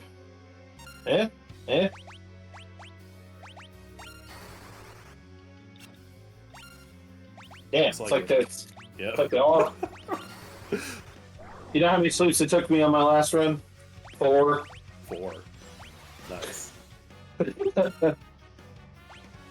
I still gold splitted that.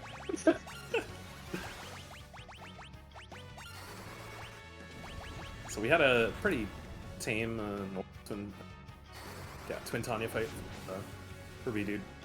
He'll be doing his last like couple of menus here. And Crimson does the high potion Yep. variation as well. Like I said, the outcome is basically the same because you end up raising Ferris, but it just cuts down on the making somebody a white mage to Yeah. do that and then switching them to another job. Yep. Looks like that was pretty smooth overall. Second try sleeps good enough. 3 milliscene.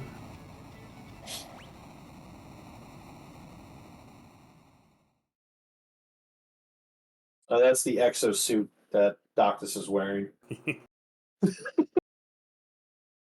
Sorry, it's not chat asking. Oh no, it is an impressively far cry from the normal garb. So it's a great question.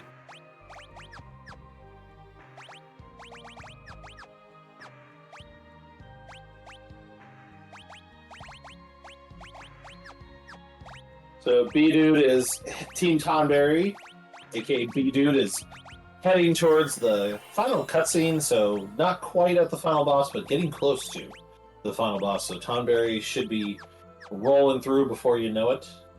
As Crimson is getting ready to do one of the last, because like I said, this is about a 3 to 4 minute cutscene you have to watch here. One of the last kind of long cutscenes before you power through the final dungeon.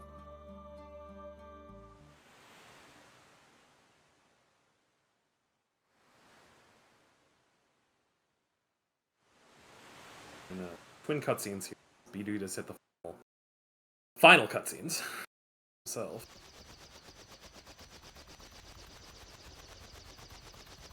A good shot of the void.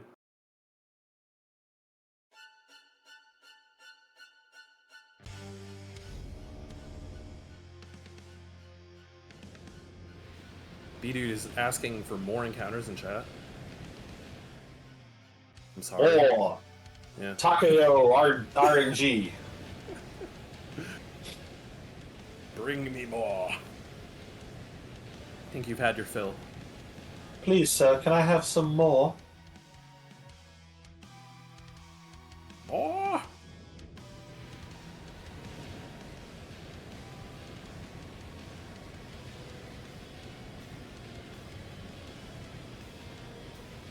All void, all the time. Pirate hideout, going to void. Any town going to the void. Everyone's gonna void out. I wonder if it voids their warranty. Doesn't even make sense in any context. The answer is still probably yes. Yeah, probably.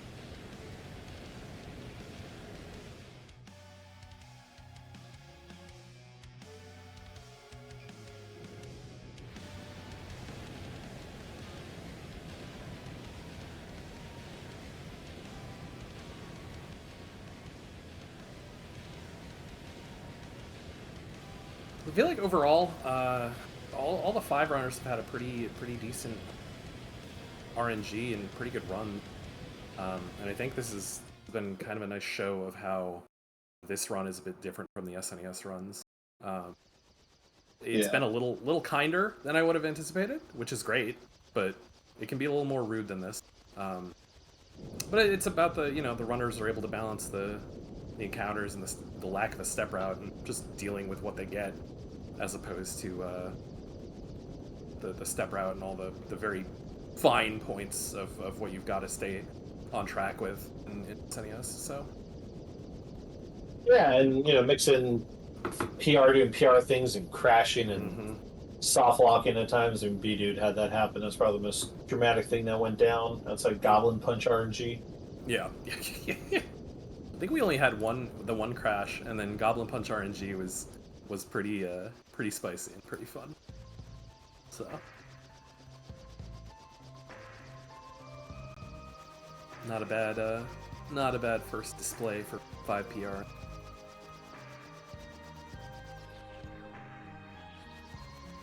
Alright, so Crimson's going to be grabbing those weapons from the sealed castle, and then going to do his final shop. While Bdewd is doing his last menu, heading into the final fight. So Tonberry will be wrapping up here in just a moment.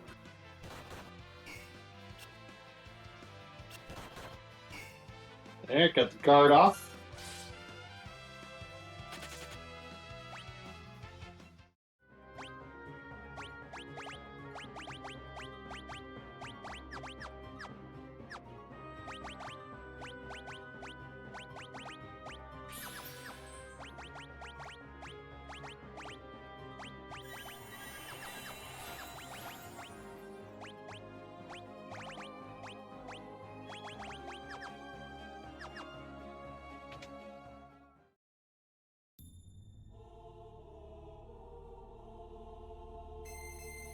No mixes, yep.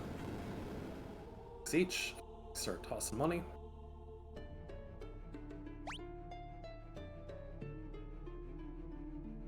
Did a little stagger there to wait for white hole, and then reactivated auto battle. So that should take care of any ATB issues we may have run into. Yeah, I was gonna say he probably could have potentially risked it, but I understand why he didn't. Yeah, the Xset's turn was actually, it seemed like it was on a decent spot. But being extra safe, I definitely don't blame him. Yeah. All right, the count to 7.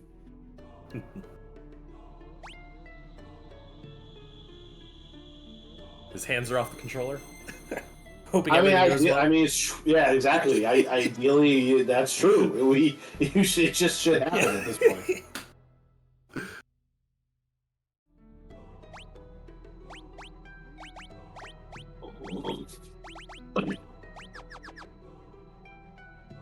See, it's 2, 3, 4.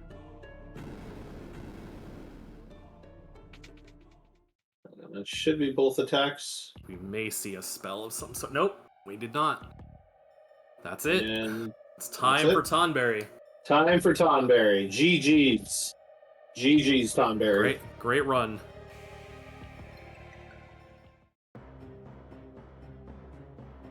You'll see the laws of the universe are in chaos message and get a little bit concerned, but seemed to go great.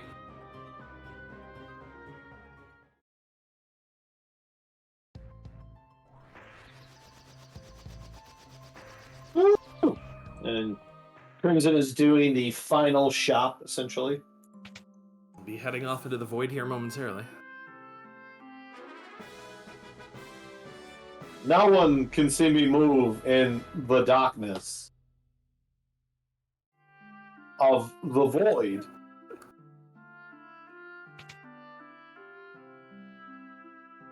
As I did that, I could feel my fiance probably rolling her eyes at me. It's worth it.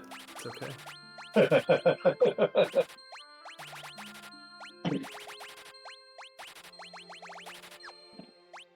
Look at that. Seeing a 15 minutes difference between Tonberry and Mog now. Yeah. Might be maybe more when we get the final split, but we'll see.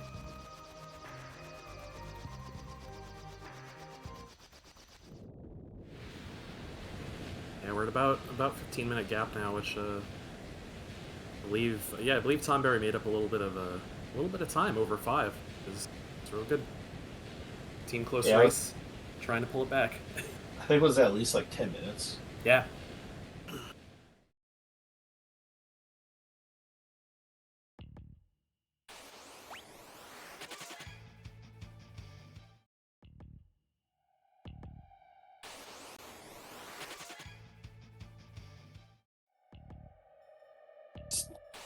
Stand by me, whoa, stand by me.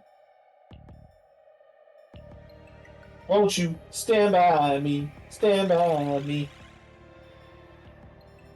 Whenever you're in trouble, won't you stand by me? Just trying to provide some background music for 15.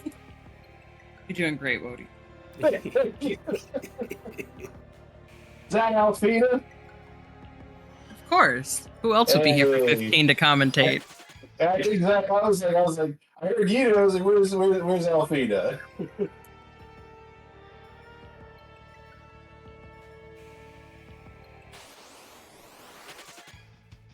We are. What is it? The void's like. Woody keeps singing.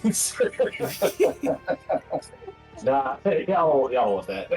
What's the wrong game? I'm on 5 Steve. I'm not taking this away from 15. I'll let them sing. Three commentaries in a row. You got it right, Woody. Oh my god, you don't want me to comment. You don't. My knowledge of 15 is watching Kios. All right. That's that's fair. I think that's the case for a lot of us. Definitely. Yeah, Void is what, about 25 minutes overall, I'd say, give or take. Like the lead up to it and everything. Yeah, we count from like the end of Melcine. Yeah. We kind of include the pre-Void stuff. Yep. I think the Void itself is only like 15 minutes. Yeah, that's probably about it. Cutscenes in the shop. And Yeah. a lot of waiting around. You have to... Also, can we take a moment to talk about the weirdness of the tree mechanic in here? So if you interact with the tree and the hole appears, if you were to like die and like reload an autosave, you have to re-interact with the tree. It's so annoying. So that's actually that reminds me of something I wanted to mention before when we were here originally. So the original world record run of this from a Japanese runner whose name is escaping me. Ashura? Ashura, yes. Thank you. He skips this fight, right? He does. He skips this fight by the use of a quick save glitch. And that was patched out after, I believe, pretty shortly after he had his run with it. Because I remember Bdewd was trying to replicate it and was not able to. So they had removed the mechanic by which to do that in the last patch after that. So yeah, it was something you could take advantage of before, and it's long gone now, unfortunately. Because it was nice, because you got to save quite a bit of money by not do this fight. I also not have to deal with this fight. This Case in point, unfortunately, he did not have a great ATB turnout, and Krylie could not get her mix off or guard off in time before the attack would come through. But it looks like now we've got it set up properly. That's the beauty of PR again. Random ATB. Yep. You do have to be like slightly cautious with trying to turn off Bart's from doing more, because if you time it, if the timing works out to like she's gonna get her turn right as the same time as Bart gets his turn, you run the risk of like the guard going off. Now, luckily, it does appear that you can, if Bart's was to get his turn and Krylie's turn was to come up, as long as you do not switch to her, guard will stay in effect. So you could, in theory, just sit on the menu until like I've done it before. Like I'll sit there and let a guard happen, and then I'll let them guard, and then I'll trigger it so I can like auto battle the rest. But yeah, it's wishy washy. But looks like a straggler hit got Ferris there. Yeah, that was very fast. It's an odd little mechanic in the way that it works, in that the guard state is held until that character's menu. And then once the menu comes up again, like is when it like dissipates. So yeah, it's funky.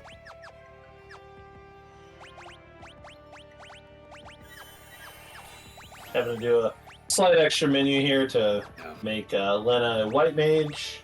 I mean, MP is not super important. In theory, you do kind of want to make sure you don't do a Ferris. So Ferris would be the exception to the rule. Yeah. Because you need Ferris to at least have enough for one raise. You could just Phoenix down Krylie if you want at the end, but Oh, he forgot the menu. Luckily, autosave will save him. Yeah, that's the trouble with 5 sometimes. You get caught up fixing one problem by doing something out of your normal menu, and then it throws off the rest of it. I mean, he might be able to make it work, but it will affect... I guess I'm curious to see if he's going to try and just make it work. Nope, okay, she did. Because I was going to say, he could have made that work. It would have been slower, but it would have affected guard and cover. Yes. Yeah, so it's probably best to just take that and reset it. So it goes. We're not very here.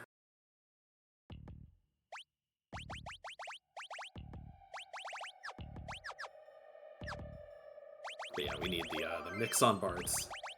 There we go. Okay. Cryo job change. Yep, should be good to go. Should be good to go. It's time to take on a panda. Not a panda, but a panda. The panda. The panda.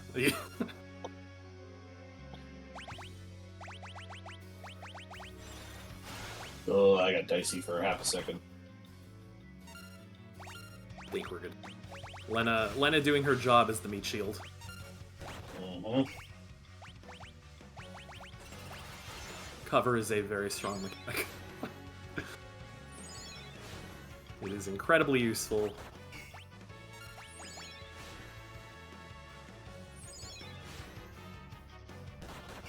Why there's a relay happening? It's a race. That's why there's 3 screens of Final Fantasy. I think we should always have 3 screens of Final Fantasy. I mean, nothing. I can't remember when the channel does the 4-job Fiesta stuff or the other, like, aren't there multiple screens usually? Yeah, usually yes, 4, usually. This year was a bit different because people were sick and stuff, so that didn't quite work out. But yeah, usually 4. Ah. I mean, Sarah, we could make a 4th team. I mean, You're asking for a lot there. Like, hey! It was Sheriff made the comment first. I'm co-signing. That's true, actually. Yeah. That's true. Sarah said, "Why isn't there 4?" All right, and they opened it up. and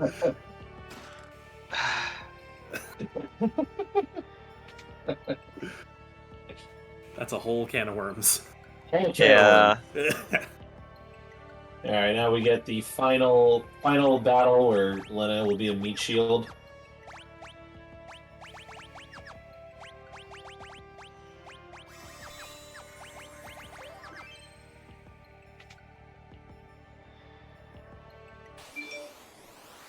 Little run buffer, and then get started on the mix. Meat shield is down, and the guard is up.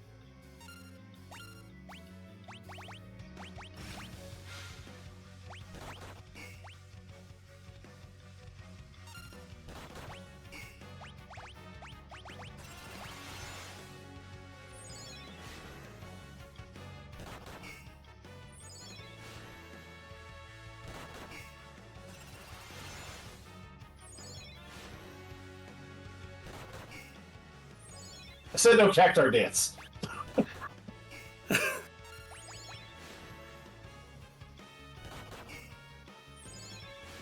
Alright, good catastrophe. Bard Zerger.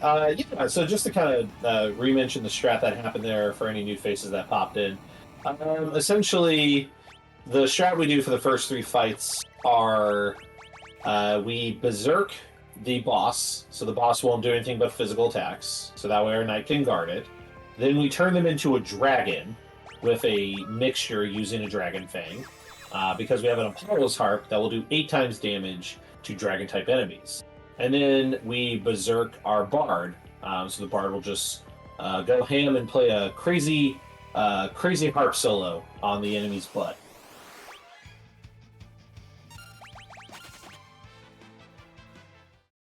But that strat's now over, because for the next fights, we go back to the money strat. So from here, we're going to basically turn everybody into a freelancer. As we mentioned before, it allows them to equip everything, so we can actually have like the ribbon on our characters to counteract the white hole move that XF will use. Not a big deal if it get turned into a frog here. It doesn't affect your damage output, but we definitely need it for the XF fight, or it just doesn't really work that well and becomes a pain in the butt. I don't know what white hole exactly does, though, for status.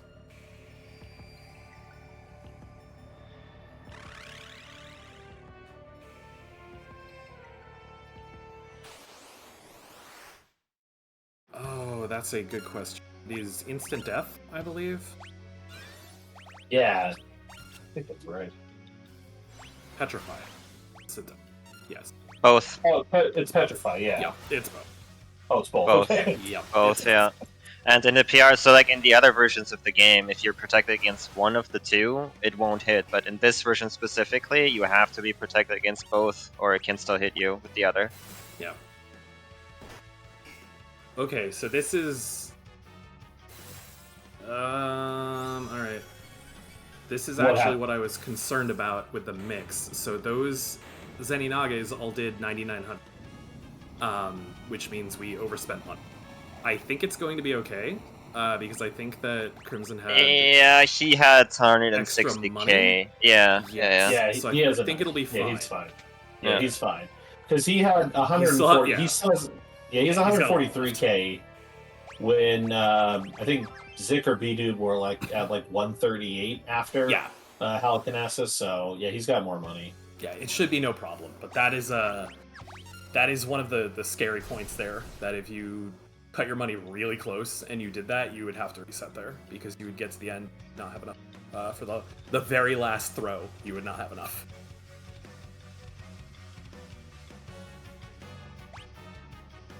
Lutsky, this isn't a slots run. No ton. I don't even think we're having slots at all this year. 7 is Nah, no it's slots, no slots. right? Yeah. Yeah, it's no slots.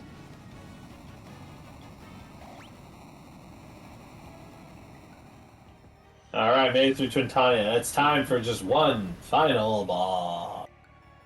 Oh. Couple of menus and a walk and some cutscenes. Yep. And as P. Diddy once said, man, more money, well, he said more problems, but in this case, more money, no problems.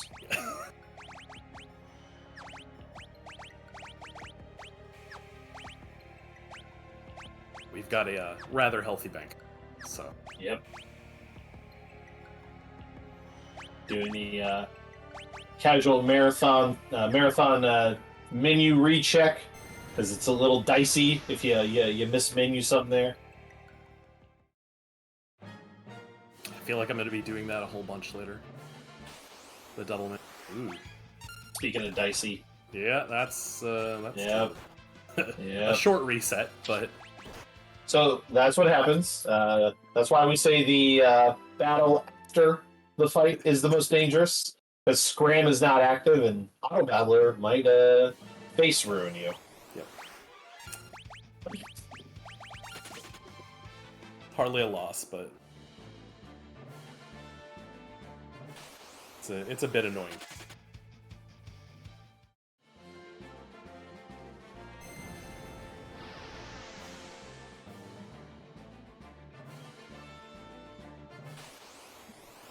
You know, it's wild. Until I went back to running this game after, because I came back to this game after 16 came out because of the relay stuff.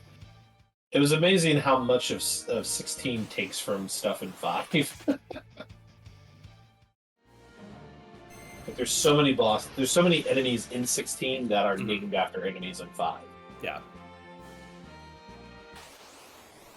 It is interesting, I think, to see how much 5's influence held on through a lot of the later games. In that, I think it is kind of underrated for a lot of people as far as a game goes, but clearly, like, there's a lot of love for this game that continues to shine through in 14, 16, you know, to this day. I think. Yeah, that's I pretty don't. cool. Yeah, I think it's cool too. Like, I definitely, I've enjoyed the heck out of it. So when I was looking to learn a PR, like 5 was the first one on my mind. But I, I had no idea this is true or not. But I was under the impression 5 is pretty popular in Japan versus like the States. Is part of the reason for that. But I could be wrong in that. I don't have any information to prove that. Yeah, 5 was decently successful in Japan. There you go, man. Yeah, 4 and 5 both, I think, are very well loved by the Japanese. So obviously 5 was a bit stranger for the West because we really get it. Yeah, exactly. It Why didn't not? come over here, so yeah. My first Hard to experience appreciate was on something if it's PlayStation not 1. there. Yeah, I played it on PS1. load times. You know, when I was a kid, it didn't bother me. Plus, to me, that was normal. Yeah, I mean, for road you time, like, you know. didn't know better. Yeah. Right. To be fair, Final Fantasy V PS1 also gave us Wyvern, so It sure did. I think we have to appreciate. Now, what was painful is Breath of Fire on PSP. Now, that's when you see load times were awful on a port. That sounds terrible. Sorry. Well, so I imported. I was in Europe when I got that one. Because that one never came to the States, the PSP version of that. Right. All right, one final cutscene, and then it's a game of counting. Well, a menu, and then a game of counting. Yeah. This is important. Very, very. Oh man, I had a run, so I didn't know this was a thing. So Twintania has a rare drop of I think it's a Murasame. Yeah. Well, don't worry, it didn't happen. It didn't happen because I talked about it enough that I made sure it didn't happen. But I got the rare drop because I like defeated Twintania, and I was like, I got a Murasame. What the heck? I was like, oh great, it's the same as Masamune. I just have to make sure I don't pick the wrong weapon because the spelling is so close. And luckily, I did. But yeah, that was a big fear of mine. I was going to pick the wrong weapon. Can you break the Murasame? No. Okay. So at least that. That's good.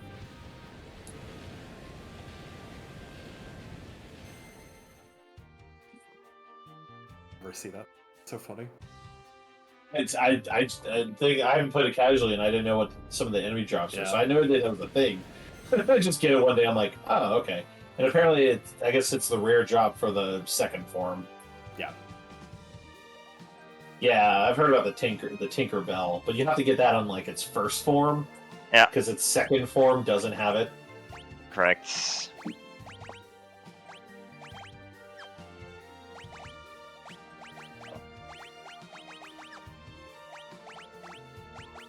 All right, Crimson is cooking with money.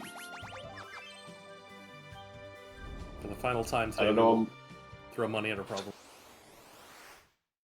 I don't know. I feel like we're gonna have. There's another run somewhere over this weekend that involves money throwing. I just can't think of which one it might be.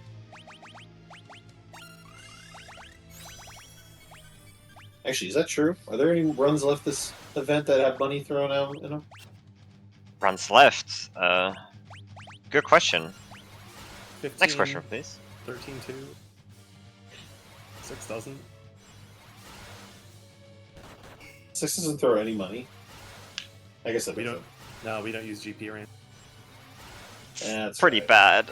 Yeah. It is pretty bad. Yeah. It's sad because we could get it. It's basically not off the beaten path too far, but it's not. Okay. Oh my god, that was so dicey with getting the guard active.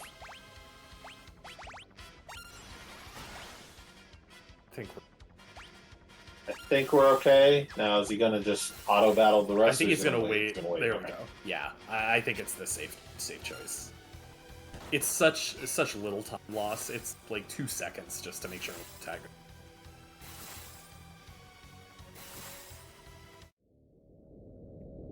name's Dino Spumoni. I'm gonna be throwing money at you.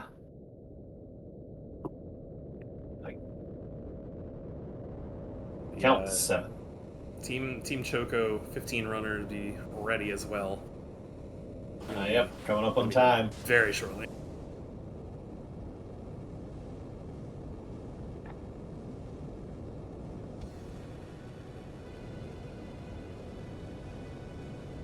Surprise DQ. Why does DQ 11 keep coming up during this weekend? It's a good game. Oh, it's great. Yeah, I'd love to run it someday, but it's like the second time I've heard it come up this weekend. 4. Alright, Delta on probably not amazing, but it's so it goes. perfectly fine. 6. Yeah, because now the last Time. one, and that is time. That is time. That Delta attack was spooky, man. Yeah, that was a little Yeah, it was. concerning. That was a little monkey ass. Yeah, it was. I mean, at least, even if it targeted Ferris or Bart's, If you could have, a little bit slower, but if you could have seen the picture, if you could have seen the picture of my face. It's just as you drew it up. Totally good. oh man, good job, good job, good job. Great run, Crimson. It was a great run until the void, and then everything fell to pieces. Yeah, it's fine. It happens to the best of us. It's publishing. So it goes. But great Nice. work. You see, to make it up to that guy was. And speaking Alright of then, freebies, I think here's that is one it from for me. us. Come back So if you want to great buy job to more. all the runners. Thank you Down guys. to Yeah, souvenir great like job. that Commentary, can you make its guys way are into the hands fantastic. of an ordinary citizen. Cheers. Nice Pleasure. relay. Alright. You guys already? Yeah, enjoy the rest of the relay. We'll leave it up to the 15 squad to carry from here. Good luck. Kind of early, isn't it? Nah, it's cool. Thank you very much. And massive GGs to all the FF5 runners. I had a lot of fun watching the end of it. But Same. now we have downgraded to probably my least favorite game of all time, FF15 Royal Edition. So I am Yidamoda. I'm just a well, I want to say Final Fantasy 15 runner, but I just recently returned. And we have Alphena, who is also commentating with me. Hello, hello. I don't think you And, get to call yourself just a 15 runner when you've had the record more times than anyone else. Should be back in a minute now. I hate this game so much, so that's why I don't like to talk about it. Anyways, so we have Barbatos in the lead in Team Mug. He is one of the OGs. I've known him for many, many years. Kios is the OG. He's kept this game going for so long, and I have massive respect for him as a 15 runner. And then we have Matty in Team Chocobo. Matty's probably the most recent runner that's been pushing this that hard. Yeah, most recent runner, but he has definitely improved a lot over yeah. time. He's so we have, competitive with these two. It's gonna be fun.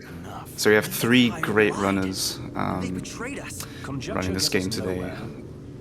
So we did miss quite a lot in Barbatos stream, but I believe... So Matty and Kios are in chapter 1 right now. Kios is pretty much at the end of it. Matty just started pushing the car. It's a very slow start to run. Matty butt. Yeah, you gotta You get this moment right now on Matty's stream to appreciate the Gladdy butt. Always, always. This is the perfect camera angle every time when you're pushing the car. So Royal Edition, I guess first things first, why are we running Royal Edition no ring? So Royal Edition is actually a DLC that came out, I believe 2018 or 2019, I don't remember. 18 sounds right in my brain, but I think it might so. be 19. And it actually came out at the same time as Window Edition, the PC version. So the biggest change with Royal Edition is actually the final chapter, chapter 14, is extended. There's more content, the entire area is expanded. But what makes this entire category different from the regular version of the game is because the PC version has by default the DLC weapons available, we decided let's allow those DLCs for the console run as well to make the run different enough from the base version of the game. And of course, the no ring part, if any of you guys know what the ring does, it's one of the stupidest weapons in any Final Fantasy game. It can one-shot any enemy in the game, or not even one-shot, more specifically just sucks them up to a completely...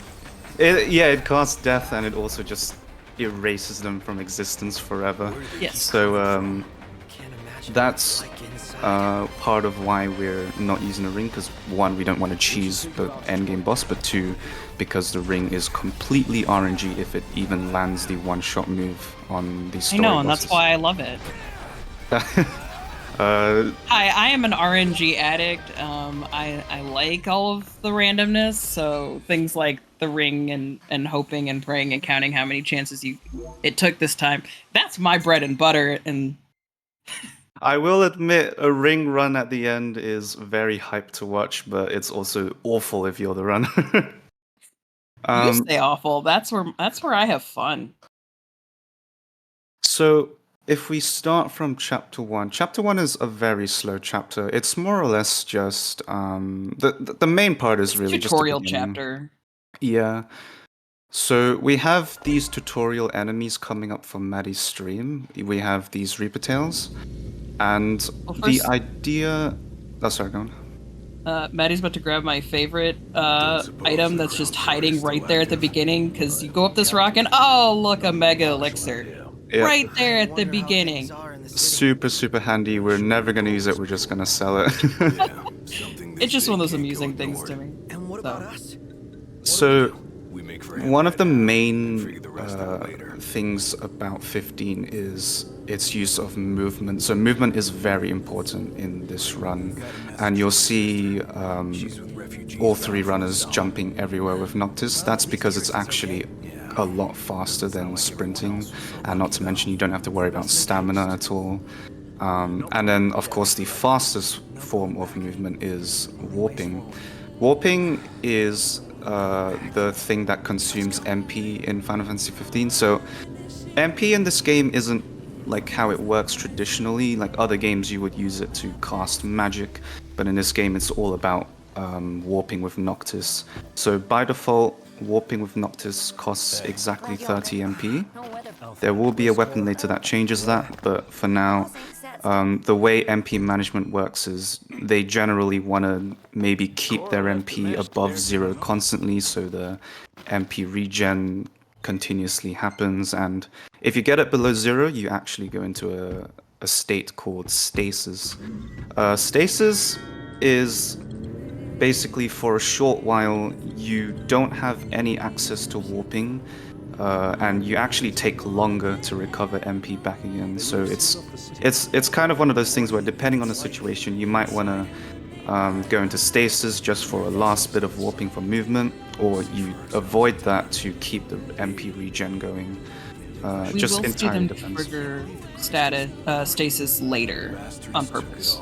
Yeah, there are certain situations where you want it.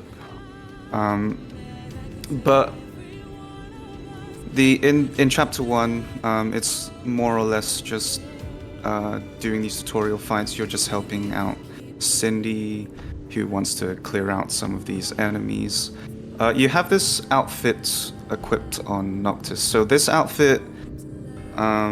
So outfits in this game have different effects. It's not just cosmetics, but this outfit is one of the most broken outfits in the entire run, and probably the most used as well. It's basically God mode, so you cannot get hit, you cannot take damage, you cannot get staggered while you're in combat, but only for 30 minutes worth of combat, and then after 24 hours of real time, the suit recharges to full again. But of course in the run we don't really use all of that, so that's never a problem. If you're starting out in this run, aka you're as good about it as me, you're gonna run out, so you kind of learn to This must be the outpost. find some other spaces that you can take damage to conserve the Maybe they know time. something. Yeah, or it's more like certain outfits have higher damage output than the exosuit. So sometimes we just want to have more crit rate or more damage. It just entirely depends on whether you feel more comfortable in that fight to do that. You can see in Matty's fight right now the fact that his back is glowing, his chest is glowing too, but it's easier to see on the back. That tells you that the suit is active and working and counting off of that 30-minute timer. Somehow not Yeah, as it only catchy as works Core the in Immortal. combat. Making it out of insomnia only adds to his So Well, right now we see Kyo's going up to this next area in chapter 2. Kyo being Tonberry. Tonberry. Yeah. So we do in the story we do collect these special weapons called the Royal Arms, and this one in particular is actually one of the more useful ones. But I will go into that later. Marshall. Right now, Team Mog is doing a quick shop in the car. For some reason, the car has unlimited supplies of potions and food for some reason. I don't know where they keep that. I think of it as like connecting to like a network, and the fact that you know, we see some kind of like warp and all that technology, or well, for Noct it's a magical thing, but you know, there's got to be some other technology that does some of that and just teleports it to the car, materializes it. It was actually added in a later patch as well. It wasn't in there in the beginning of like routing, so it definitely helped a lot. It's what, a month into the game release? Long years I think it wasn't too long. Battle here against the Empire. It all Anyway. went to ruin. So Matty is now approaching Bloodhorn. So this is basically the first mini boss of the game. I wouldn't really count it as a big boss. It's quite a simple fight, but this is actually what usually determines whether chapter 1 like dies or not. So we have a one-handed sword called the Engine Blade, and we want to get the final hit on Bloodborne with it. So we're doing a specific setup where we cast fire using a Ragnarok Warp Strike to get it vulnerable, and then nice, he got the lightning energy, which when you deal the last hit on an enemy with Engine Blade, it absorbs these elements. So Bloodhorn in particular, you get 16 lightning, and that's going to be very important to cast a really powerful magic later on. But the reason why we want that is because if you know how you collect magic in this game, sometimes the number of elements you collect isn't quite as much as you want, and you might be a little bit short to make the tier 3 spells, or maybe the right potency, which is to increase the damage of the magic a lot more. But Bloodhorn, getting the lightning energy is very important. If you don't, there is a backup, but I don't think anyone needed to do that today. No, I think we're all set on that. Bloodhorn. And now Matty is pretty much on the downtime of chapter 1. There's not really much to say about this. It's more or less just driving. This is just driving simulator, if it wasn't obvious already. But coming Team up, Choco and Team Mog are in 2 different sections of driving simulator. literally, I guarantee 2 out of 3 streams will be on some kind of driving section throughout the entire run. So coming up on Team Tonberry's end, this is actually one of the worst boss fights in the entire run. So Arachne, we don't really have much of a good setup for this fight because we are very weak. It's not worth it to buy food to increase our attack stat. So right now we're just relying on a powerful DLC weapon called Ragnarok. Ragnarok is more or less the bread and butter of this entire Royal Edition run, because it has a special kind of warp strike where it does extra damage and even has extra staggering properties.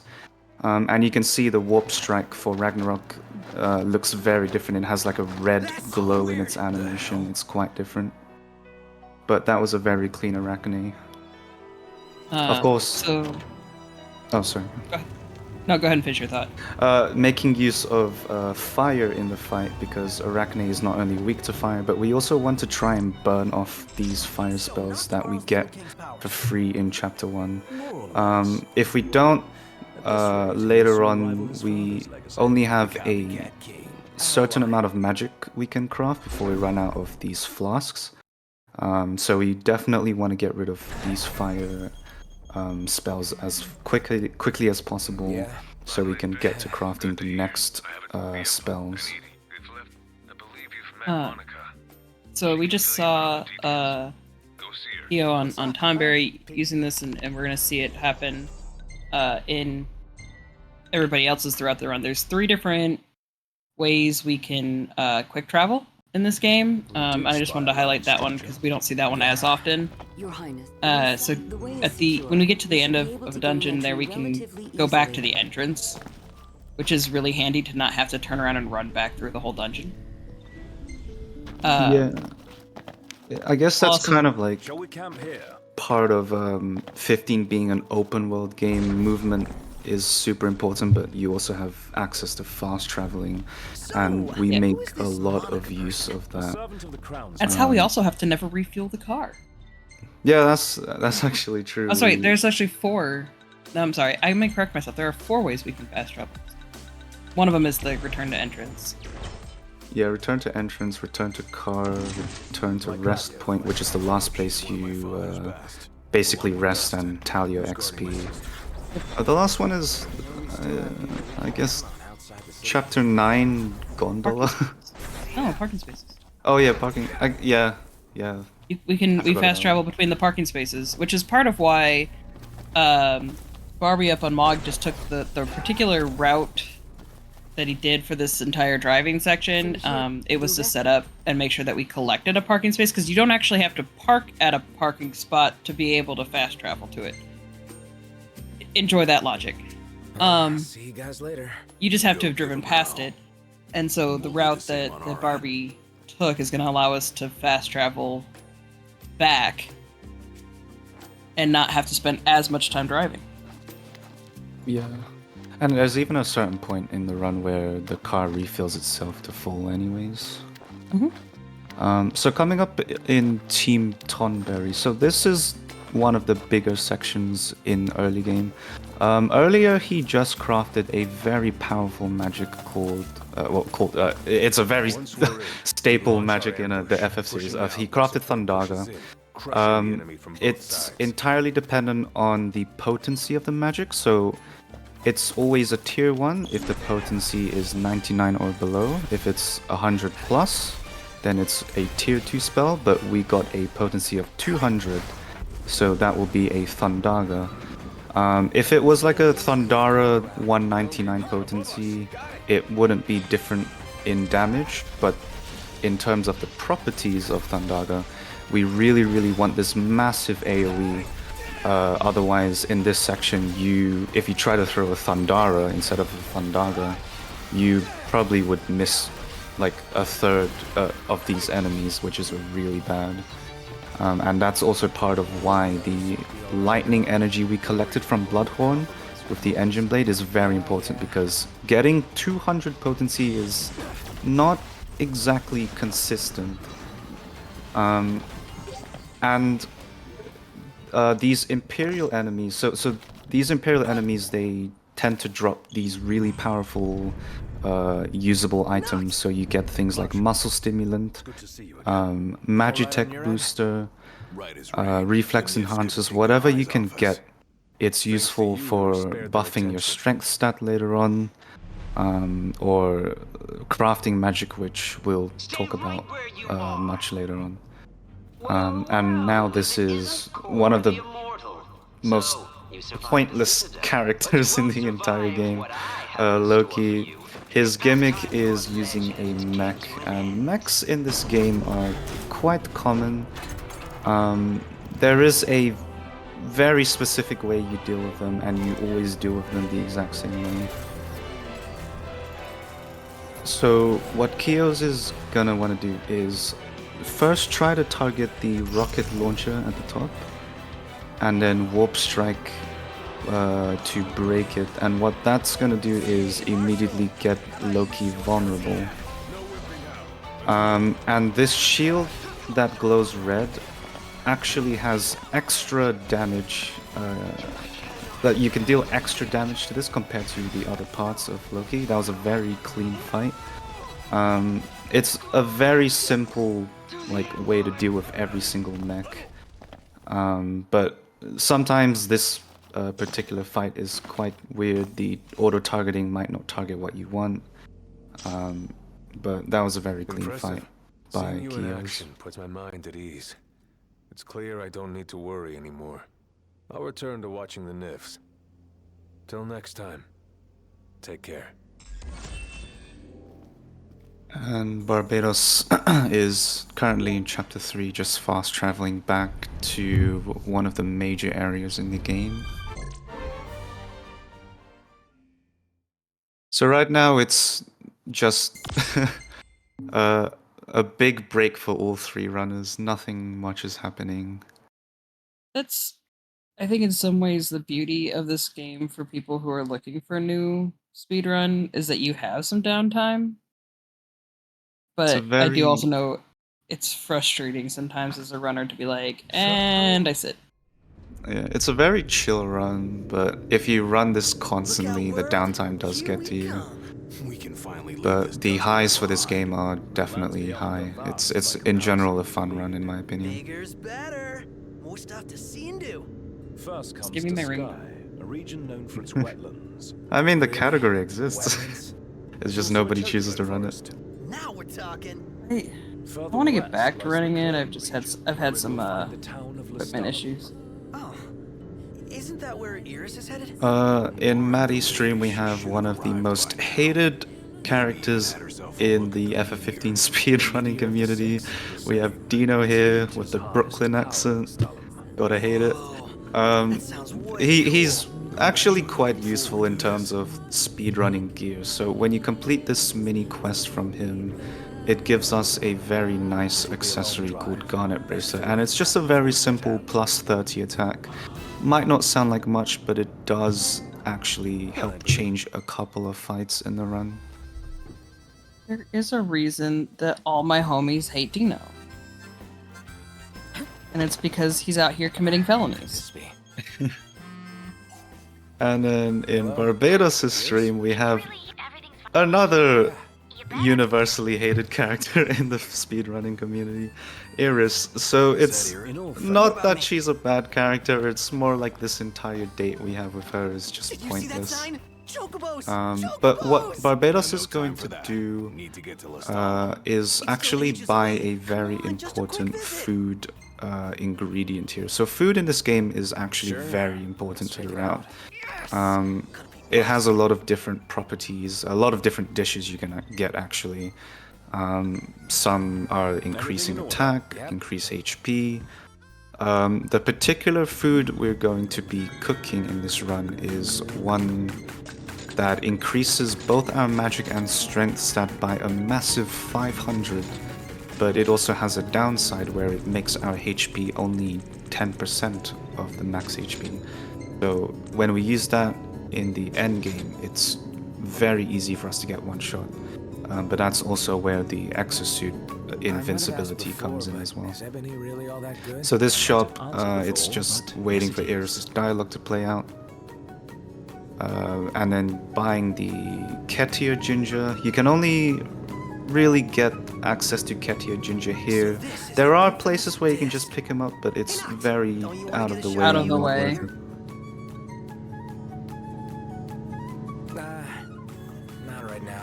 And on Kios's end, this is just a driving section to one of the major dungeons in Chapter 3.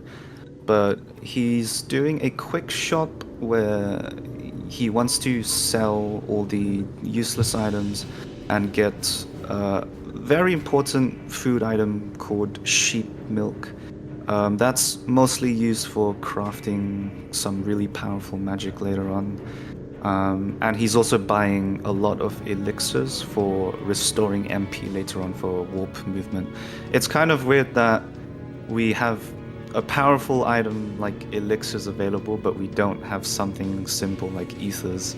If ethers were available, money would not be tight at all in the run, but because only elixirs are available, money is actually quite tight, even in Royal Edition, where we get a lot of leeway with our MP management. We also, I think, this is my take on the evolution of this category. Due to other skips that were found, we make less money in the run in some ways. We don't have as many drops, but the other side of it is we also don't need as many resources for those fights. It's a lot of give and take and balancing. Yeah, it's kind of like we sacrifice a lot to optimize Royal Edition compared to base game. I forgot to mention this. So the outfit that Matty and Barbatos are wearing them right now, the Royal Raiment. So this outfit is very important in terms of movement. It's a simple increase to your HP and MP stat, but it also increases the MP regen speed. So you can see why when we're doing warp movement it is very important. It gives us, I guess, on average maybe 2 to 3 extra warps in early game, which by itself is already a massive time save. But that's part of why we want to manage our money very well in Royal Edition, especially because elixirs can be pretty tight even with this outfit on. Not to mention there could be dangerous situations where we will need an elixir to not necessarily restore an MP, but to heal ourselves as well. So it can be quite dangerous in early game to have very few of them.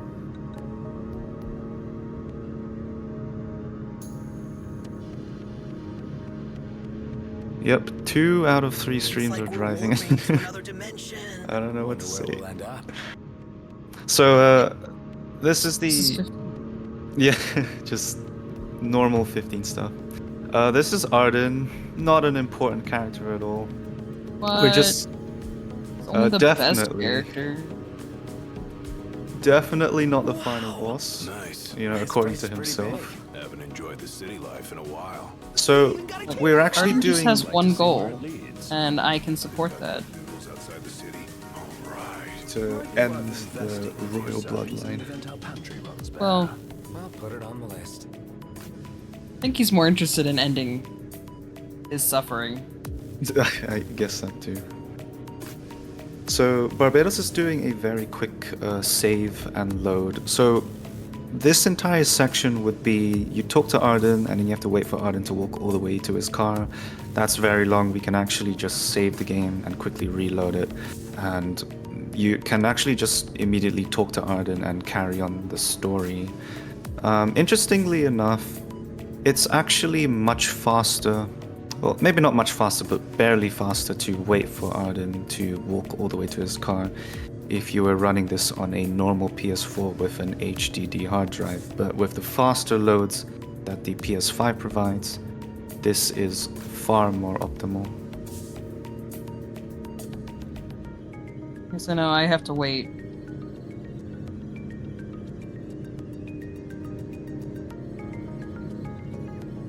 One day I'll actually upgrade my PS4, but that day is not today. I think PS5s have gone back on stock now. That's what I've heard. Yeah. I actually have my partner's PS5 here, but What was that? My apologies. I would feel bad being like, hey hon, I'm gonna borrow your console so that I can do a stream for a game that I could do on my consoles that I own. So Matty just finished up with chapter 1, so he's definitely gonna get to some more action now in chapter 2. This is actually one of the more interesting drives in Barbatos' end. So we are basically following Arden to the next area. If you're too far behind, you actually get an automatic game over. But we have a specific setup for a turn where we actually overtake Arden. So driving in this game is quite different from maybe other games you have driving in. The game kind of automatically drives for you. But you can manually control where you're steering. But if there's, say, a wall next to you, your car's just not going to crash into it. It's actually going to try to keep you aligned with it. If an NPC car is right in front of you, your car's actually going to automatically slow down so you don't crash into it. But if we avoid Arden's car, we can actually just overtake him there. And this is definitely one of the more easier drives with Arden to overtake. There's a second one coming up, which is actually more technical.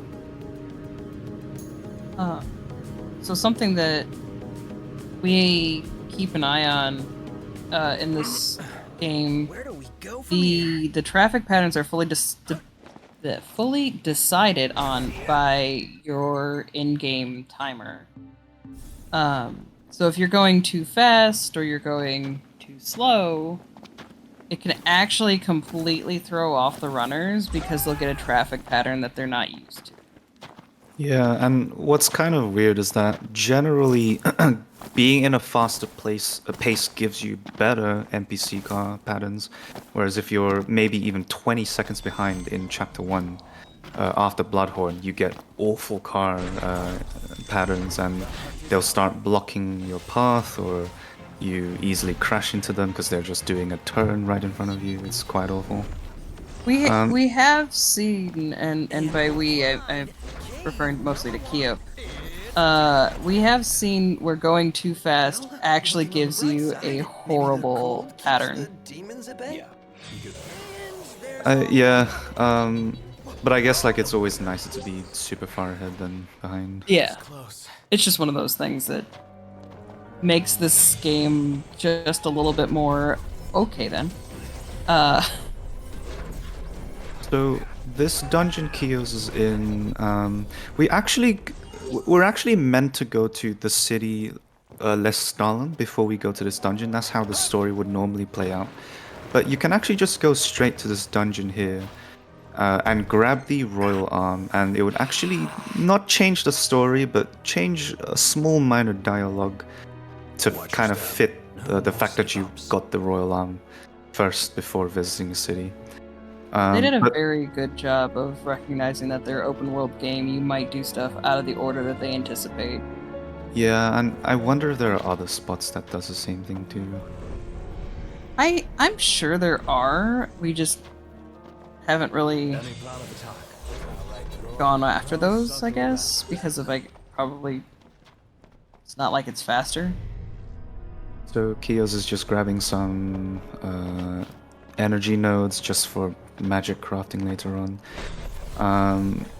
And leading up to after this movement, there's actually a fairly finicky mob fight skip. So this entire dungeon we skip every single fight, which is very convenient because that's actually how we sort of rerouted the way we use our Thundagas in mob fights. So before, we would actually use our Thundagas in this fight that would come up, but we get to save them for different fights later on. But the whole idea is we just hug the wall to the right, head to the door. You can see the Mind Flayer was actually spawning there, but it didn't trigger the combat zone. If the combat zone appeared, it actually prevents you from getting any X prompts to interact with anything, like picking up items, or in this case, opening this door to the tomb. But that was a clean skip from Kios. Usually you wouldn't have any problems, but sometimes you can be maybe rushing into things a little too much and get the combat started.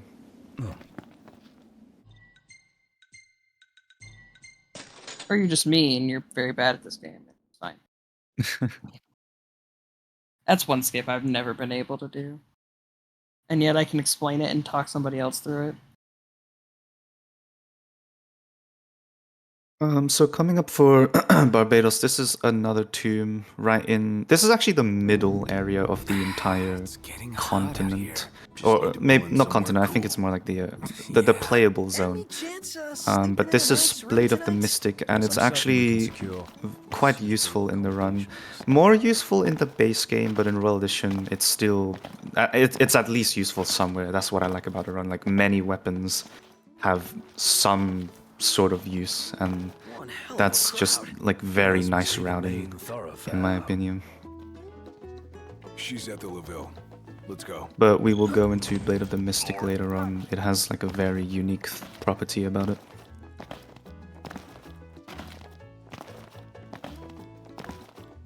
And Matty is heading up to the dreaded Chapter 2 dungeon. Oh, that missile almost hit him. So when you're in outside of combat, enemy projectiles can still hit you. You don't die, you can only die in combat, but it would have been very bad to just get the explosion knocked Look back. at you guys holding your own out there. What can I say? You look good. All things considered, you guys are staying here, right? That's the plan. When you have time, we have catching up to do. Sure.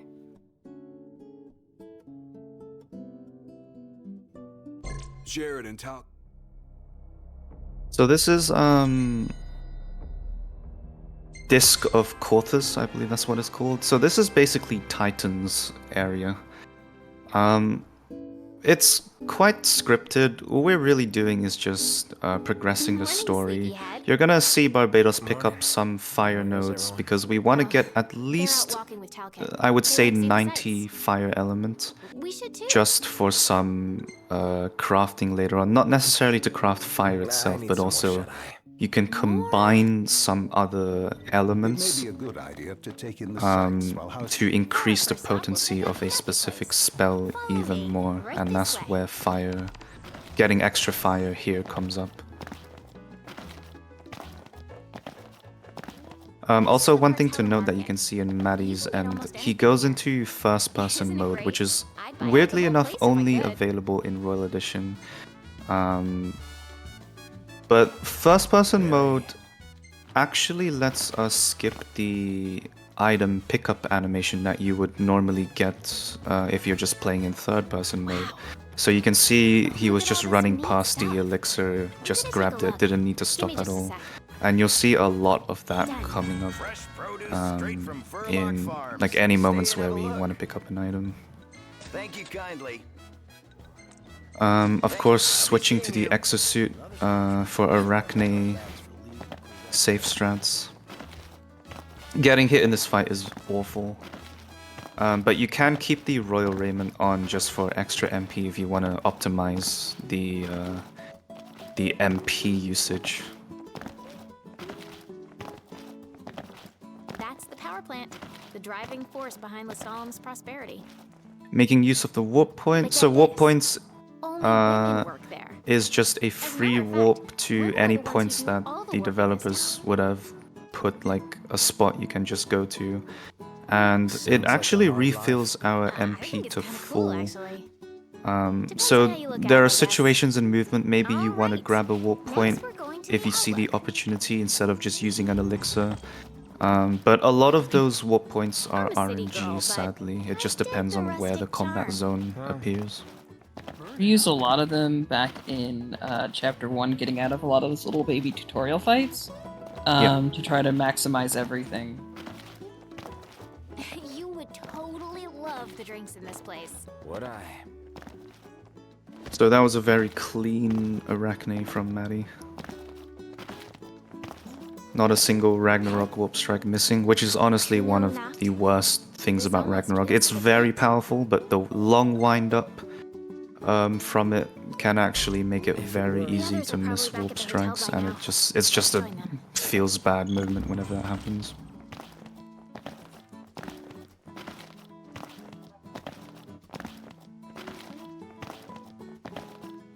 Oh, actually, I guess I should go into dialogue options. So this game has a lot of different dialogues you can choose. You can see in Kyo's stream, this specific dialogue is the only one that ever gives you an elixir, and generally these dialogues are the same speed, but there are a few exceptions where some of them are a lot faster than the other dialogues. I would say in general, being rude is actually the fastest way to get through. We do actually use the logic that if that you can use in real life. Not that I actually recommend this, but you can use this in real life. That if you are rude, people don't want to talk to you, and it tends to get you out of combat, not out of combat, out of dialogue, just a little bit faster. It is the same sword as the one from the legend in Very weird logic, but you know what? It kind of describes real life perfectly. That makes you a living legend, huh? Yeah. So this is Matty crafting the ever so powerful Thundaga. Once again, we want the massive AoE and the massive damage, and of course it's very cheap to make because getting 99 sheep milk from the car shop is less than 1,000 gil, is super worth it to go for. This is Titan. Spoilers, FF16's Titan is way better. My honest opinion with the Titan fight in general is that it's a side scroller. There's no nice way to say it, I guess. They made it a side scroller boss fight, and it shows. You don't need to do anything. It's a side scroller. I think they just want you to take in the space. And so instead of a real fight that you are using any amount of strategy for, you're just along for the ride. So, Titan is what we would describe an auto-scroller. So, obviously it looks like Barbatos is like moving super fast, like he's trying to get to the next point as possible, but in reality it doesn't change how fast the game progresses. So in this particular section, you're actually just waiting for Gladio to catch up to you. And now, yes, it does help to not wait around. Yeah, actually, if you're behind Gladio, there is a certain glitch that can happen where Gladio gets stuck, but obviously it's super easy to be super far ahead of him. And the rest of the fights is generally just quick time events. It's not really much of doing anything yourself. Matty is just getting through the infiltration in Chapter 2, very clean fights, of course using the Thundaga to clear out these massive mobs of enemies, and getting 2 muscle stims there. That's very lucky, actually. I consider getting any item there is lucky. We're going to be watching drops. It's going to be, I think, a little bit harder for the 2 of us to keep track of everybody's drops, because there's 3 of them. But we are going to be kind of watching for different drops, because it's going to make a lot of our endgame choices is based on how well did we get way too convenient to be different I reckon he's following item us drops. around. Yeah, it affects... Getting 2 muscle stems right now that's fantastic. Yeah, it's like muscle stems affects how fast you can finish fights. Other items affects like how you want to craft your magic spells. It's just entirely up to what drops you get. So for Titan, the whole idea is to wait around, very important, not damage Titan at all, because if you damage him, it actually slows down the progression of the game. But once the party members appear, yeah, it's quite different. Once the party members appear, you actually want to go close towards them, so it triggers their dialogue. So you can see Barbatos is trying to go to Gladio right now. That punch from Titan is very unfortunate. But the sooner you trigger the dialogue, the faster you get to progress the so-called order scroll. Somebody else wants a proper bed. Nice firm ground's much better for your back. And now it's just more waiting. We're actually waiting for the Imperials to damage Titan enough. Not to his health points, but it's more of a scripted thing where they'll keep shooting at him until he goes vulnerable. Which is the big step to progress this fight. So there we go, he is down. We actually get a quick tutorial for Armiger here. But we don't want to use that at all. We're actually going to save that for the next chapter. But right now, we're just waiting for Titan to recover. And then what you're going to want to do is just wait for a specific quick time event to pop up. And that's when that's the final progression of the fight. Not a very interesting fight, but can be pretty bad if you get punched by Titan or something. So here's just a strategy. Deal 6,000 damage, very easy, just one quick warp strike to the head. The head in particular takes more damage than the rest of the body, so that's why we just aim for that instead.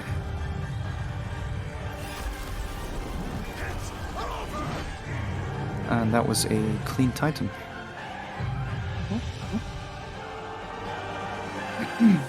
Hey, are we all still here? Yep, still here. If a little battered. Does this mean it's over? Funny thing about this section is if Barbatos doesn't move Noctis or the camera, it should just zoom straight into Noctis's butt. There it is. It's always there. I don't know why they did this.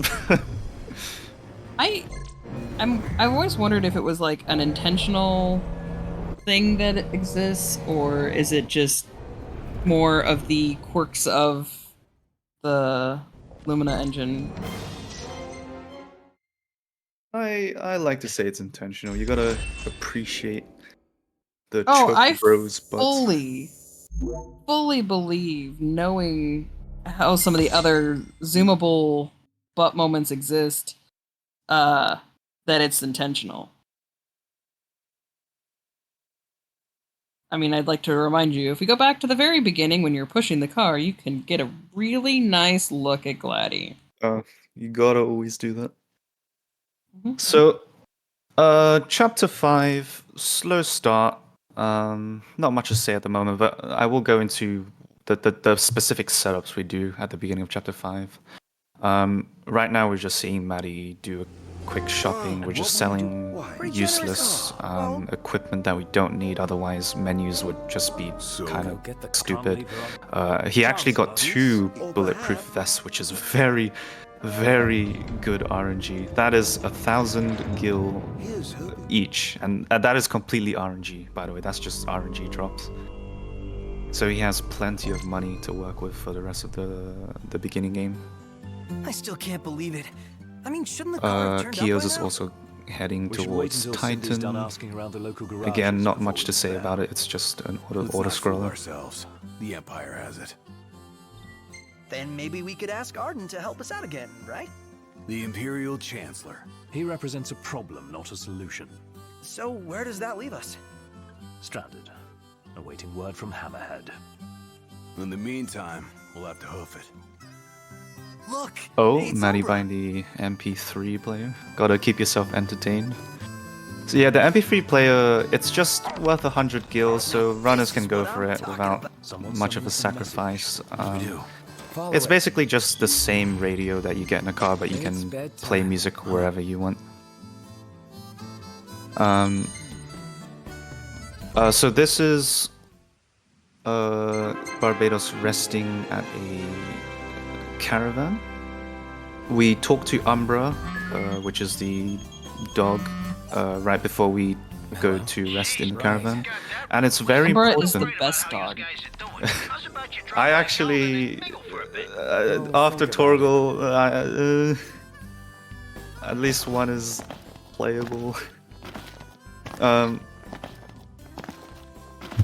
but the reason why we rested there is actually to get the return to rest point fast travel available. Otherwise, movement in Chapter 5 would be like twice as long. And It's already bad enough. We don't need it any worse.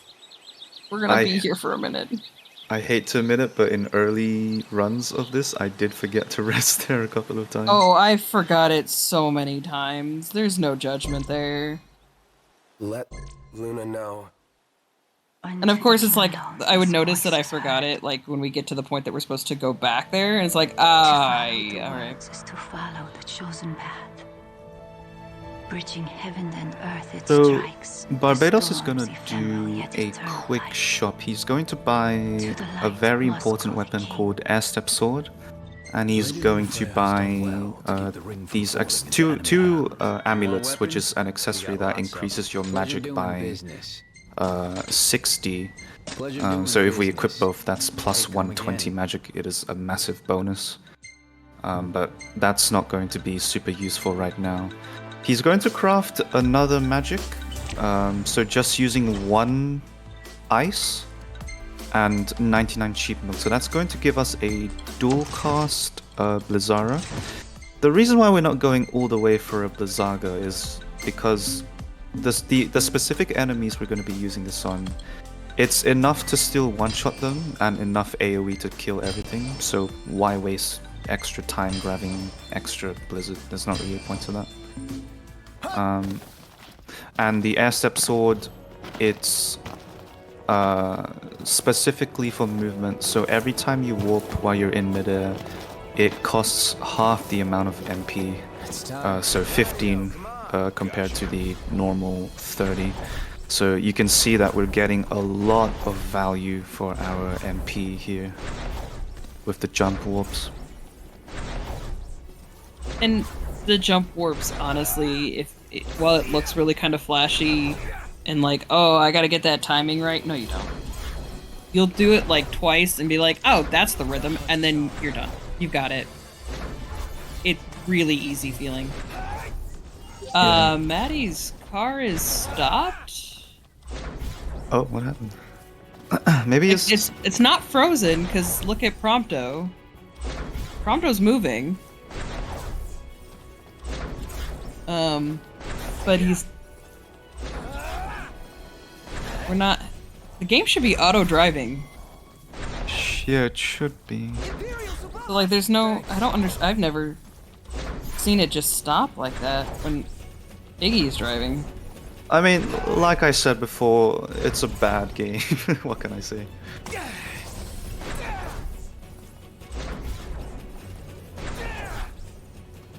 Yeah, that's the first time I've ever seen that. I'm not sure what happened. That, I mean, honestly, that should be a moment that runners can, like, look away for a second, get some water. Like, that is your moment to do so, because we got past the photo dialogue. Once you get past because while you're driving, Prompto will stop you and be like, hey, I've been taking pictures of whatever I want, but what do you want me to do? Or, oh, hey, look, this thing's really cool over there. Let's go take a picture. And you have to keep telling Prompto no. But usually, you don't have to... Once you get past those, that's your chance to, like, okay, I can get water, I can look at my notes, I can breathe for a second. I don't have to babysit this, so that was just really... Just really weird to see. So, like, I don't...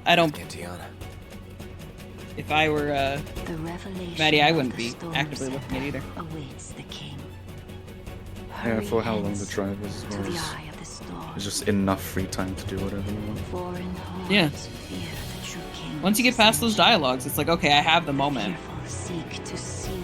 I guess, you can optimize the driving section by cutting as many corners as you can, and right now you can actually manually steer the car in this chapter-free drive, and it actually does add up quite a lot if you were to just maybe try to do as little turns as possible or stay close to the wall or something. It does, you know, when you think about taking the shortest line, The other thing I would say is if you're looking at this, don't do that till you've been playing it for a while. Like, use the breaks early on. That's when you're grinding down times. So this is one of the bigger movement techs in Chapter 5.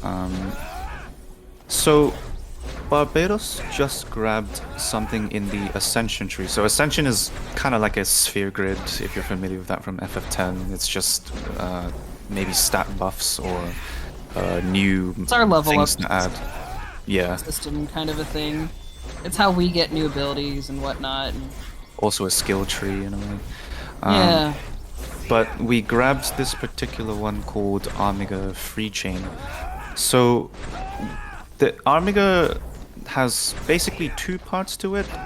It's like as the blue circle around your 4 weapons is reducing, you just get to do normal, like, powerful attacks as Noctis, but then you can also press R1 and L1 at the same time to trigger something called Armiga Chain, and it's sort of like a really powerful finishing move, if you will. Like sometimes it's a group attack if your party members are close enough, or it's like a solo Noctis one, deals massive damage. But in this case, we wanted to use it on a random Imperial to get 1 minute of 0 MP cost, and what that means is we could just warp for 1 minute straight without worrying about our MP consumption. And we use particularly the daggers because not only is it amongst the faster animations for warping, I believe it's also just by a hair the furthest warping distance as well. No, it's tied for warping distance, but it's got the faster animation, which is what makes it better. It is tied with the sword for distance, but it's a considerable faster animation. Please don't. Yeah, so it's fully worth to use while you have 0 MP cost compared to the sword. And now he's going to be heading up to one of the harder parts in the run, actually. We call this, well, I call this Naga Cave because I always forget the name of it. I think it's like Fosha Hollow or something. It's Fosha Hollow. Fosha You Hollow. got it right. For show Hollow. It's a terror-filled vacation in darkness. Sweet. So this is going to be the first use of the magic we just crafted, the Blizzara. In this dungeon you'd see a lot of weak enemies called imps. They are very easy to one-shot with Blizzara, no problems. But there's going to be a specific skip that's quite difficult to do, and we're not sure if Barbatos is going to do that. Maybe he won't go for it for marathon safety. We'll see. You think an imp skip? Imp skip, yeah.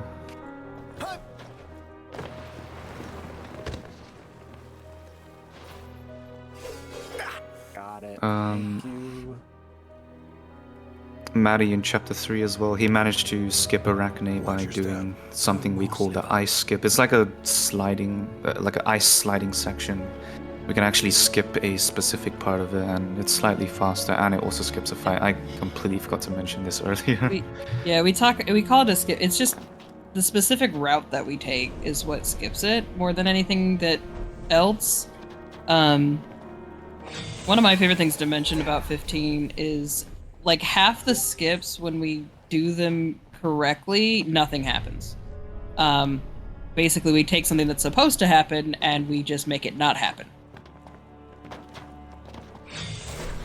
So little things like, okay, well, we took this route of ice slides, means that we don't have to do this fight. Got it. Yes. Okay, so Matty just went for another skip. So right now he's skipping the mob fight that will pop up here. But there's another skip right before that. So high risk rewards skip. I hope you just crying. I don't know what you call it. It's like when you're leaning your back against a wall kind of movement. Shimmy. Shimmy. So you can actually use the combat zone right before that to warp to the other side of that shimmy movement. It's actually a massive time save, about 24 seconds exactly when I timed it. Still here. I didn't expect him to go for this because marathon safety, but failing it. But you know what? I bet after parking the car, it's you know what? I gotta try it. Yeah, he has to. That's what my brain would do. It's a very, very good job from Matty. This is the imp fight that I was talking about, the skip. Unfortunately, Barbatos wasn't able to go. Well, I think he went for it, but I don't think he was able to get the prompt that will show up for the specific shimmy movement. So the whole idea is, if you use like Blizzara to get rid of a certain amount of imps that just show up in the beginning of the fight, there's a very brief moment, like maybe 1 to 2 seconds, of the combat zone disappearing, and that is your one chance to press X against the shimmy to get the movement, and then that's how you skip the rest of the fight. But it is quite tight timing. Sometimes the camera doesn't work for you as well, like maybe the camera will be too zoomed out and stays zoomed out so you can't even get the X prompt to show up. It's quite finicky, so I think in a marathon setting I wouldn't blame any of the runners to not go for it. And what will you do? Why? Pretty generous. And this is one of the worst mob fights in the entire run. So this is it consists of these hobgoblins, the one mind flayer that he used Thundaga for, a thunder bomb, I think that's what it's called, or grenade maybe, I'm not sure.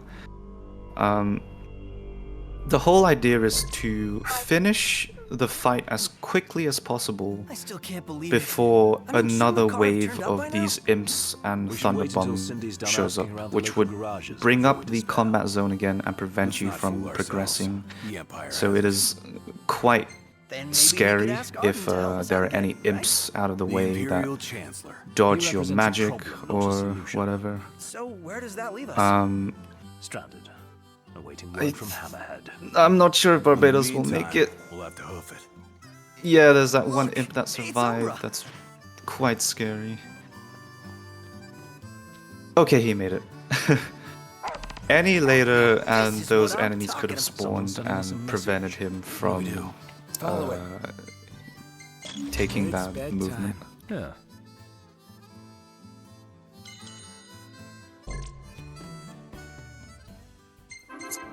Kios with Tonberry doing the rest so that the movement's good here in chapter 5. Why do I always lose the number of this chapter? Hello? Sheesh. Right. Got that? Listen, I've been worried about So this Matty and is... Chocobo's going on the date that we all hate. Yeah. Getting the Kedia ginger for food later on. Still the date we all hate. So this is Naga, and arguably this amongst the most RNG boss fights in the entire run. And the big reason is it has a stupid move where it goes underground and you just have to wait super long. It's very annoying. But how we It's not deal the with most this... RNG boss in the game, though. It's not the most RNG, yeah. And there's the underground. Oh, quick underground. I just feel mad watching it go underground for Barbie right now. Let Luna know. It was quick. Unto the king alone this voice is heard. So there are two different ways you can deal with Naga. The first is after getting it under 10% HP, it will start shaking its tail, and that's how you know it's going to do... there we go, that's the tail shake. So it's going to do a self-destruct attack. We can just quickly warp straight to this this thing to progress, and the combat zone will disappear on its own. Very free. It does take a second, but it's free because you're where you need to be. You're just waiting on the animations to finish and process. Yeah, and while the combat zone is active, you can warp while you're inside the dungeon. Otherwise, if there's no combat zone, you can't actually warp inside dungeons, unlike the open world area.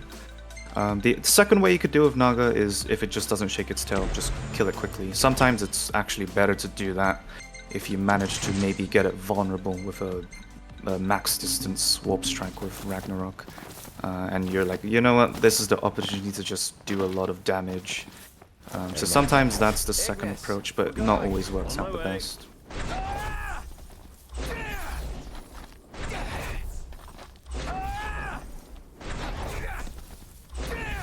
And then the rest of Chapter 5 is more or less just lots of movement to the next major part of the run.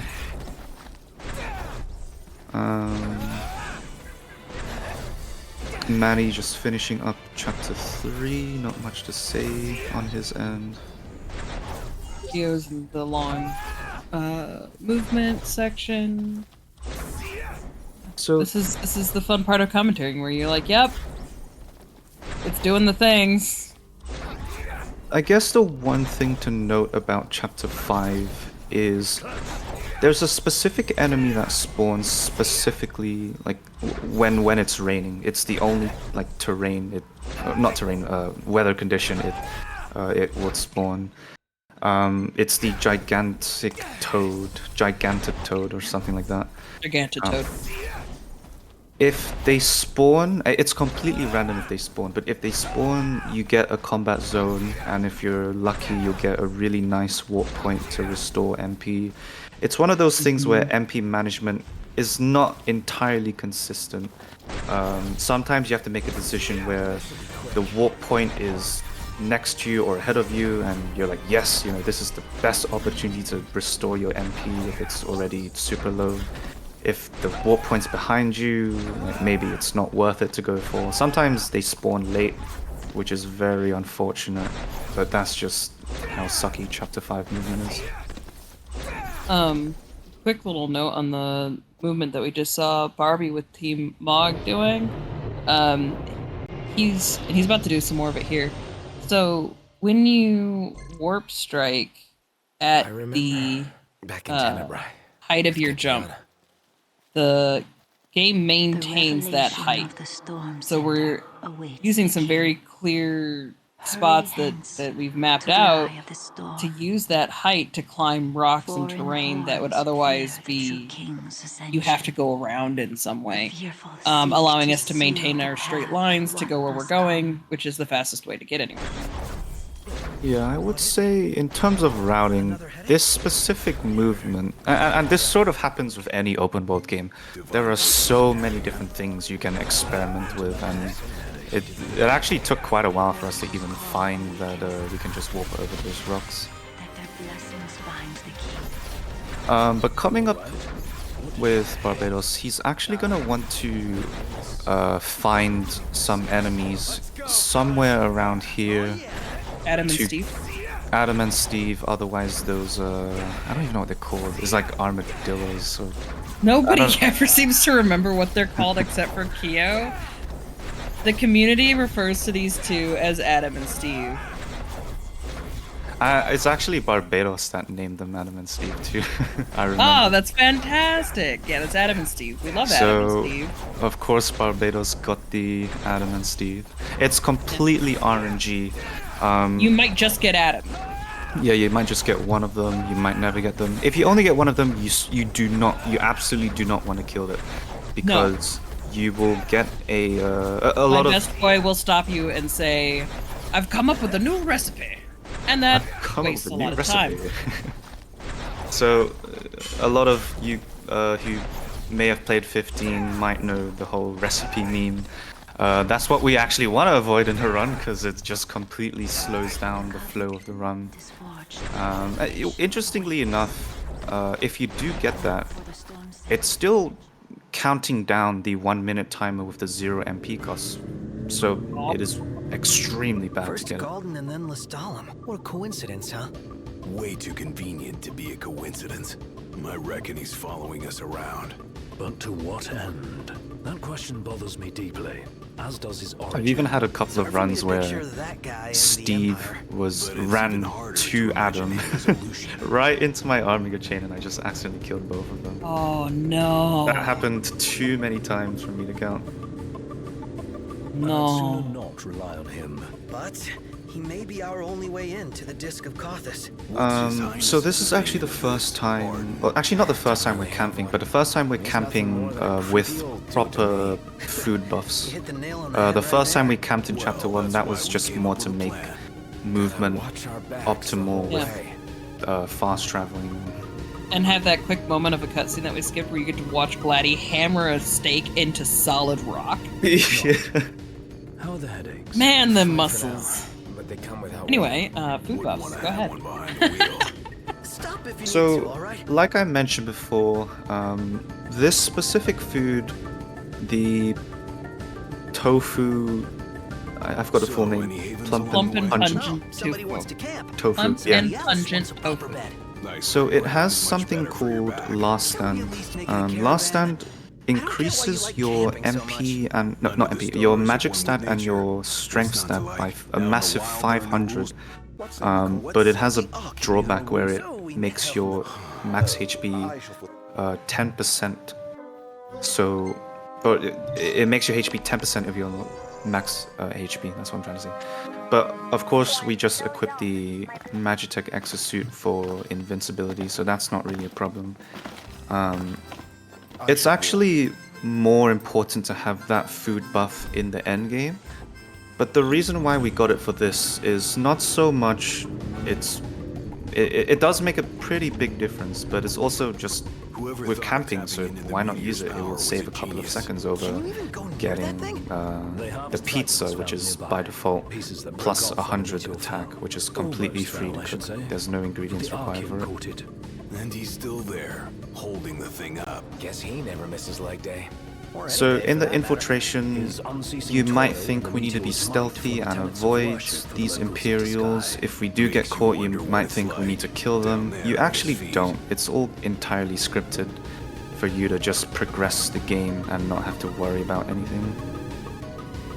So what we want to do here is intentionally trigger the combat zone, because we can only warp while we're in the combat zone.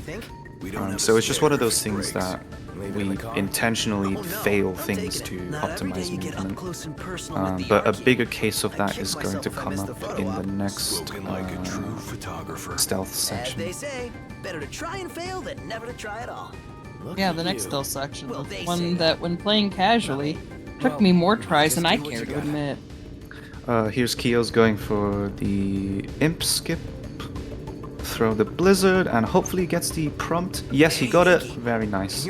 So this is the Imp Skip. You can see the combat zone is still active. The Imps can actually still attack you while you're doing this movement.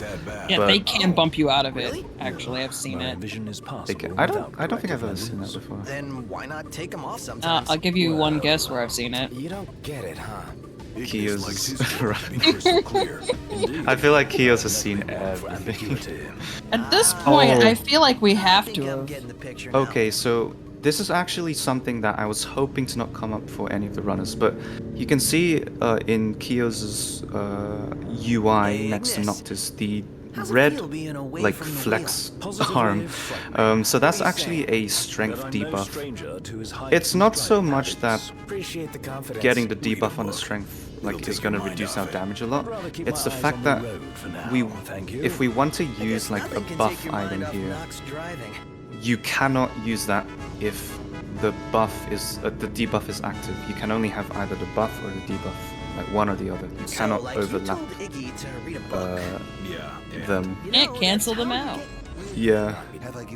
I guess Kyo's had to wait before he used the muscle stim, or maybe that's just where he normally uses it. I'm not sure. He uses it a little different than others. It's a different rhythm, but it works for him. For Barbatos, this is the infiltration. This is actually a specific use of the Thundaga. Massive AoE to get rid of this entire mob. And it's more or less just cleaning up what's left. It's quite bad sometimes when you get those Magitech soldiers walking super far away from Noctis, and you want to catch up to them, but you know, they just act really stupid. And the enemy AI does not always make anything resembling sense. these ruins? And this is Naga. Is that See what I if think it is? Kios Didn't has expect to find Naga a go royal underground. tomb Hopefully here. not. Would be a shame not to grab that power. Hey, Highness. Let's grab it and go. And for the Here we go infiltration, again. infiltrations usually end with just destroying the generator. So The cool quick. thing we're about to see for Barbie over on Mog is one of the few times that we're actually going to be like, you know what, summon, I want that. Yeah, so this is a scripted summon. It's the first summon you do in the entire story, actually, with Ramu. You cannot progress the story until you use it in this specific section. But right now, he's in an auto-scroller. So we're just using this opportunity to collect any random items we might want to sell, or maybe increase the potency of certain like magic that we want to craft later. Entirely depends on how our drops went earlier. Naga was clean the for Archean? Q of Seems we Tonberry. woke the big guy up. He's trying to tell me something. But what? Knocked! You okay? Well, thank heavens you're safe. And that's a free there a way back up? muscle No, stim but there's a coming up. path. And see where it muscle leads. stim is You two join very, me down. very important for the run. Very It is well. plus Look for a way. 250 Be attack careful now. for 30 seconds. You can imagine how much of a difference that makes for a lot of fights. So in general, the more drops of that we get, the better the run goes, They're on the edge. smoother it is. Let's not ruffle their feathers anymore. Try shedding your beak. Just offering sound advice.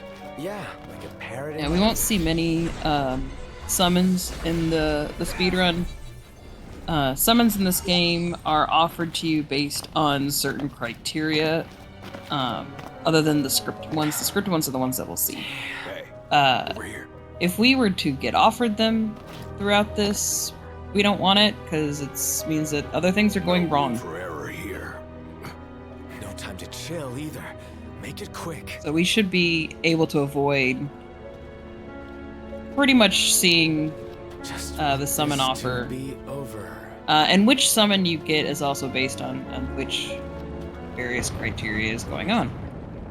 For example, you have to be Again. on Of all the ground or underground, I think, for Titan. There's some other areas that you'll have fights that Titan cannot Nah. You doing all right? take part. Some of them, for like Leviathan, you have to have water involved, whether that means rain or you're standing in a puddle. Little things. Titan! What's the big idea? Save it. Get to solid ground first. So, Barbie over on Mog has got the car Going back. as fast as I can. Yay!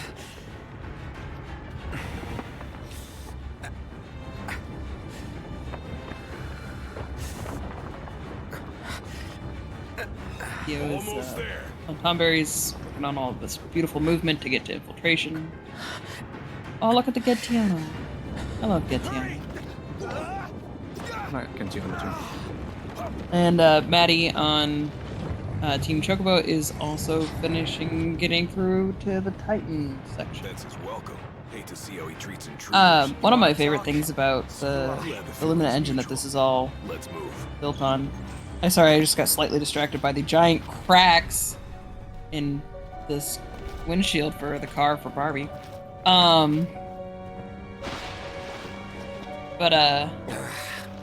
When you're going through the Titan area, if you kind of follow all of the prompts that the game gives you, most likely you're gonna show up to this fight area during the day. And it's pretty enough. Of course I am. But because we don't forget stop it to if I rest tried. where it's suggested and everything else, we end up doing this Titan area at night. And this is the power of the Lumina engine that you can see, like the fire right now behind Vladdy in the rock, and there's all the blue crystal glowing and everything like that. It's just so incredibly beautiful. Sworn shields. That it's with our just lives. That's the way it's always been. it's just amazing to I've have embraced my duty. the opportunity to see this area at night, and I feel like everyone should have the chance to come see this at night. When you can't focus, I focus for you. It's my job, so let me do it, alright? I guess one thing I forgot to mention, this dialogue that you choose with Gladio actually determines a specific buff that Noctis get for the rest of Chapter 4. So, And remember, the top dialogue actually increases Noctis damage by 50%. That's really massive. The bottom one, I believe it's HP, so we don't want to go for that. But otherwise, the dialogue speed between the two is actually the same. You're safe. Good. Listen, Imperial troops are near.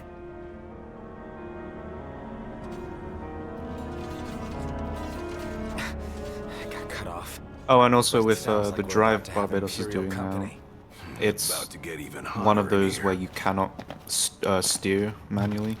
So it's one of the few like real bathroom breaks. Nothing you can do here. I know. You do have to pay a little bit of attention because they'll be like, "Oh, should we stop here?" And you have to be like, "No." But it's overall, in the grand scheme of things, minor.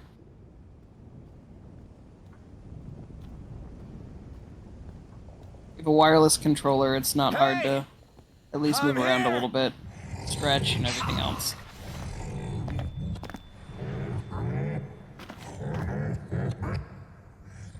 I noticed that Noctis is very rude to Archons.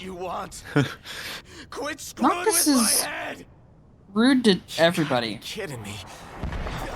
Although we're nicer to Leviathan because the other choice is bad.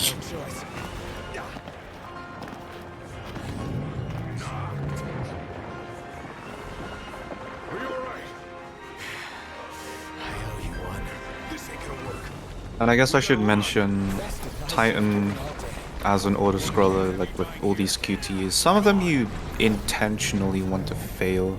So the one that Matty just got, if he successfully guarded the stomp, it would have just done a second stomp, and Gladio would have like moved Noctis out of the way. Whereas if you just intentionally fail it, you just immediately skip to Gladio, like moving Noctis.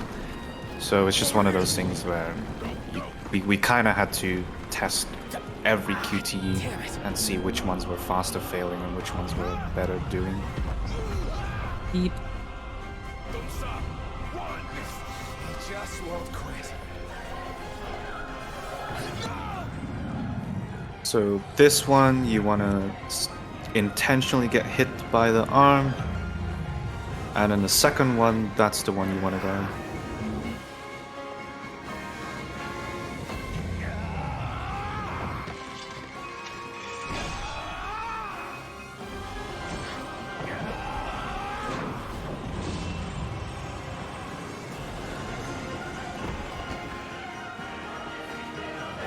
Alright, and Kios is just starting the infiltration. Once again, we intentionally want to aggro the enemies to get the combat zone so we can warp. Otherwise we cannot warp if the combat zones aren't present.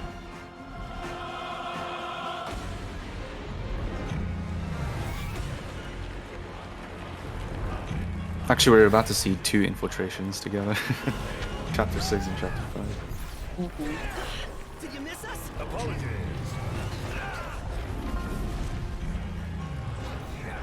Chapter 5 is definitely the more interesting one though. So this one in Chapter 6, the whole idea is to wait for Caligo to go to a certain point in the base before we can actually capture him. But we actually make him go not faster, but the game normally wants us to stay in one zone, and then you have to wait till Caligo opens a gate, and then you can start warping to this zone that Barbatos is in right now. But there's a specific warp point that we can just warp through and just go all the way to the end here, and then now we just wait for a couple of minutes. but not before doing a quick menu.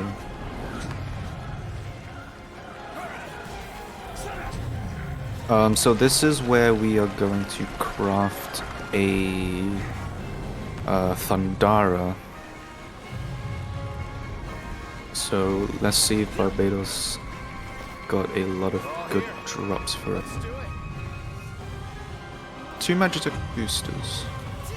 165 potency, so that's actually a very good Thundara. Not only does having 2 Magitech boosters make the percentage chance of the consecutive cast to actually land. So 1 Magitech booster would only make like each cast 90% like chance of casting. It makes it 99%, but it also increases the potency a lot more than just using 1 Magitech booster. And he also switched outfits to Royal Raiment no jacket this time, so there is a difference between the jacket and a no jacket. The no jacket... Every single outfit has a slight difference. Yeah, there's usually like a no jacket and a jacket version, and they are very different from each other. This one increases our magic stat by 30%. So it's actually it's a small like thing that you equip just to guarantee that we're going to kill the next boss with just using the Thundara cast.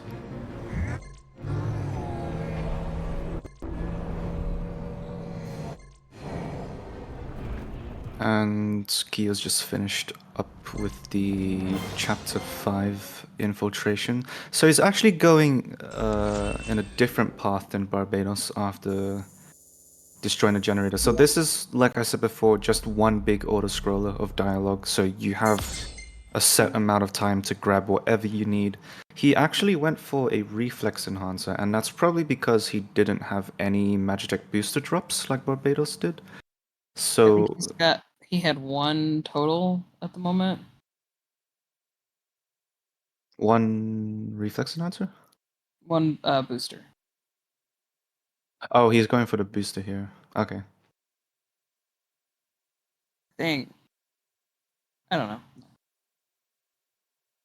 So this is all He was just mentioning items in chat, so I was making generous. theories from that. all set up just to craft that same Thundara Barbatos just crafted.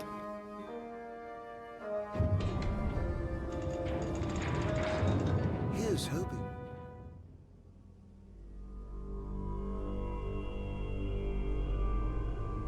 Hi, Commander Ravenstock's. I still can't believe it. I mean, shouldn't the car have turned up by now? I feel like 2 out of 3 streams is either car driving or load screens or just waiting. The Empire has it. Then maybe we could ask Arden to help us out again, right? The Imperial Chancellor. Yeah, He represents a problem, not a where solution. Barbie on Team Mog is at right now is really. We moved as quickly as we can to this point. In the meantime, we'll have to basically hurry up and wait. And it's what it is.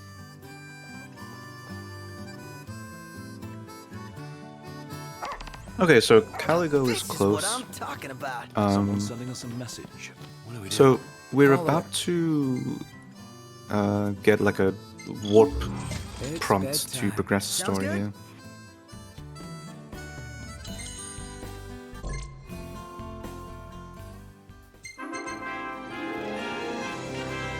And this section, it's basically just another mech, except the mech this time is a lot higher level than the other mechs we've faced so far. But the concept is the same, so it's warp striking the rocket launcher and then attacking the red glowing shield, which deals extra damage to the mech. See you later.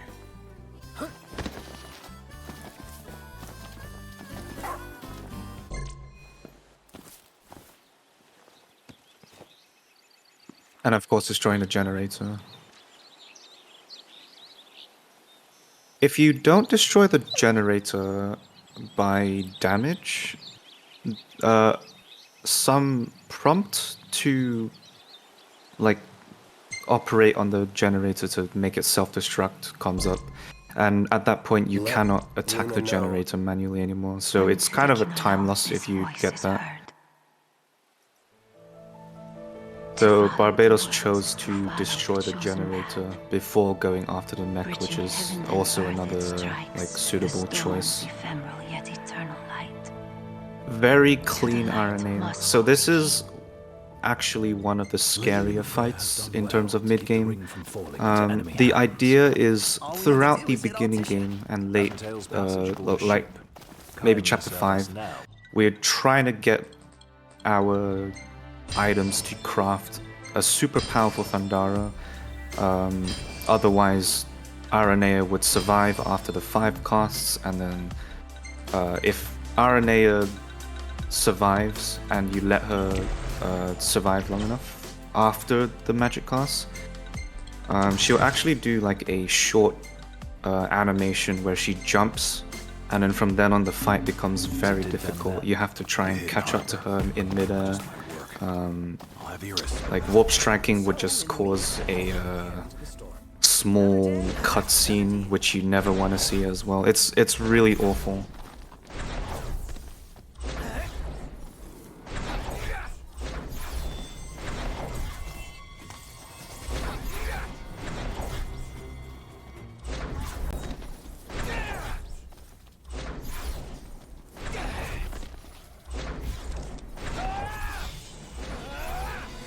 And this is the second drive in Chapter 6, which is another long bathroom break. Nothing to do.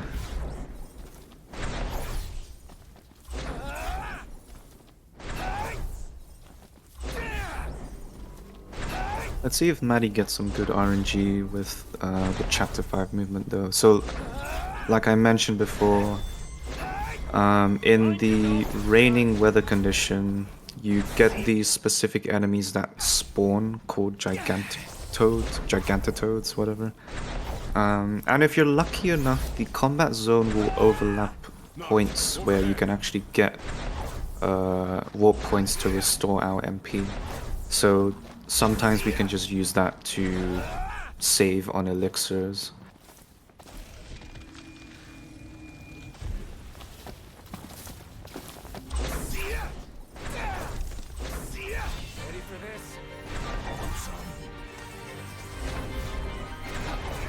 And once again, if you weren't here for this earlier, the specific sword Matty is warping with is the airstep sword, and that halves the amount of MP you use whenever you warp in mid-air. So instead of the regular 30, it would be 15. So you can see how we are getting a lot of value for movement with the amount of MP we're spending. I remember back in Tenebrae with Gentiana. The revelation of the Storm Sender awaits the king. I keep looking at Hurry Barbie and hence Mog's to car the and eye of asking, the what storm. did you do? Foreign hordes fear the true king's ascension. The Golly, fearful look at all seek this. to seal the path of what must come. This poor car. I actually intentionally break my car in chapter 3 like this. And it's not that it's slower or faster, it's just purely cosmetics. I just like a broken down car.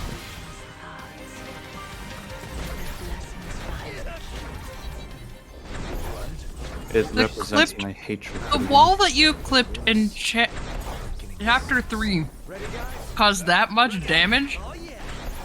I don't even know why that invisible wall exists in the first place. But it's just there for cosmetics.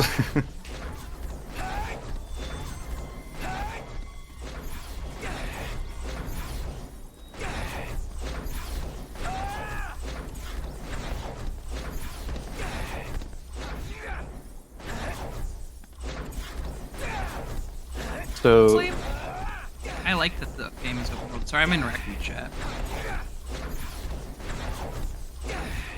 this is actually my first ever open world game I've ever played too. So I'm super excited. I think they did it. They did a good job of giving you always a goal to work on. Some open world games, it's so you have to go stumble on what to do next. I don't like it, but this one, because there's they're constantly telling you where to go for the main plot, that I think it works. I think I don't know if it's considered a downside, but it does heavily change the way people play through the game. Once you're in Chapter 3, you have the entire open world available, and you have a bunch of side quests available too, and people sometimes can even end with post-game stats, like being level 90 plus in Chapter 3 alone. So, I don't know if that's considered a downside, but I definitely think for an open world game that's something I would probably prefer not to have, just to keep progression a little bit, not linear, but fair, I'd say.